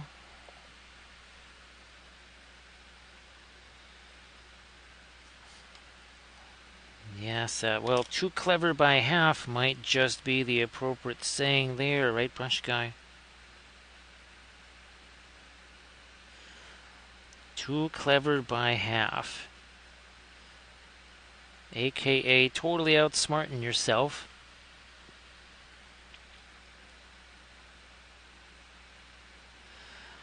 Yeah, Denethor, really, it's amazing, right? Actually, Denethor, what I'm gonna try and do maybe is either Mixer or Blender. I'm just going to see if there's either, if they have some just kind of little simple tutorials that you can kind of follow along. Because again, I really am hoping to be able to just sculpt some simple stuff like that. Yeah, so then it's very much it's additive, right? Where you or deduct, you can just kind of, like you say, add to it. You can subtract to it, and that's well. And of course, the oils really make it very easy to do that addition and subtraction. Get a little bit more of that lighter teal onto the arm there.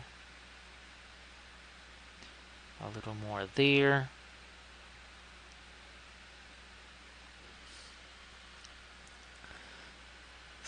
Get some of that here.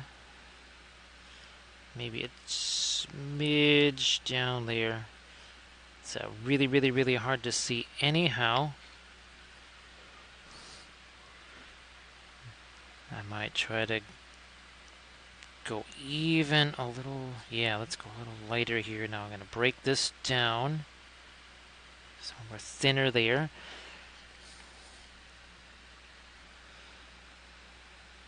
And away we go, especially again on the top of the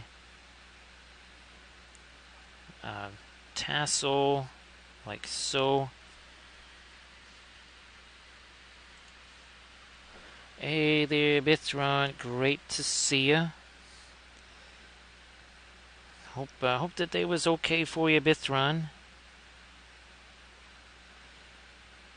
And of course, Bithron, you want to share any of the fabulous terrain stuff that you've been working on? I know that you started kind of trying to get the Nords as well, basically sort of competition ready as possible for potential upcoming events and tourneys and stuff. Hopefully that has continued to work out. Yeah, well, I guess that answers that question there, Bithron. So a little bit of Ixnay on the Assembly A. Maybe a touch of the lighter turquoise there. Again, as that gets closer and closer there. We'll see you later there, Painterly Git. Thank you so much for being here. Great to see you again. So you have yourself a good one there, Painterly Git. And everybody, please check out the link, the Instagram link. Yeah, Instagram link that Bitron just shared.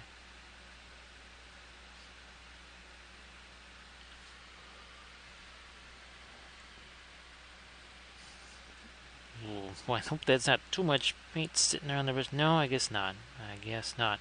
Then we're going to get to our lightest light with the metals here. Then we'll get down again to the freehand on the cloak. I want to give the cloak at least a few minutes there to set. It really does make it so much easier. On this figure over here was the same deal. Originally that was just painted green. It was, this is teal. Imagine the whole cloak shaded and painted green, and then there was, I think, 4 steps of the camo on top of that.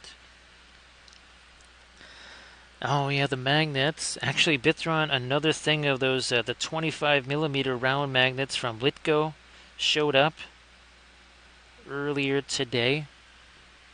So that was cool. Because, we just added 5 more of these guys. So we need 5 more. Well, actually, no, these are already magnetized. Never mind, you can see them right there. That's right. They're already magnetized. Let me get a little bit more of the light here. Also over there. Maybe some of that here. Oops, wait. Let's not forget that. Maybe a little bit of the light there too. Also on that. Where's the, again, here's our example one. So we're going to now hit it with some of our, look at that. I mean, they're getting closer and closer. Do I have some fast matte white out here? I'm sorta. Let me see if this is going to do the trick here. Yeah, that too. Here, let's break that down. We got some over here too. We're just going to start breaking down again some of this here fast matte white. So what are we at? We're at 4 hours, 23 minutes. And we are well into figures number 4 and number 5. Once we do this, well, then we're going to hit the freehand stuff, and then I will take the the indigo, and we'll come in and we'll hit some of the dark edges and such. Yes, indeed, that is something you never ever want to do. You never want to blink. She said, well, yeah, easy for you to say. Can't blink, because there was a certain guy, won't mention his name, this guy, no eyelids there. Like, wait, what? Morgoth would do something like that. I hear he's kind of a cool guy. So, wait a minute, these are supposed to be elves here. What's the deal? It's like, whoa. Okay, seriously, watch where you're pointing that thing. I have no eyelids. So just, yeah, you never know what's going to happen with the Weeping Angel. Never know when the Weeping Angel makes an appearance. Just going to break down some of that fast mat weight there. Sometimes I keep forgetting I should just keep hitting it with the thinner, just so that it sort of stays active.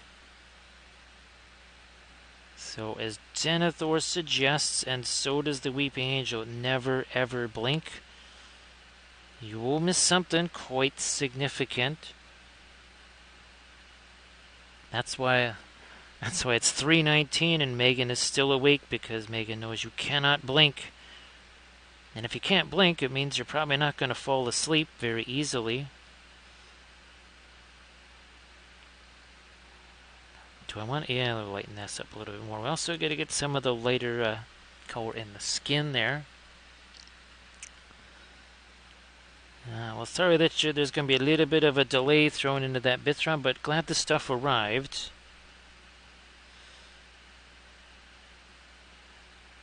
Yeah, I'm going to be very busy tomorrow just trying to get things ready for these next couple of streams here.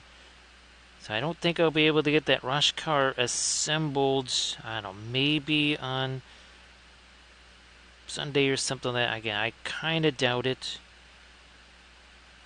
I'd hope to at least get that thing put together. I'm not quite sure what size base he goes on, because even the big dino that you saw, remember I showed the kind of the Triceratops, even his base, I don't even know if it's any bigger than these. I think he actually goes on the same size base as these guys, which is kind of crazy.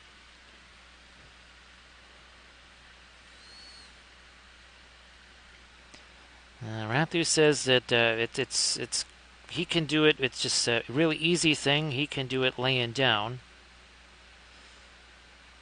Of course, again, Armored Wolf and I, we are unfamiliar with this barbaric human custom where you voluntarily lose consciousness for several hours during the day. You become absolutely non-productive.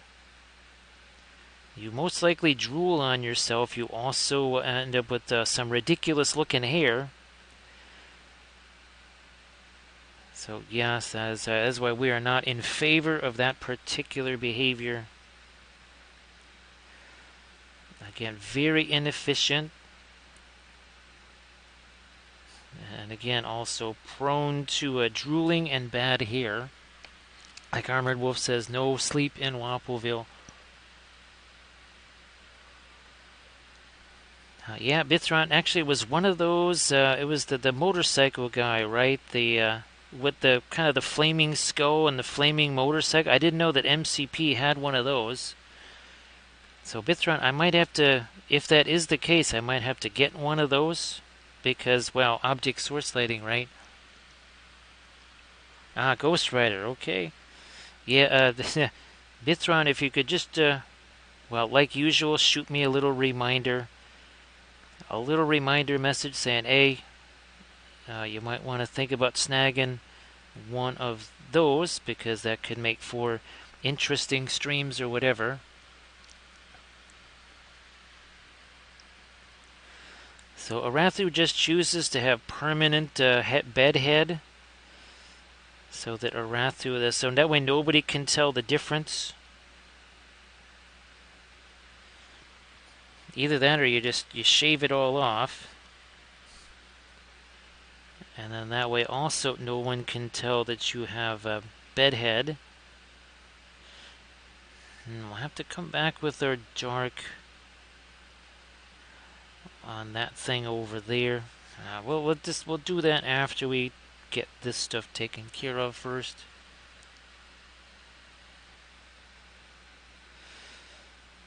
So Megan might know of an individual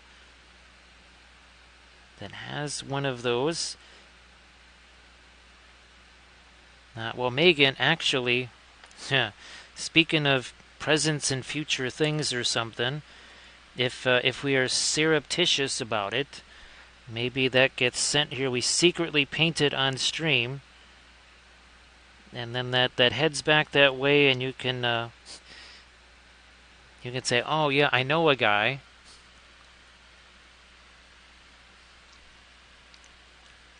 Because no, it's like none of us will tell, right, Megan?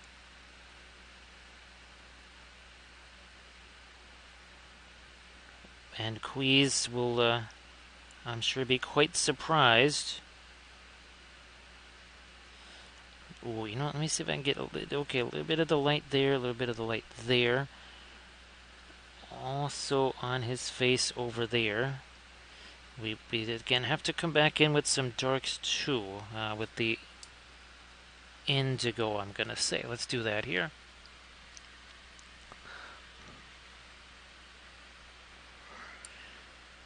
So yeah, my mini marvels, those. Now I'm guessing they gotta be on bigger bases than just the usual MCP fig, which is pretty much, well, this size base, right? That's your typical Marvel Crisis Protocol base. Oh, so thanks for doing that clip there, Bithron. Appreciate that. Now we have Indigo Violet.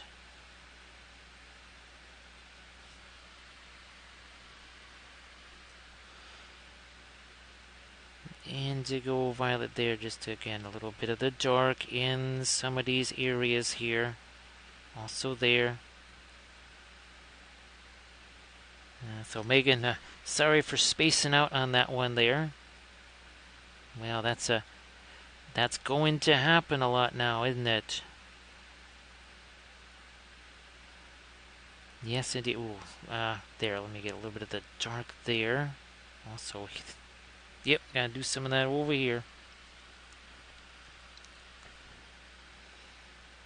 Some dark there. Also over there. We still will come back, yeah, with some of our lightest light, I think.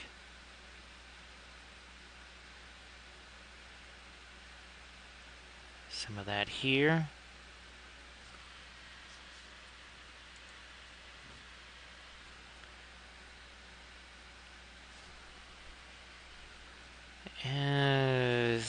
Here, yep, we gotta do some of that down here. And all of this, a little wonky here, so let's get some of that down in here.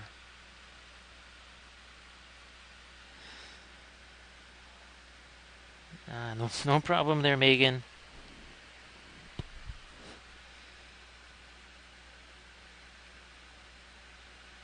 Okay, here, let's... Oh, so yeah, Bithron, I had some miniatures sitting on the phone. I was wondering, what is making that weird sound? I think you must have sent me some picture there.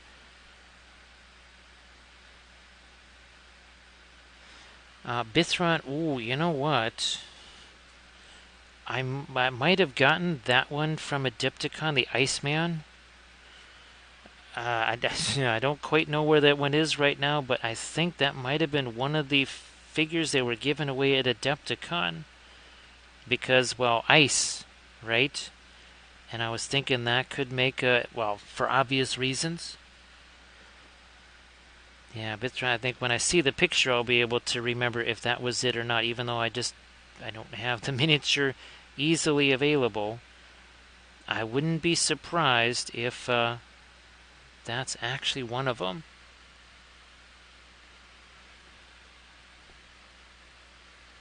So my mini marvels, it would be nice if they are on bigger bases for sure. Well, where's the... I think that's only a 50 right there. So yeah, if it's on a 60, that would give me a chance to do a little something more there. For sure. Oh, yeah, here, let's straighten that out. It's a little wonky there. More of our dark there. Then we're going to get some light on the bottom of this. Why? Because, well, there's going to be snow here. Right? We need to be reflecting the snow that, well, is not there yet.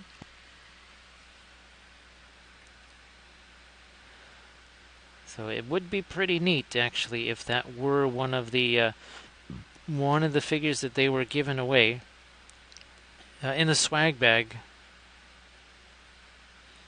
Nah. Blending brush. Let's go back to this one now.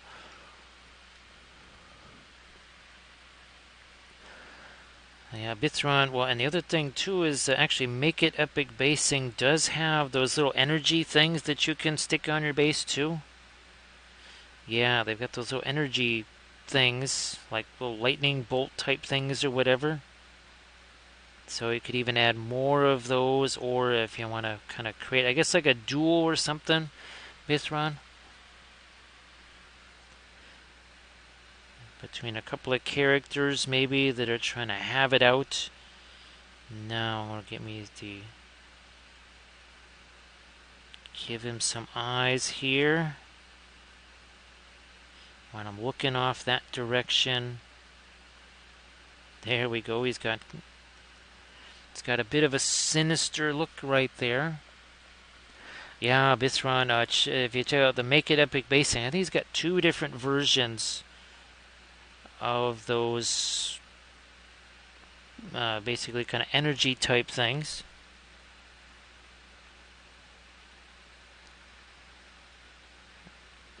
Darken that again. That settles that edge as well. There's another little bit we need to do here. Where's our... So again, gets closer and closer and closer. Once we get to that freehand, some folks might not even be able to tell them apart.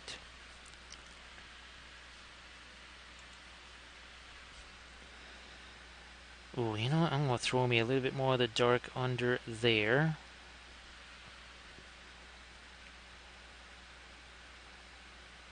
A little bit there.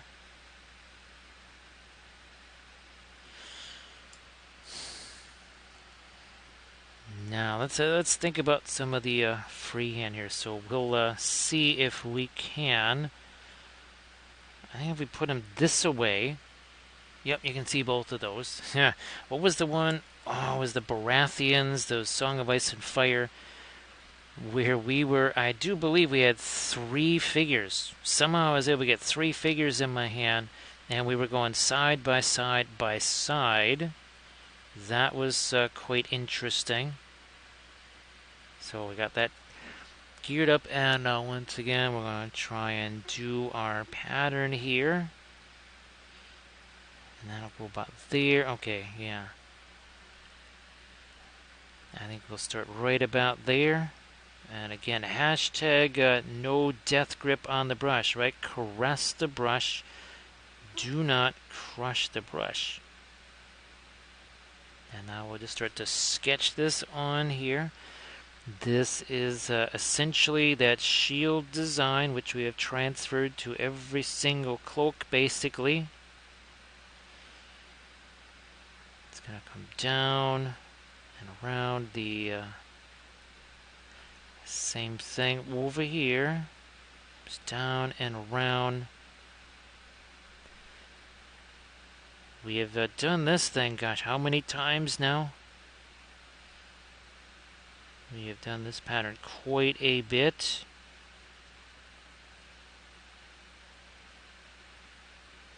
Actually, Arathu, is there any painting-wise, is there any army or anything that's kind of just caught your fancy that you say, you know what, maybe if I can't get back into the painting thing, Maybe I want to just try and do this or this.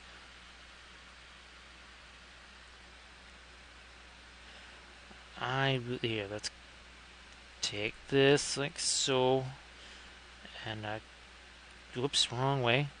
Not a problem because remember we can also erase that, but we still have our darker kind of indigo green, right? That's gonna work its way in there too, and that will help us even more clearly define the freehand there.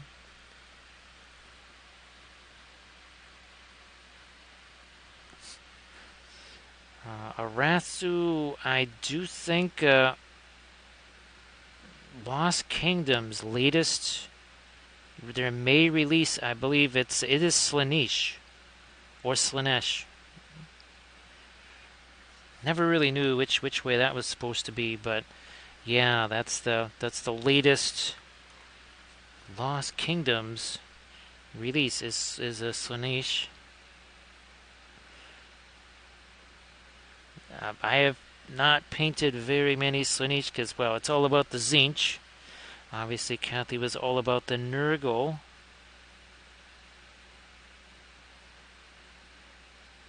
Oh, that's right. Somewhere, I have the old, well, they were new back in 2003, but the old GW Slaanesh Demonettes.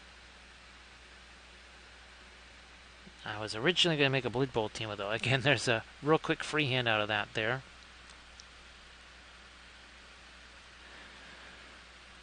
Yeah, Raptor, see, that would be definitely fantastic. Like I said, I wonder what kind of basing you might do with that. Well, you obviously got the Green Stuff World texture rollers. Yep, see, that was not quite what I wanted. So let me get, here it is. Here it is. Like we say that, and we say bye-bye. And we do it again. We say we're going to give that another shot. There's that brush again. No, we're going to try that one more time.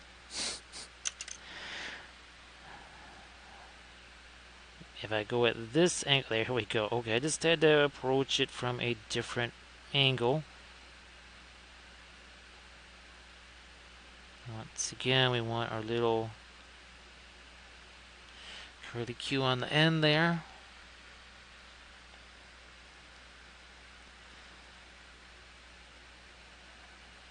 And we will do this. Now, what was it? My Lizardman. Oh, yeah, the Richie. I think it was a combination of Nurgle and Slaanesh. Yeah, it was a Chaos army, so I guess you could kind of sort of mix and match right there. All right, here, let's do the front of this here.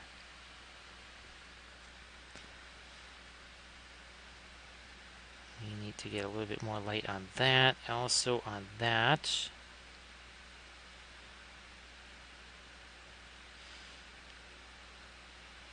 Also on this. Over there, that thing needs a little light.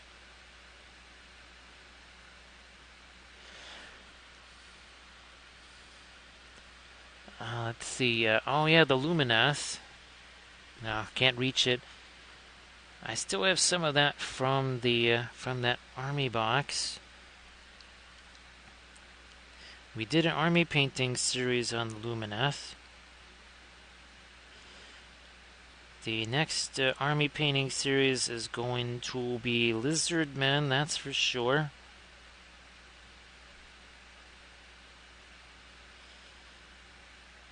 Also, too, some of our other old world stuff. That's also going to be some Lizardman.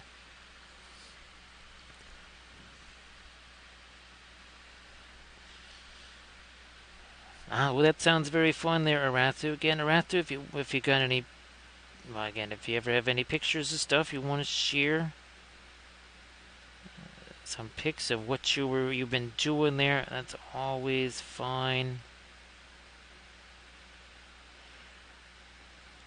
All right. I'm going to get this out of my hand here because now I see what the pattern is here. And there it is. Again, just a nice simple pattern. A good thing it's simple because somehow we got to get that around this tree. Like this. It will come down and then back around again.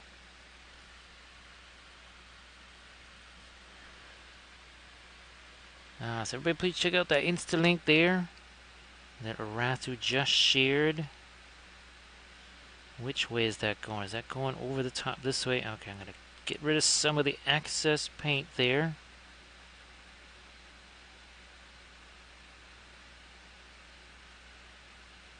Some of the excess, and that's going to swing down and around and go the other way. Okay, so we got that. Now we need to do the same thing here.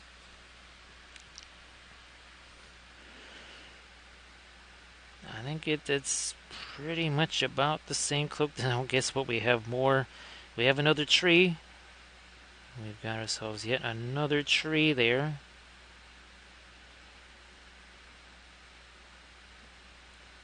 And then again, we will take our indigo and we'll work in the darker colors into the freehand here.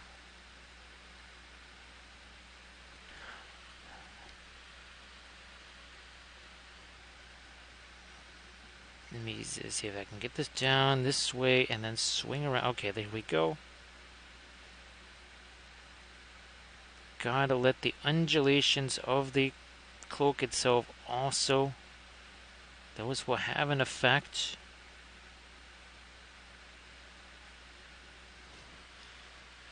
Get some of this here.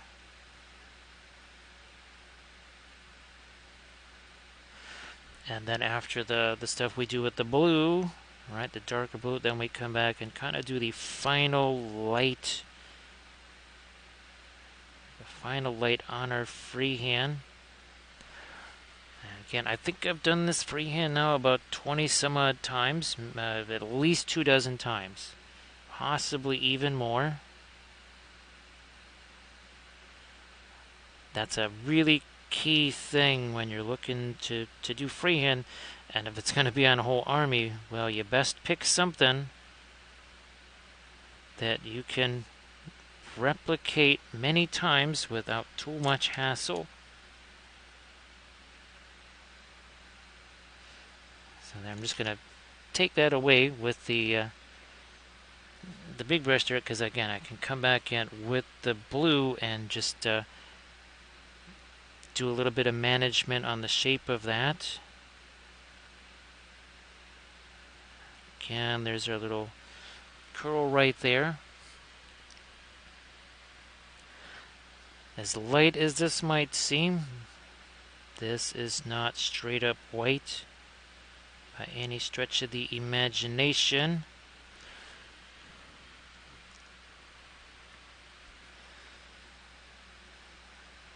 Let me get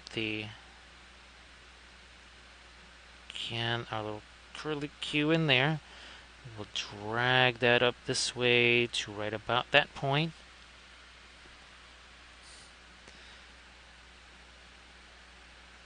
Do the second part of it here, and again, you might not be able to see everything that's going on because, well, there's a tree sort of in the way. Ooh, how's about maybe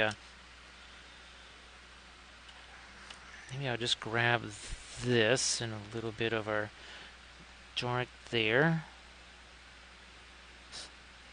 I mean, it does not really matter because all that is going to be snow. So not really gotta worry about that too much.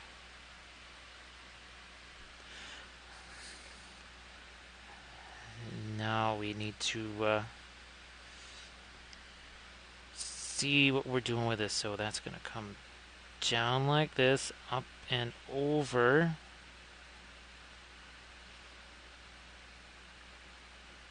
Down this way and then around that way.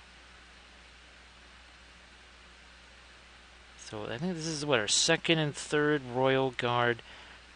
I might have a couple more of these printed out.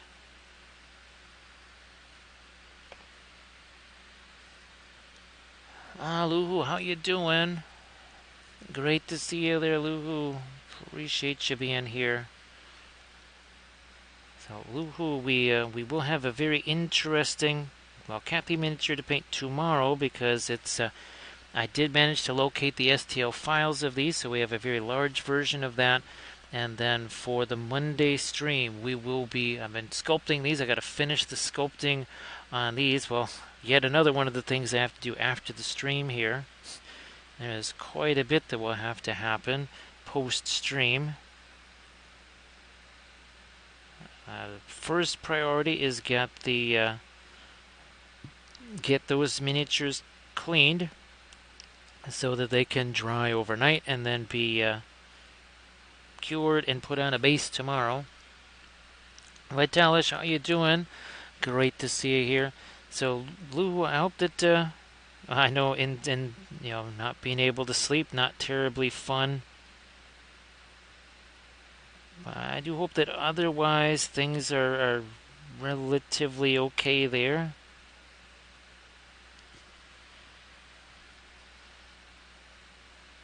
So we've done that now. I think we do have. Yeah, let's get back to our. Well, first I'm going to throw a little bit of the thinner on our fast matte whites so that kind of just stays active there. Yeah, let's just do that. Alright, we'll see you later there, Arathu. Have a good flight. Hopefully not 10 screaming kids right around you the entire time. Hopefully you can just kind of sleep. Sleep and just not even notice it. So again, Vitalish, thank you so much for being here. And Luhu, thank you so much. Appreciate you being here as well.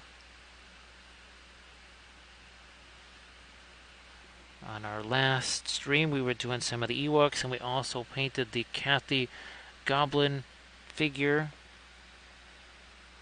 Like I said, we will be doing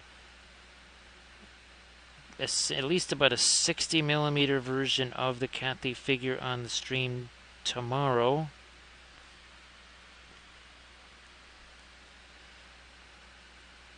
Here, let me choose some of our right this way. And that here.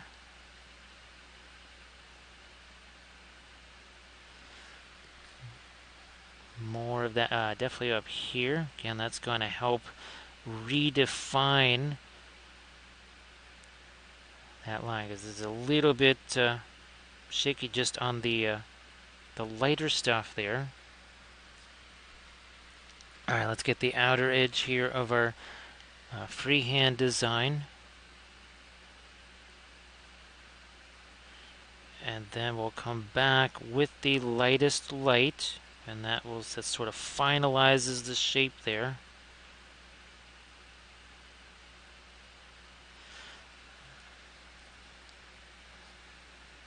I guess, yeah, I can come at it this way from the outside there.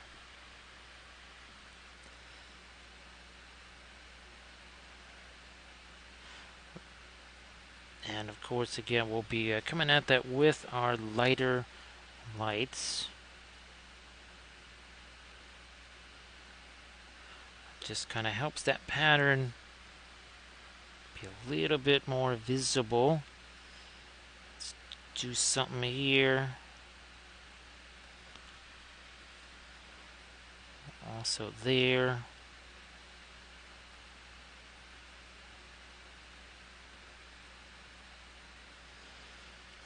And we will come back at that a little more dark right there.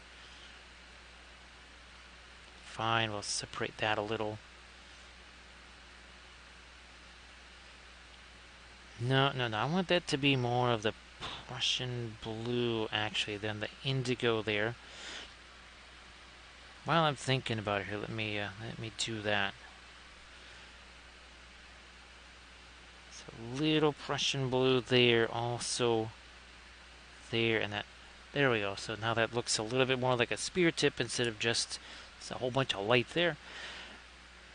All right, next one here. So Vitalis again. I hope that you're doing great. This one will be a lot easier for you to see here. Starting in again with that. It's mostly indigo, but there's also some of the phthalo green in there too. That's to keep it at least slightly tinted towards a teal. Lighten this, darken this down here.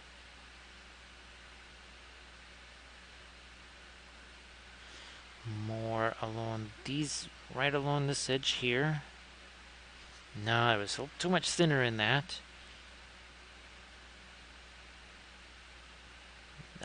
Maybe about 65-70% thinner tops.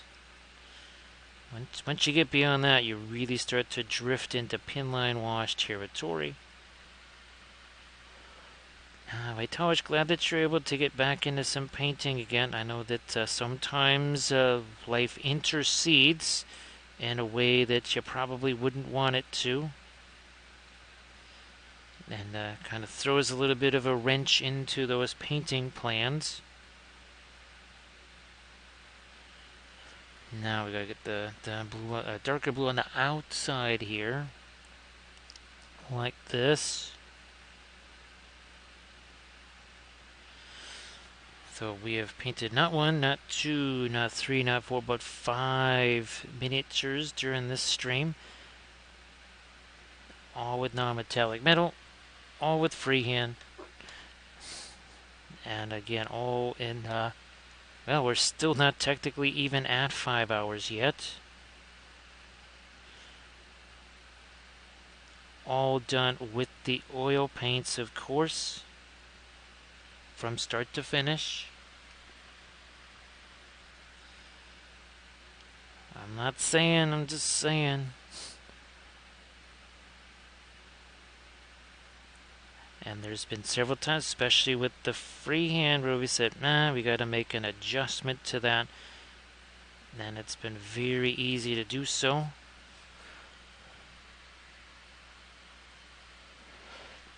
Vitalis, boy, there was some interesting little tidbits that I discovered during that. Well, every series is kind of like that. Always make a few new discoveries. And the next one's going to be interesting because that will be what we're going to be doing, a lot of glazes with the reds and such. And then we'll get to the painting the movement tray as well. Because yeah, I kind of left the movement tray for episode 4. Oh, and also freehand. Yeah, I've got to come up with a freehand design, Vitalis, for that one banner. Now there's not a whole lot of space on it. But that might be another thing where maybe the AI can come up with some kind of interesting set of designs that we can then turn into kind of a final design.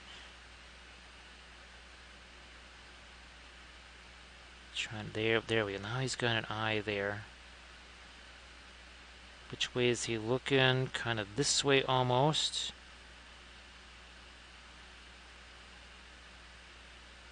A little bit more of that darker blue right there.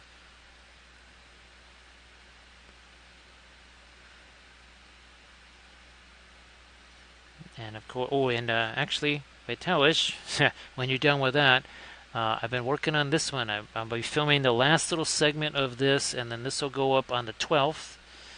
At least that's the plan anyway. So yeah, it will go up on the 12th. That's another one of our painting Shatterpoint videos there. And that was kind of the first video where I really, especially with the oil, said, okay, we're going to be doing some camo. And there will definitely be a bunch more. Armored Wolf, those the Marines with all the plaid cloaks and everything, that actually gave me the idea, and you'll hear me say it during the video, to sculpt. I need to sculpt cloaks on Space Marines. Either that or just find ones that have cloaks on them. Do we still have that one? Ooh. No, he doesn't have. But we could easily, sculpt some cloaks on these guys or whatever, I think, and then maybe do a series on that. If I tell it's a little bit like the object source lighting too, where it really creates a theme for the army, just like the basing does too. So thanks Armored Wolf for posting a link to the Patreon page. Appreciate that. Did we do the almost all of it? Okay. Now we'll come back with that latest light, which we've been breaking down here with the thinner just kind of sitting on that fast matte white.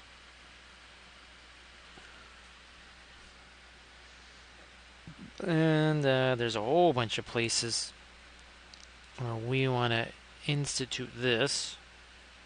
Again, on the freehand here and there, not everywhere. Here. Right, because that's the apex of one of those undulations. Then over here, same deal. And we stop. Another undulation there.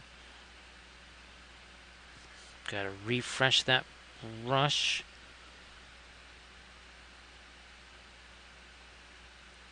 Like that. A little more. A little further there into the shadow we go.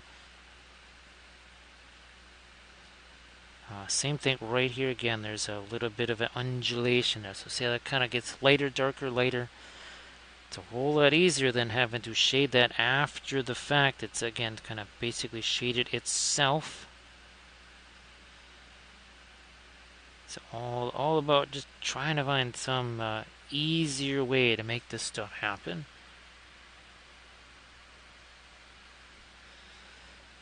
And yeah, Vitalish, all of the freehand on these guys is entirely based on where's that shield. Yeah, that is basically what I've been replicating over and over and over and over again on these things.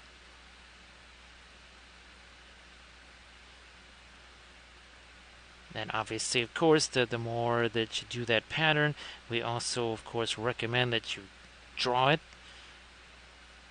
several times first somewhere else, right, before you do it on your actual miniature. Kind of establish that sort of muscle memory. Yeah, a little bit of light there on that. Maybe some there.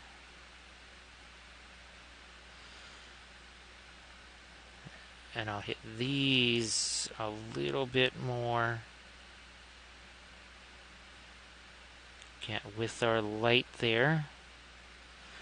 But not the whole entire thing, just parts of it.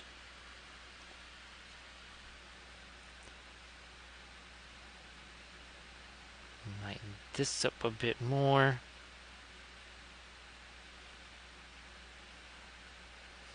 No, we'll leave the face there. Won't hit that again. Oh, we need to get the do we need to do a little more Prussian bullet? Oh, it's the other one. Yeah, that's the other one we gotta hit. Alright, let's get our the lighter stuff on here too. And again, keep in mind these are figures 4 and 5 of what we've done tonight. Actually, we'll be bringing out the other ones because there is this one part of the pattern here that I want to make sure I actually did on those guys, and that's these little triangles here. Believe it or not, what reminded me is when I saw the shield, and I went, oh, that's right. There's that part of the pattern too.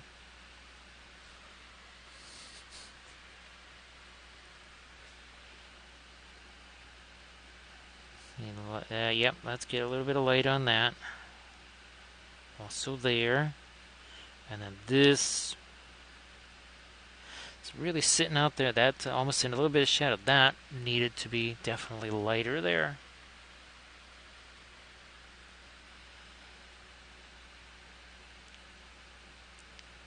Lighter on that.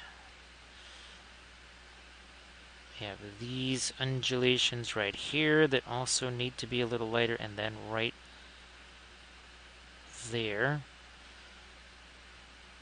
There's another one. So again, you can see we're a little bit here and there with the various undulations. Get some of that lighter stuff on his helmet maybe.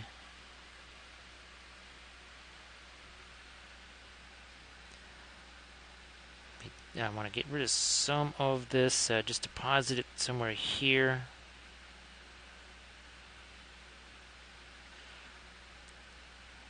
A little bit of it there. Now I think we've gotten rid of enough of it. We can come back here. A little bit of the light there, and it also again sharpens that edge up too.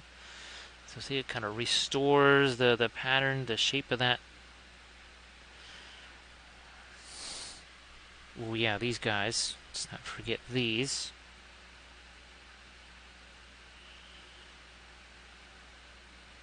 Some of the light up there on that edge, also here.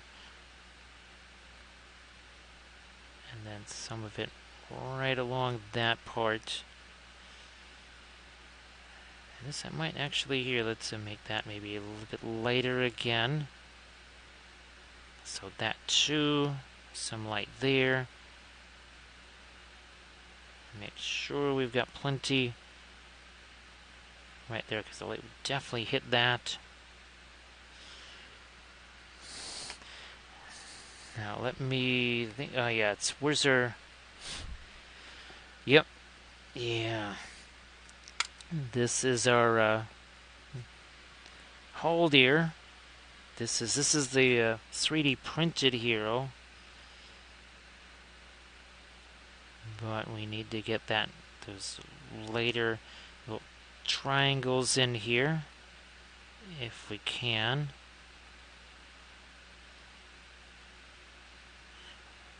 So I'm going to do that, and then we'll come back with the darker blue, cut some of those edges away because of reasons.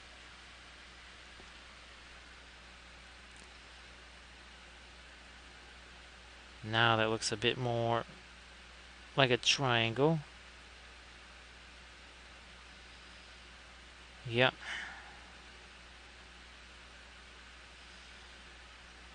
And maybe reinforce the few little darks in the hair. Now back to that Prussian blue. I want to do that on a few of these blades here. So let me just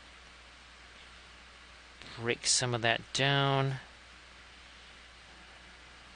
We'll have that go in. Well, we've got a little bit of the radiant blue over here too.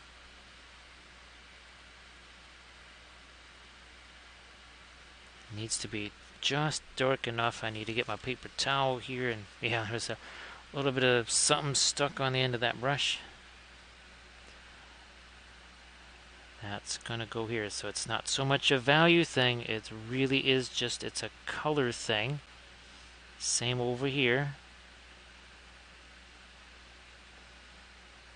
Yeah. Alright, now let's go back to these, and especially this spear needs that darker phthalo here. Phthalo blue. Some of that up there too. Kalisma, nice to see you back. Happy Saturday, Kalizma. Great to see you again. So yes, over the... Oh, we have to get a reflected light on these spears as well, because, well, snow.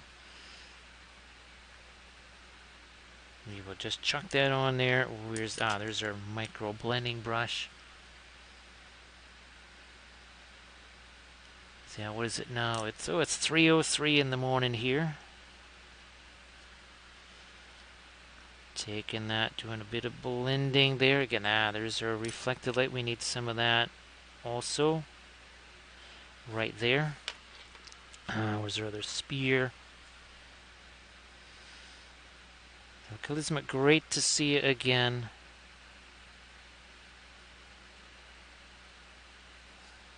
So we'll redo that again with a little bit of the Prussian blue. Also, we're going to get a little bit more of the, well, sort of light there. Ooh, yeah, that's a little wonky there. We're going to tone that down.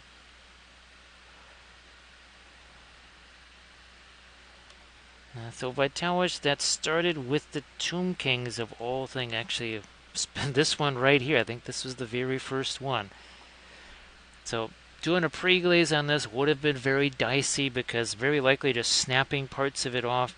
And a lot of these things, as you can see, there's maybe some fragile things, or say even in the case of this one here, where it would be really difficult to wipe away any of that pre-glaze down in there. So that is why we've done sort of the darker priming. Well, this is another example of it here, right? There would be just no way to get it something like this with the pre-glaze, right? So that it kind of started with, well, necessity is the mother of invention, right?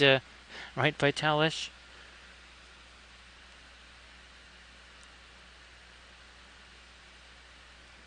So again, great to see you here. And of course, again,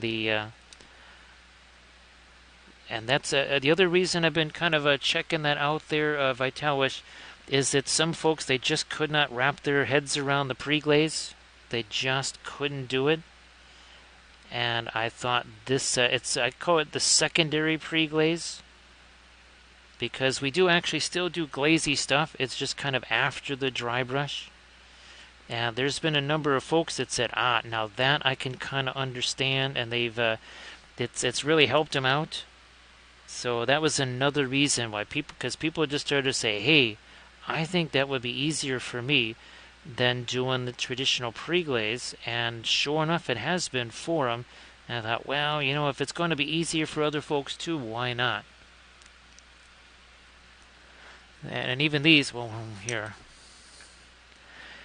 All 5 of these guys that we'll show you, they were primed exactly like this because they were all primed at the same time. I don't even know if I get all 5 of them in my hands here. Well, there's those 2. And here's the other 3. A couple of these are the old metal GW figs. So let me see if I can get 3 of them here. Oh, that's very close to dropping them. This is the only way I can really do it. So all 5 of these, 5 hours and 12 minutes ago, they looked just like that one calf. They all looked exactly like that 5 hours and 12 minutes ago. There, let's just get those guys off to the side. Thanks, Kalizma. Appreciate that. It is, well, it's all part of my Dark Queen Galadriel's army, right? She accepts the One Ring, and, well, let's just say Lothlorien's never been the same since. Because basically, she abandons the Elven Ring, which she was using to kind of take care of the forest and preserve it. So once she chooses the one true ring, that's gonna make again a little bit of a change there in Lothlorien. Get a little bit of that darker stuff in there. Now that's a little too much of the. There we go again. Even at this point, we can still do plenty of our blending, right? So yes, we've been using the our new lovely, as we call it, teal kata, otherwise known as the cobalt teal bluish,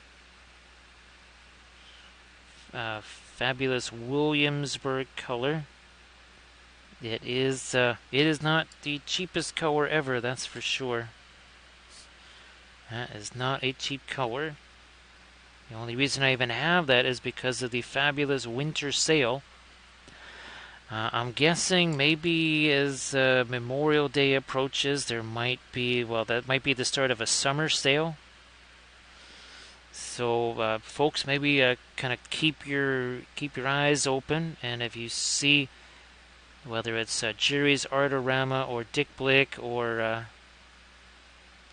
Gish Decker won't be, but again, that would be a Jerry's Artorama or more likely Dick Blick doing a fabulous summer sale. Just make sure you tell the rest of us. Vitalik, even for me, even though I can blast through, believe me, we've got a lot of paint tubes looking like that.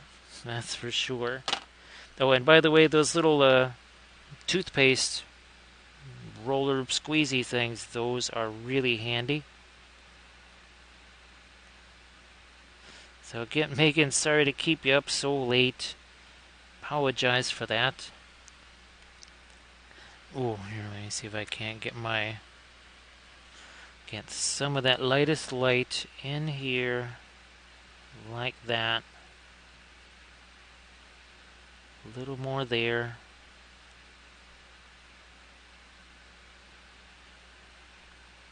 Got some more of the light up on top of that.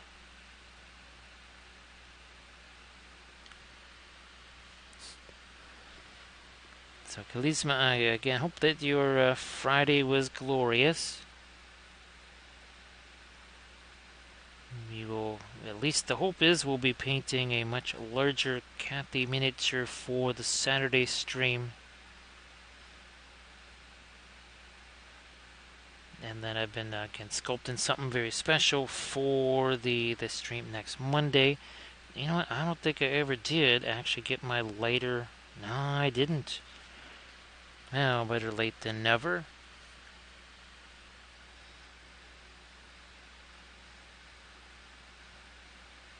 So later today, and again, this one will probably still be more like a 9-something p.m. start, but the one on Monday, that's I'm targeting an earlier start time for that.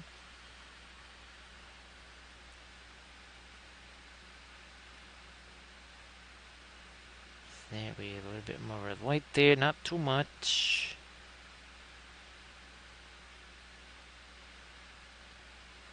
We've got, oh, that's right, we got to get those ugly dolls sculpted. Again, I have to match what they did for Jiro because they actually sculpted eyes on him, so I need to match that. Gonna get some more of the light on his face there,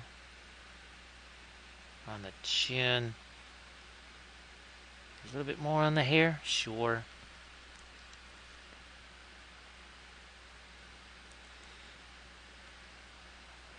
Now on the teal over here, let's go, well, we're again going back to our fabulous cobalt teal bluish there. And that's going to go on to the arm there. Look at our other one that we did here. Now, we were pretty solid on our teal there.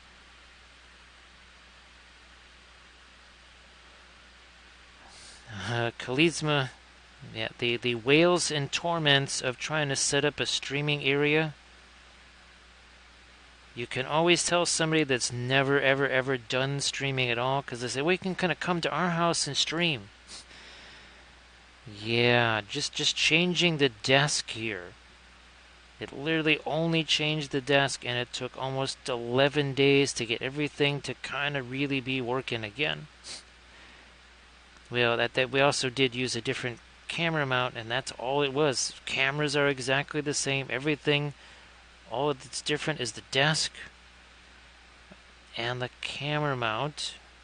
And just to try and get everything to cooperate with each other, that took days and days and painful days. Yeah, that's and you don't want to be too reactionary when they say that, but you have no idea what it is. It's kind of like moving your entire house. That's what it's like trying to just move your setup. And of course, well, other minor details like, yeah, your internet would collapse about 2 minutes into the stream also. They all think they have powerful internet until you try to do streaming stuff, as in live streaming. Yeah, why stream TV all the time? Yeah, that's a little different. And not quite the same thing. I mean, I appreciate it. They want to try and help me continue with the streams and everything, but I was like, no, I can't stream from your house. Unless you wish to donate your computers, and then I can put all my files there and take them over. Then we can do that. Oh, by the way, can you buy me 2 more monitors so I can read the chat?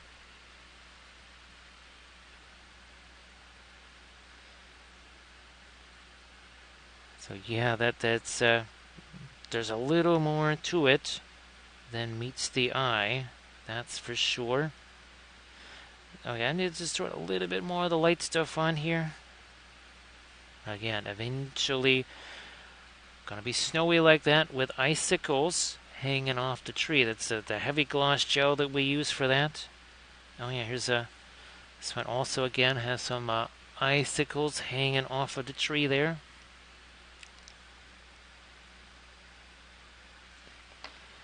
This one also needs some lighter stuff here.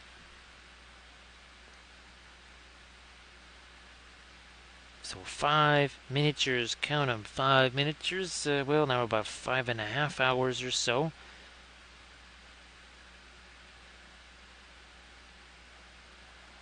I said that we were going to sneak in all 5.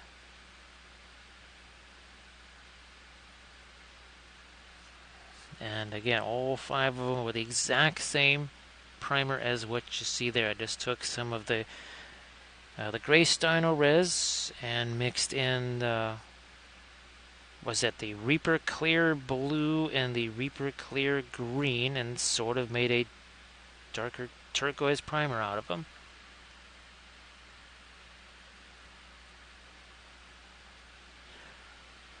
Charisma, hopefully eventually. And actually somewhere in this house is also a stream deck. Heaven forbid.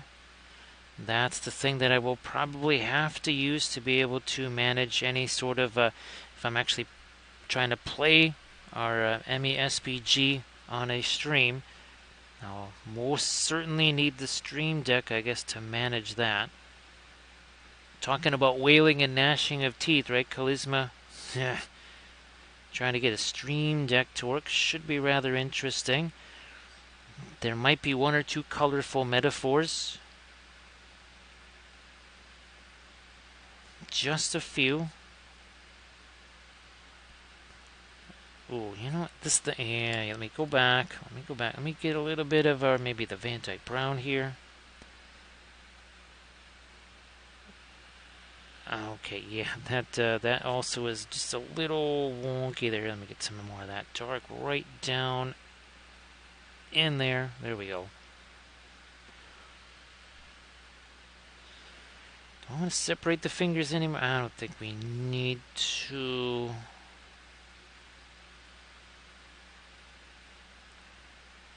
Reflected light. I think, well, we got it on that side. I don't really, not seeing it as much on this side. Also, down there, again, there's going to be a bunch of snow down there, so we need to reflect that.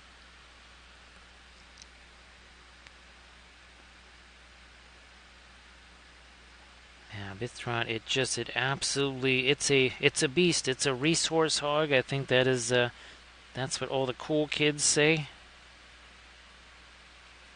Now, just to neutralize some of the radiant violet there, I threw a little bit of the ice blue. Ironically enough, yes, that's ironic. Ice blue.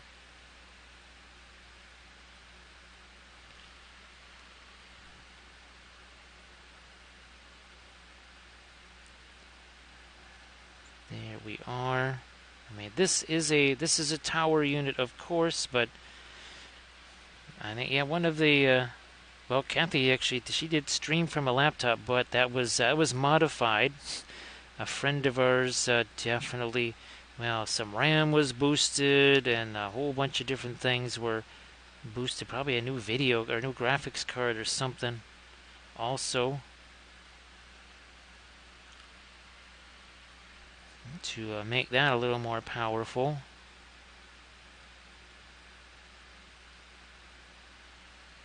Anything else here? Yeah, a little bit more there.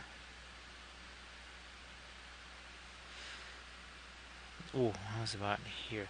That's just bulletin board cork with some of our homemade texture paste. Obviously, some Make It Epic basing bits in the form of the trees.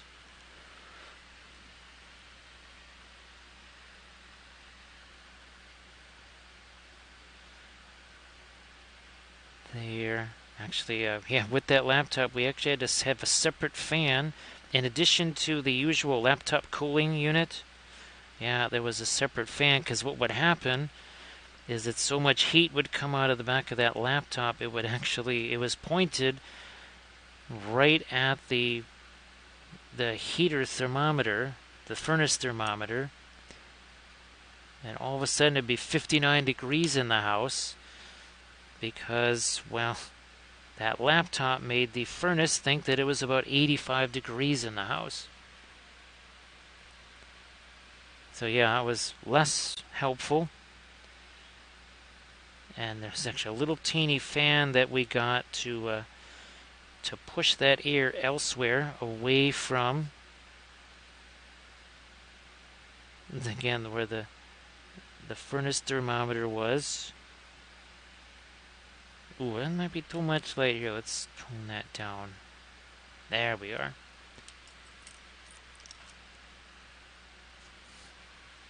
Yeah, there was several times where, well, even for the winter time, I got these, they're not quite blackout curtains, but they do cut down significantly the light that comes in through that south-facing window. Because in the wintertime, actually, a surprising amount of light will come in there because the sun is also lower in the sky. And the tree in front of the house also, no leaves.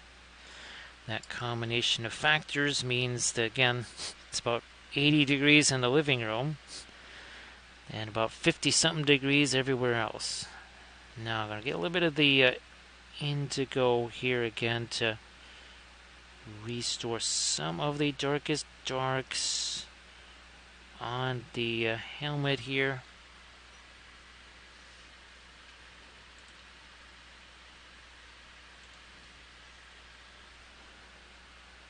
Should we do anything more? Maybe a little more there.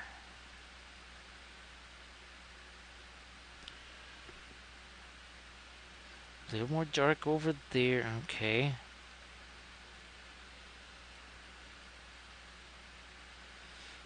Let's put you over there. Boy, the only way now I can tell the ones that were painted in previous streams and these is that these don't have snow on the base. Yeah, I was just about to grab one. I thought, oh, wait a minute. That's got snow on the base, so I don't think we've been painting that one during this stream.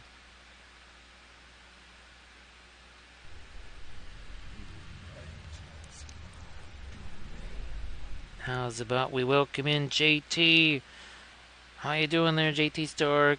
Everybody please give JT Stark a follow. JT, I hope you had a blast on stream. I'm sure that you did. If you want to share anything in the chat, please go ahead. Everybody please give JT Stark a follow. So great to see you there, JT. JT, we've been painting just a few figures. So these two and these 1, 2, 3. And I'm sure you'll be totally shocked that we've been painting these with oils and that all 5 of these had no paint on them 5 hours and 29 minutes ago. Nice to see you there. Hey, Spotty Shark, how you doing? So, of course, JT, you want to share anything in the chat? Please go ahead and do that. So, yes, we've painted 1 or 2 miniatures this stream. Actually, our last stream, that was last night, we painted the Kathy Goblin and then some cosplaying hobbits there. Yeah, who would have thought that hobbits were actually secretly furries? They are. Yeah, they're secretly furries. So JT, again, thank you so much for the raid. That is appreciated. Now, well, JT, hopefully it was kind of nice to get back into the painting side of things. I know sometimes it can be a little, kind of getting back that muscle memory can be take a little bit. And again, well, if you want to post anything that's maybe a little bit older or some work in progress or something, that's fine. So Spottiest Shark, yes indeed. Well, we can do a little demo on, of course, some of these again principles of the Book of Wapple, of course, and of course, let's see if we got some of our fabulous stickers around here. There's some of them right there. Here. Let's get that separated. Now, when these all started, they were, of course, very, very messy because we just did the lighter dry brushy stuff over that darker primer, and boy, did they look messy. But eventually, they start to become neat. And, of course, that helps this principle right here. If a color goes somewhere, it must go everywhere. Now, I know sometimes people, they just, they're so frozen with indecision, they end up not painting anything. So, think less, do more. And of course, contrast. Well, that is definitely more than just light versus dark. And we can show that here with, let's just use this. So, there must be tons of value contrast here, right? Light and dark, right? Because they always say push the contrast. Well, what if we were to make all that go away like that? Oh, wait. What just happened here? That fox almost blends into the horse. Everything just kind of blends in together. Yeah, there's some shading there, but nowhere near, well, this. Zoink, there you go. That's a color contrast. That's a temperature contrast. That's magenta versus a green. Magenta versus turquoise. Orange versus green. So that's all, again, contrast much more than light versus... Oh, you know what? We haven't done this. This should be interesting. All right, we got rust. We got weathering. We got all that kind of stuff. Whoa, we just cleaned up that tank. No more rust. Yeah, we just took some Rust-Oleum to this tank here because all of a sudden it's gone. That has nothing to do with value. It has everything to do with color and temperature and also intensity. Look at that. The value of that rust is no different than the Dunkelgrau right there. Right? That is all pure color saturation differences. Alright, we'll see you there. JT, again, thank you so much for being here. Appreciate that. So again, all of these figures, we're painting with their oil paints, of course. Traditional oil paints out of the tube. So actually, hey Shark, if you wanted to post anything you've been working on in the chat, please go ahead and do that. So again, great to see you there, Spottiest Shark. To a little bit, yeah, let's darken up a few areas on this birch tree, and then we will come back with some of our lightest lights in a few areas, I think. Again, this is an old metal figure here from Games Workshop. Most of the figures we've been painting here tonight have actually been newfangled miniatures, 3D printed from Dandelion and Middle Earth. Yes, indeed.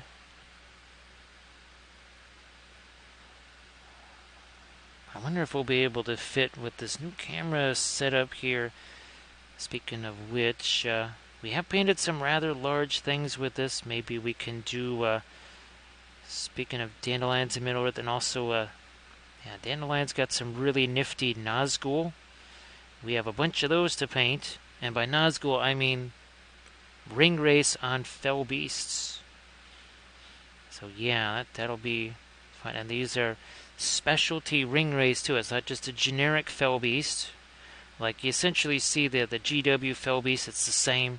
Well, it's basically just fell beast and Witch King. That's all it is. But these are actually some of the like Kamul and Easterling, which we already painted on stream.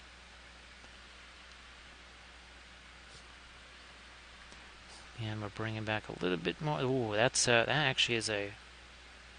That strap needs to change colors a little bit there, I think. Yeah, that's no problem. We can do that. This thing here, again, that's just the very rough nature of the cast. Now I'll change this over here.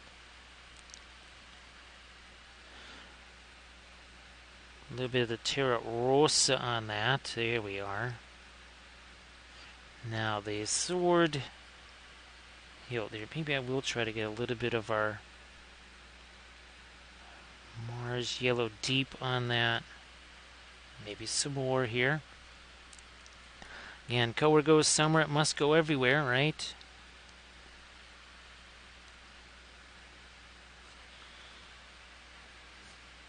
Alright, we're going to lighten that up a little bit more. That's going to go here.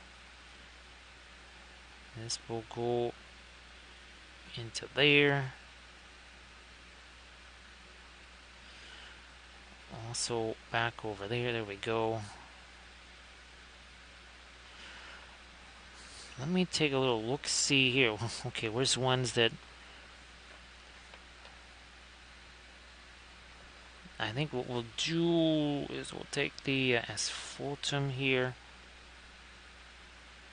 throw that over the shoe. We got the, yeah, let's do that. Oh, you can see his here. All right, that's got snow on it, so that's got to be one of our painted ones there. Ah, there we are. A little bit of that. What about you? I know you have... Yeah, let's get some of that here. Yeah, not too much worry about everything else there because snow. So I'm just going to darken here the base as much as possible around his feet because the snow will take over all of that. Again, more of the snow there. Okay, that's good. Snow, snow, snow. That edge.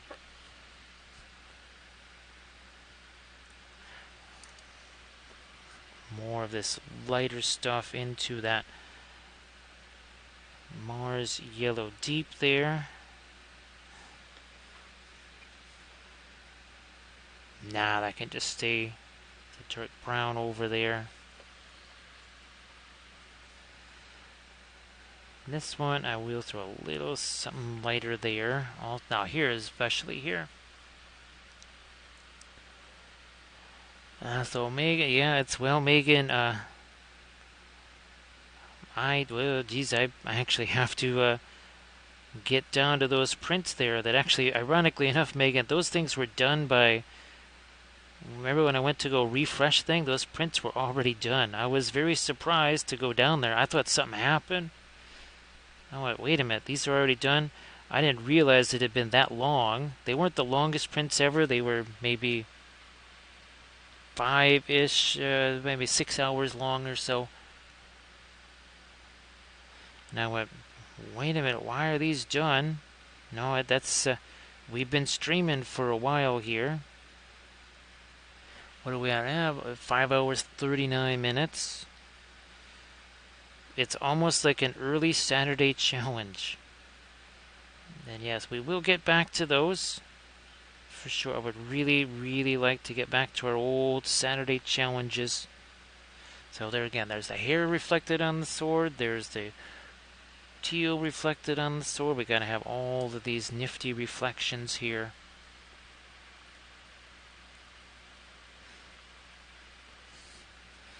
And then there's that matter of, well, there's a hashtag no sleep in Wappleville, right? So I guess we have to figure out some way to get some of that before the Saturday stream, which is later today. Now,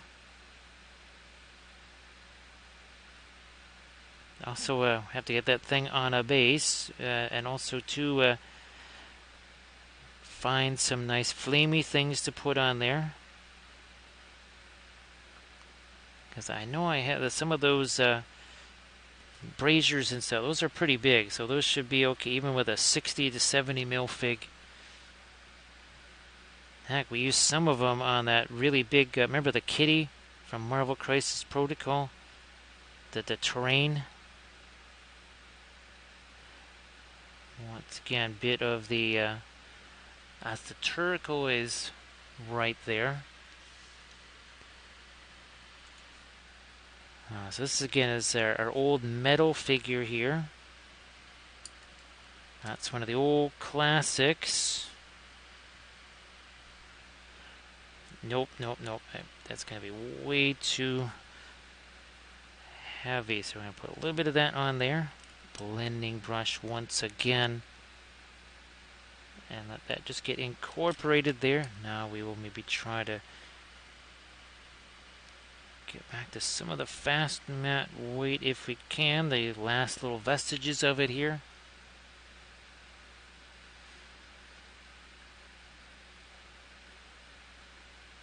Yeah, making it again. Sorry to keep you up so late there, but hopefully you can, well, in the next couple of hours, find a way to get a little sleep before the kids say it's Saturday. Let's do this, and 10 million other things. And before that, well, the cats, I'm sure they're lurking and kind of sneaking around doing cat things.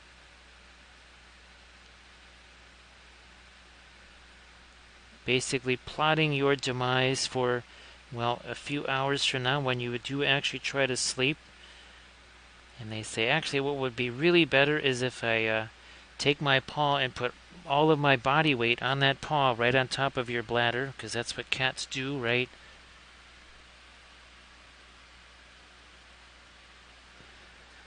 A 6-pound cat can transform itself into at least a 14-ton object by focusing all that weight on one paw, strategically placed on some vulnerable human organ or something like that. Who knew that cats knew so much about physiology?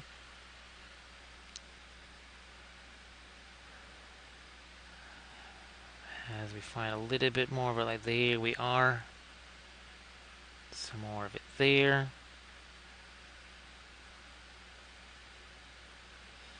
Bit more right there. Okay. Yeah, so you know what? I will try a touch of reflected light there. That's our snow down there. That's why we're reflecting that.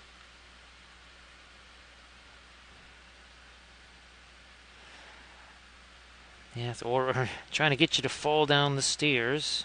or fall up the stairs. One of those two things.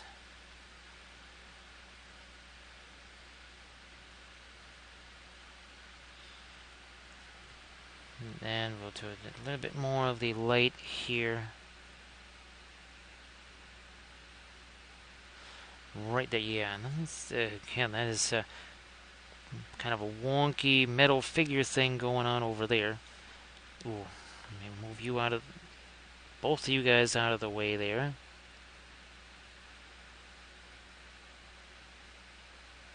Trying to just catch that edge right there.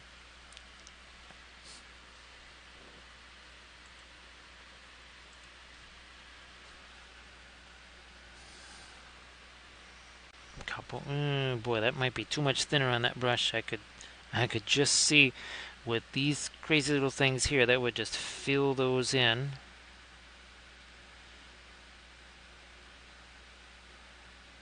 I might also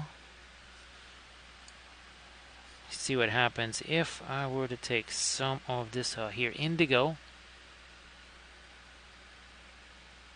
and that were to go in there. Again, just filling a little bit of that, not everything. Okay, maybe a touch more dark there.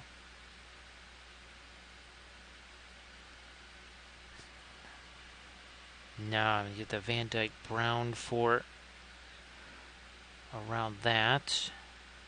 Touch of dark there.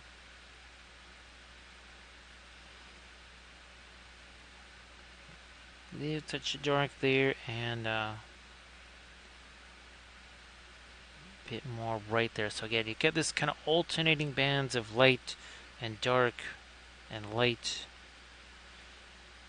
because, well, there's all this stuff reflecting on it, right? Again, metal surfaces must reflect their surroundings. That is also in the Book of Wapol.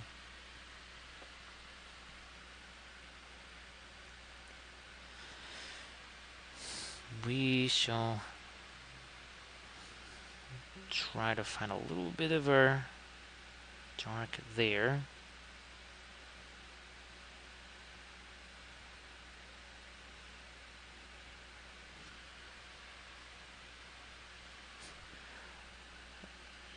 Okay. More of the dark on this side of the helmet too.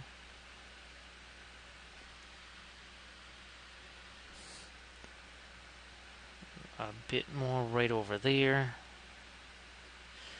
Now this thing, we definitely want to do something there. We gotta, I think we'll do this Prussian blue here on the top, and then something like this on the bottom here. Again, that is going to be some, that's reflected light right there for, again, the snow. Like this, we have to anticipate that snow there. If this is going to be green grass or something like that, that would have to be green. If that was desert sand, that'd have to be brown. To be some kind of reflection there, of some kind. Gonna to be. If it's metal, I know it's for so many people, if they struggle with the non-metallic metal, mostly because of those reflections.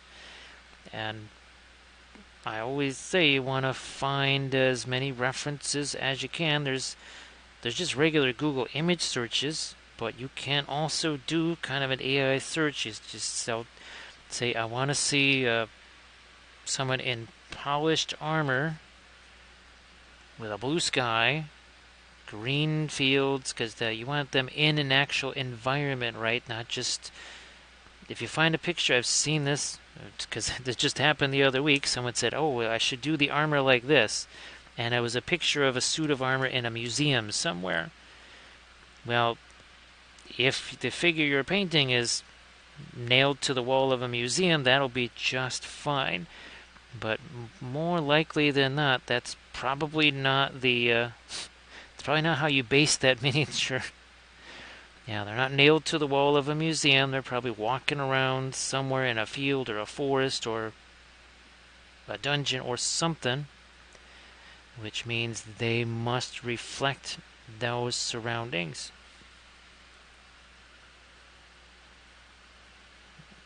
And again, there's lots and lots of ways to get those references now. Again, these references that you see in the two corners there, that was part of one of my tutorial videos, and I actually specifically went into AI to say, okay, is this color scheme gonna work the way I think it's going to? Even the basing, even the snow bases, because I said, well, okay, would that be too much to have the snow bases on top of the white armor and the teal cloaks? And what it showed me, I said, oh, no, that's going to be just fine. So see you later there, Vitalish. And of course, I think I know that Spark Minis was supposed to be doing a 12-hour stream. We never get a chance to raid Spark Minis, because usually it's the other way around. Spark Minis raids us. So I'm going to see if maybe we can do that. But of course, first I want to say thanks to everybody for all the bits and the subs, the follows and the cheers. Thanks to Armored Wolf for doing all those moderations. And we're just going to start to review some of what we were painting here. All 5 miniatures in less than 6 hours. Again, some from Dandelion and Middle Earth. Thank you so much, Bithron, for doing the clips. And, of course, Armored Wolf, thanks for doing the moderations. And, of course, Megan, thanks for keeping me company here. Really appreciate that. So, well, I'll shoot you some messages tomorrow before the stream, too. I'm going to get this raid countdown underway. Because, again, we got those prints we've got to manage. Those are sitting there, and we won't have anything to paint for tomorrow. Thank you so much, Luhu. Appreciate you being here. Thank you so much. So again, I will catch everybody on the stream tomorrow. Thanks, Real Brush Guy. Appreciate you being here. And thank you so much, Megan. Appreciate you.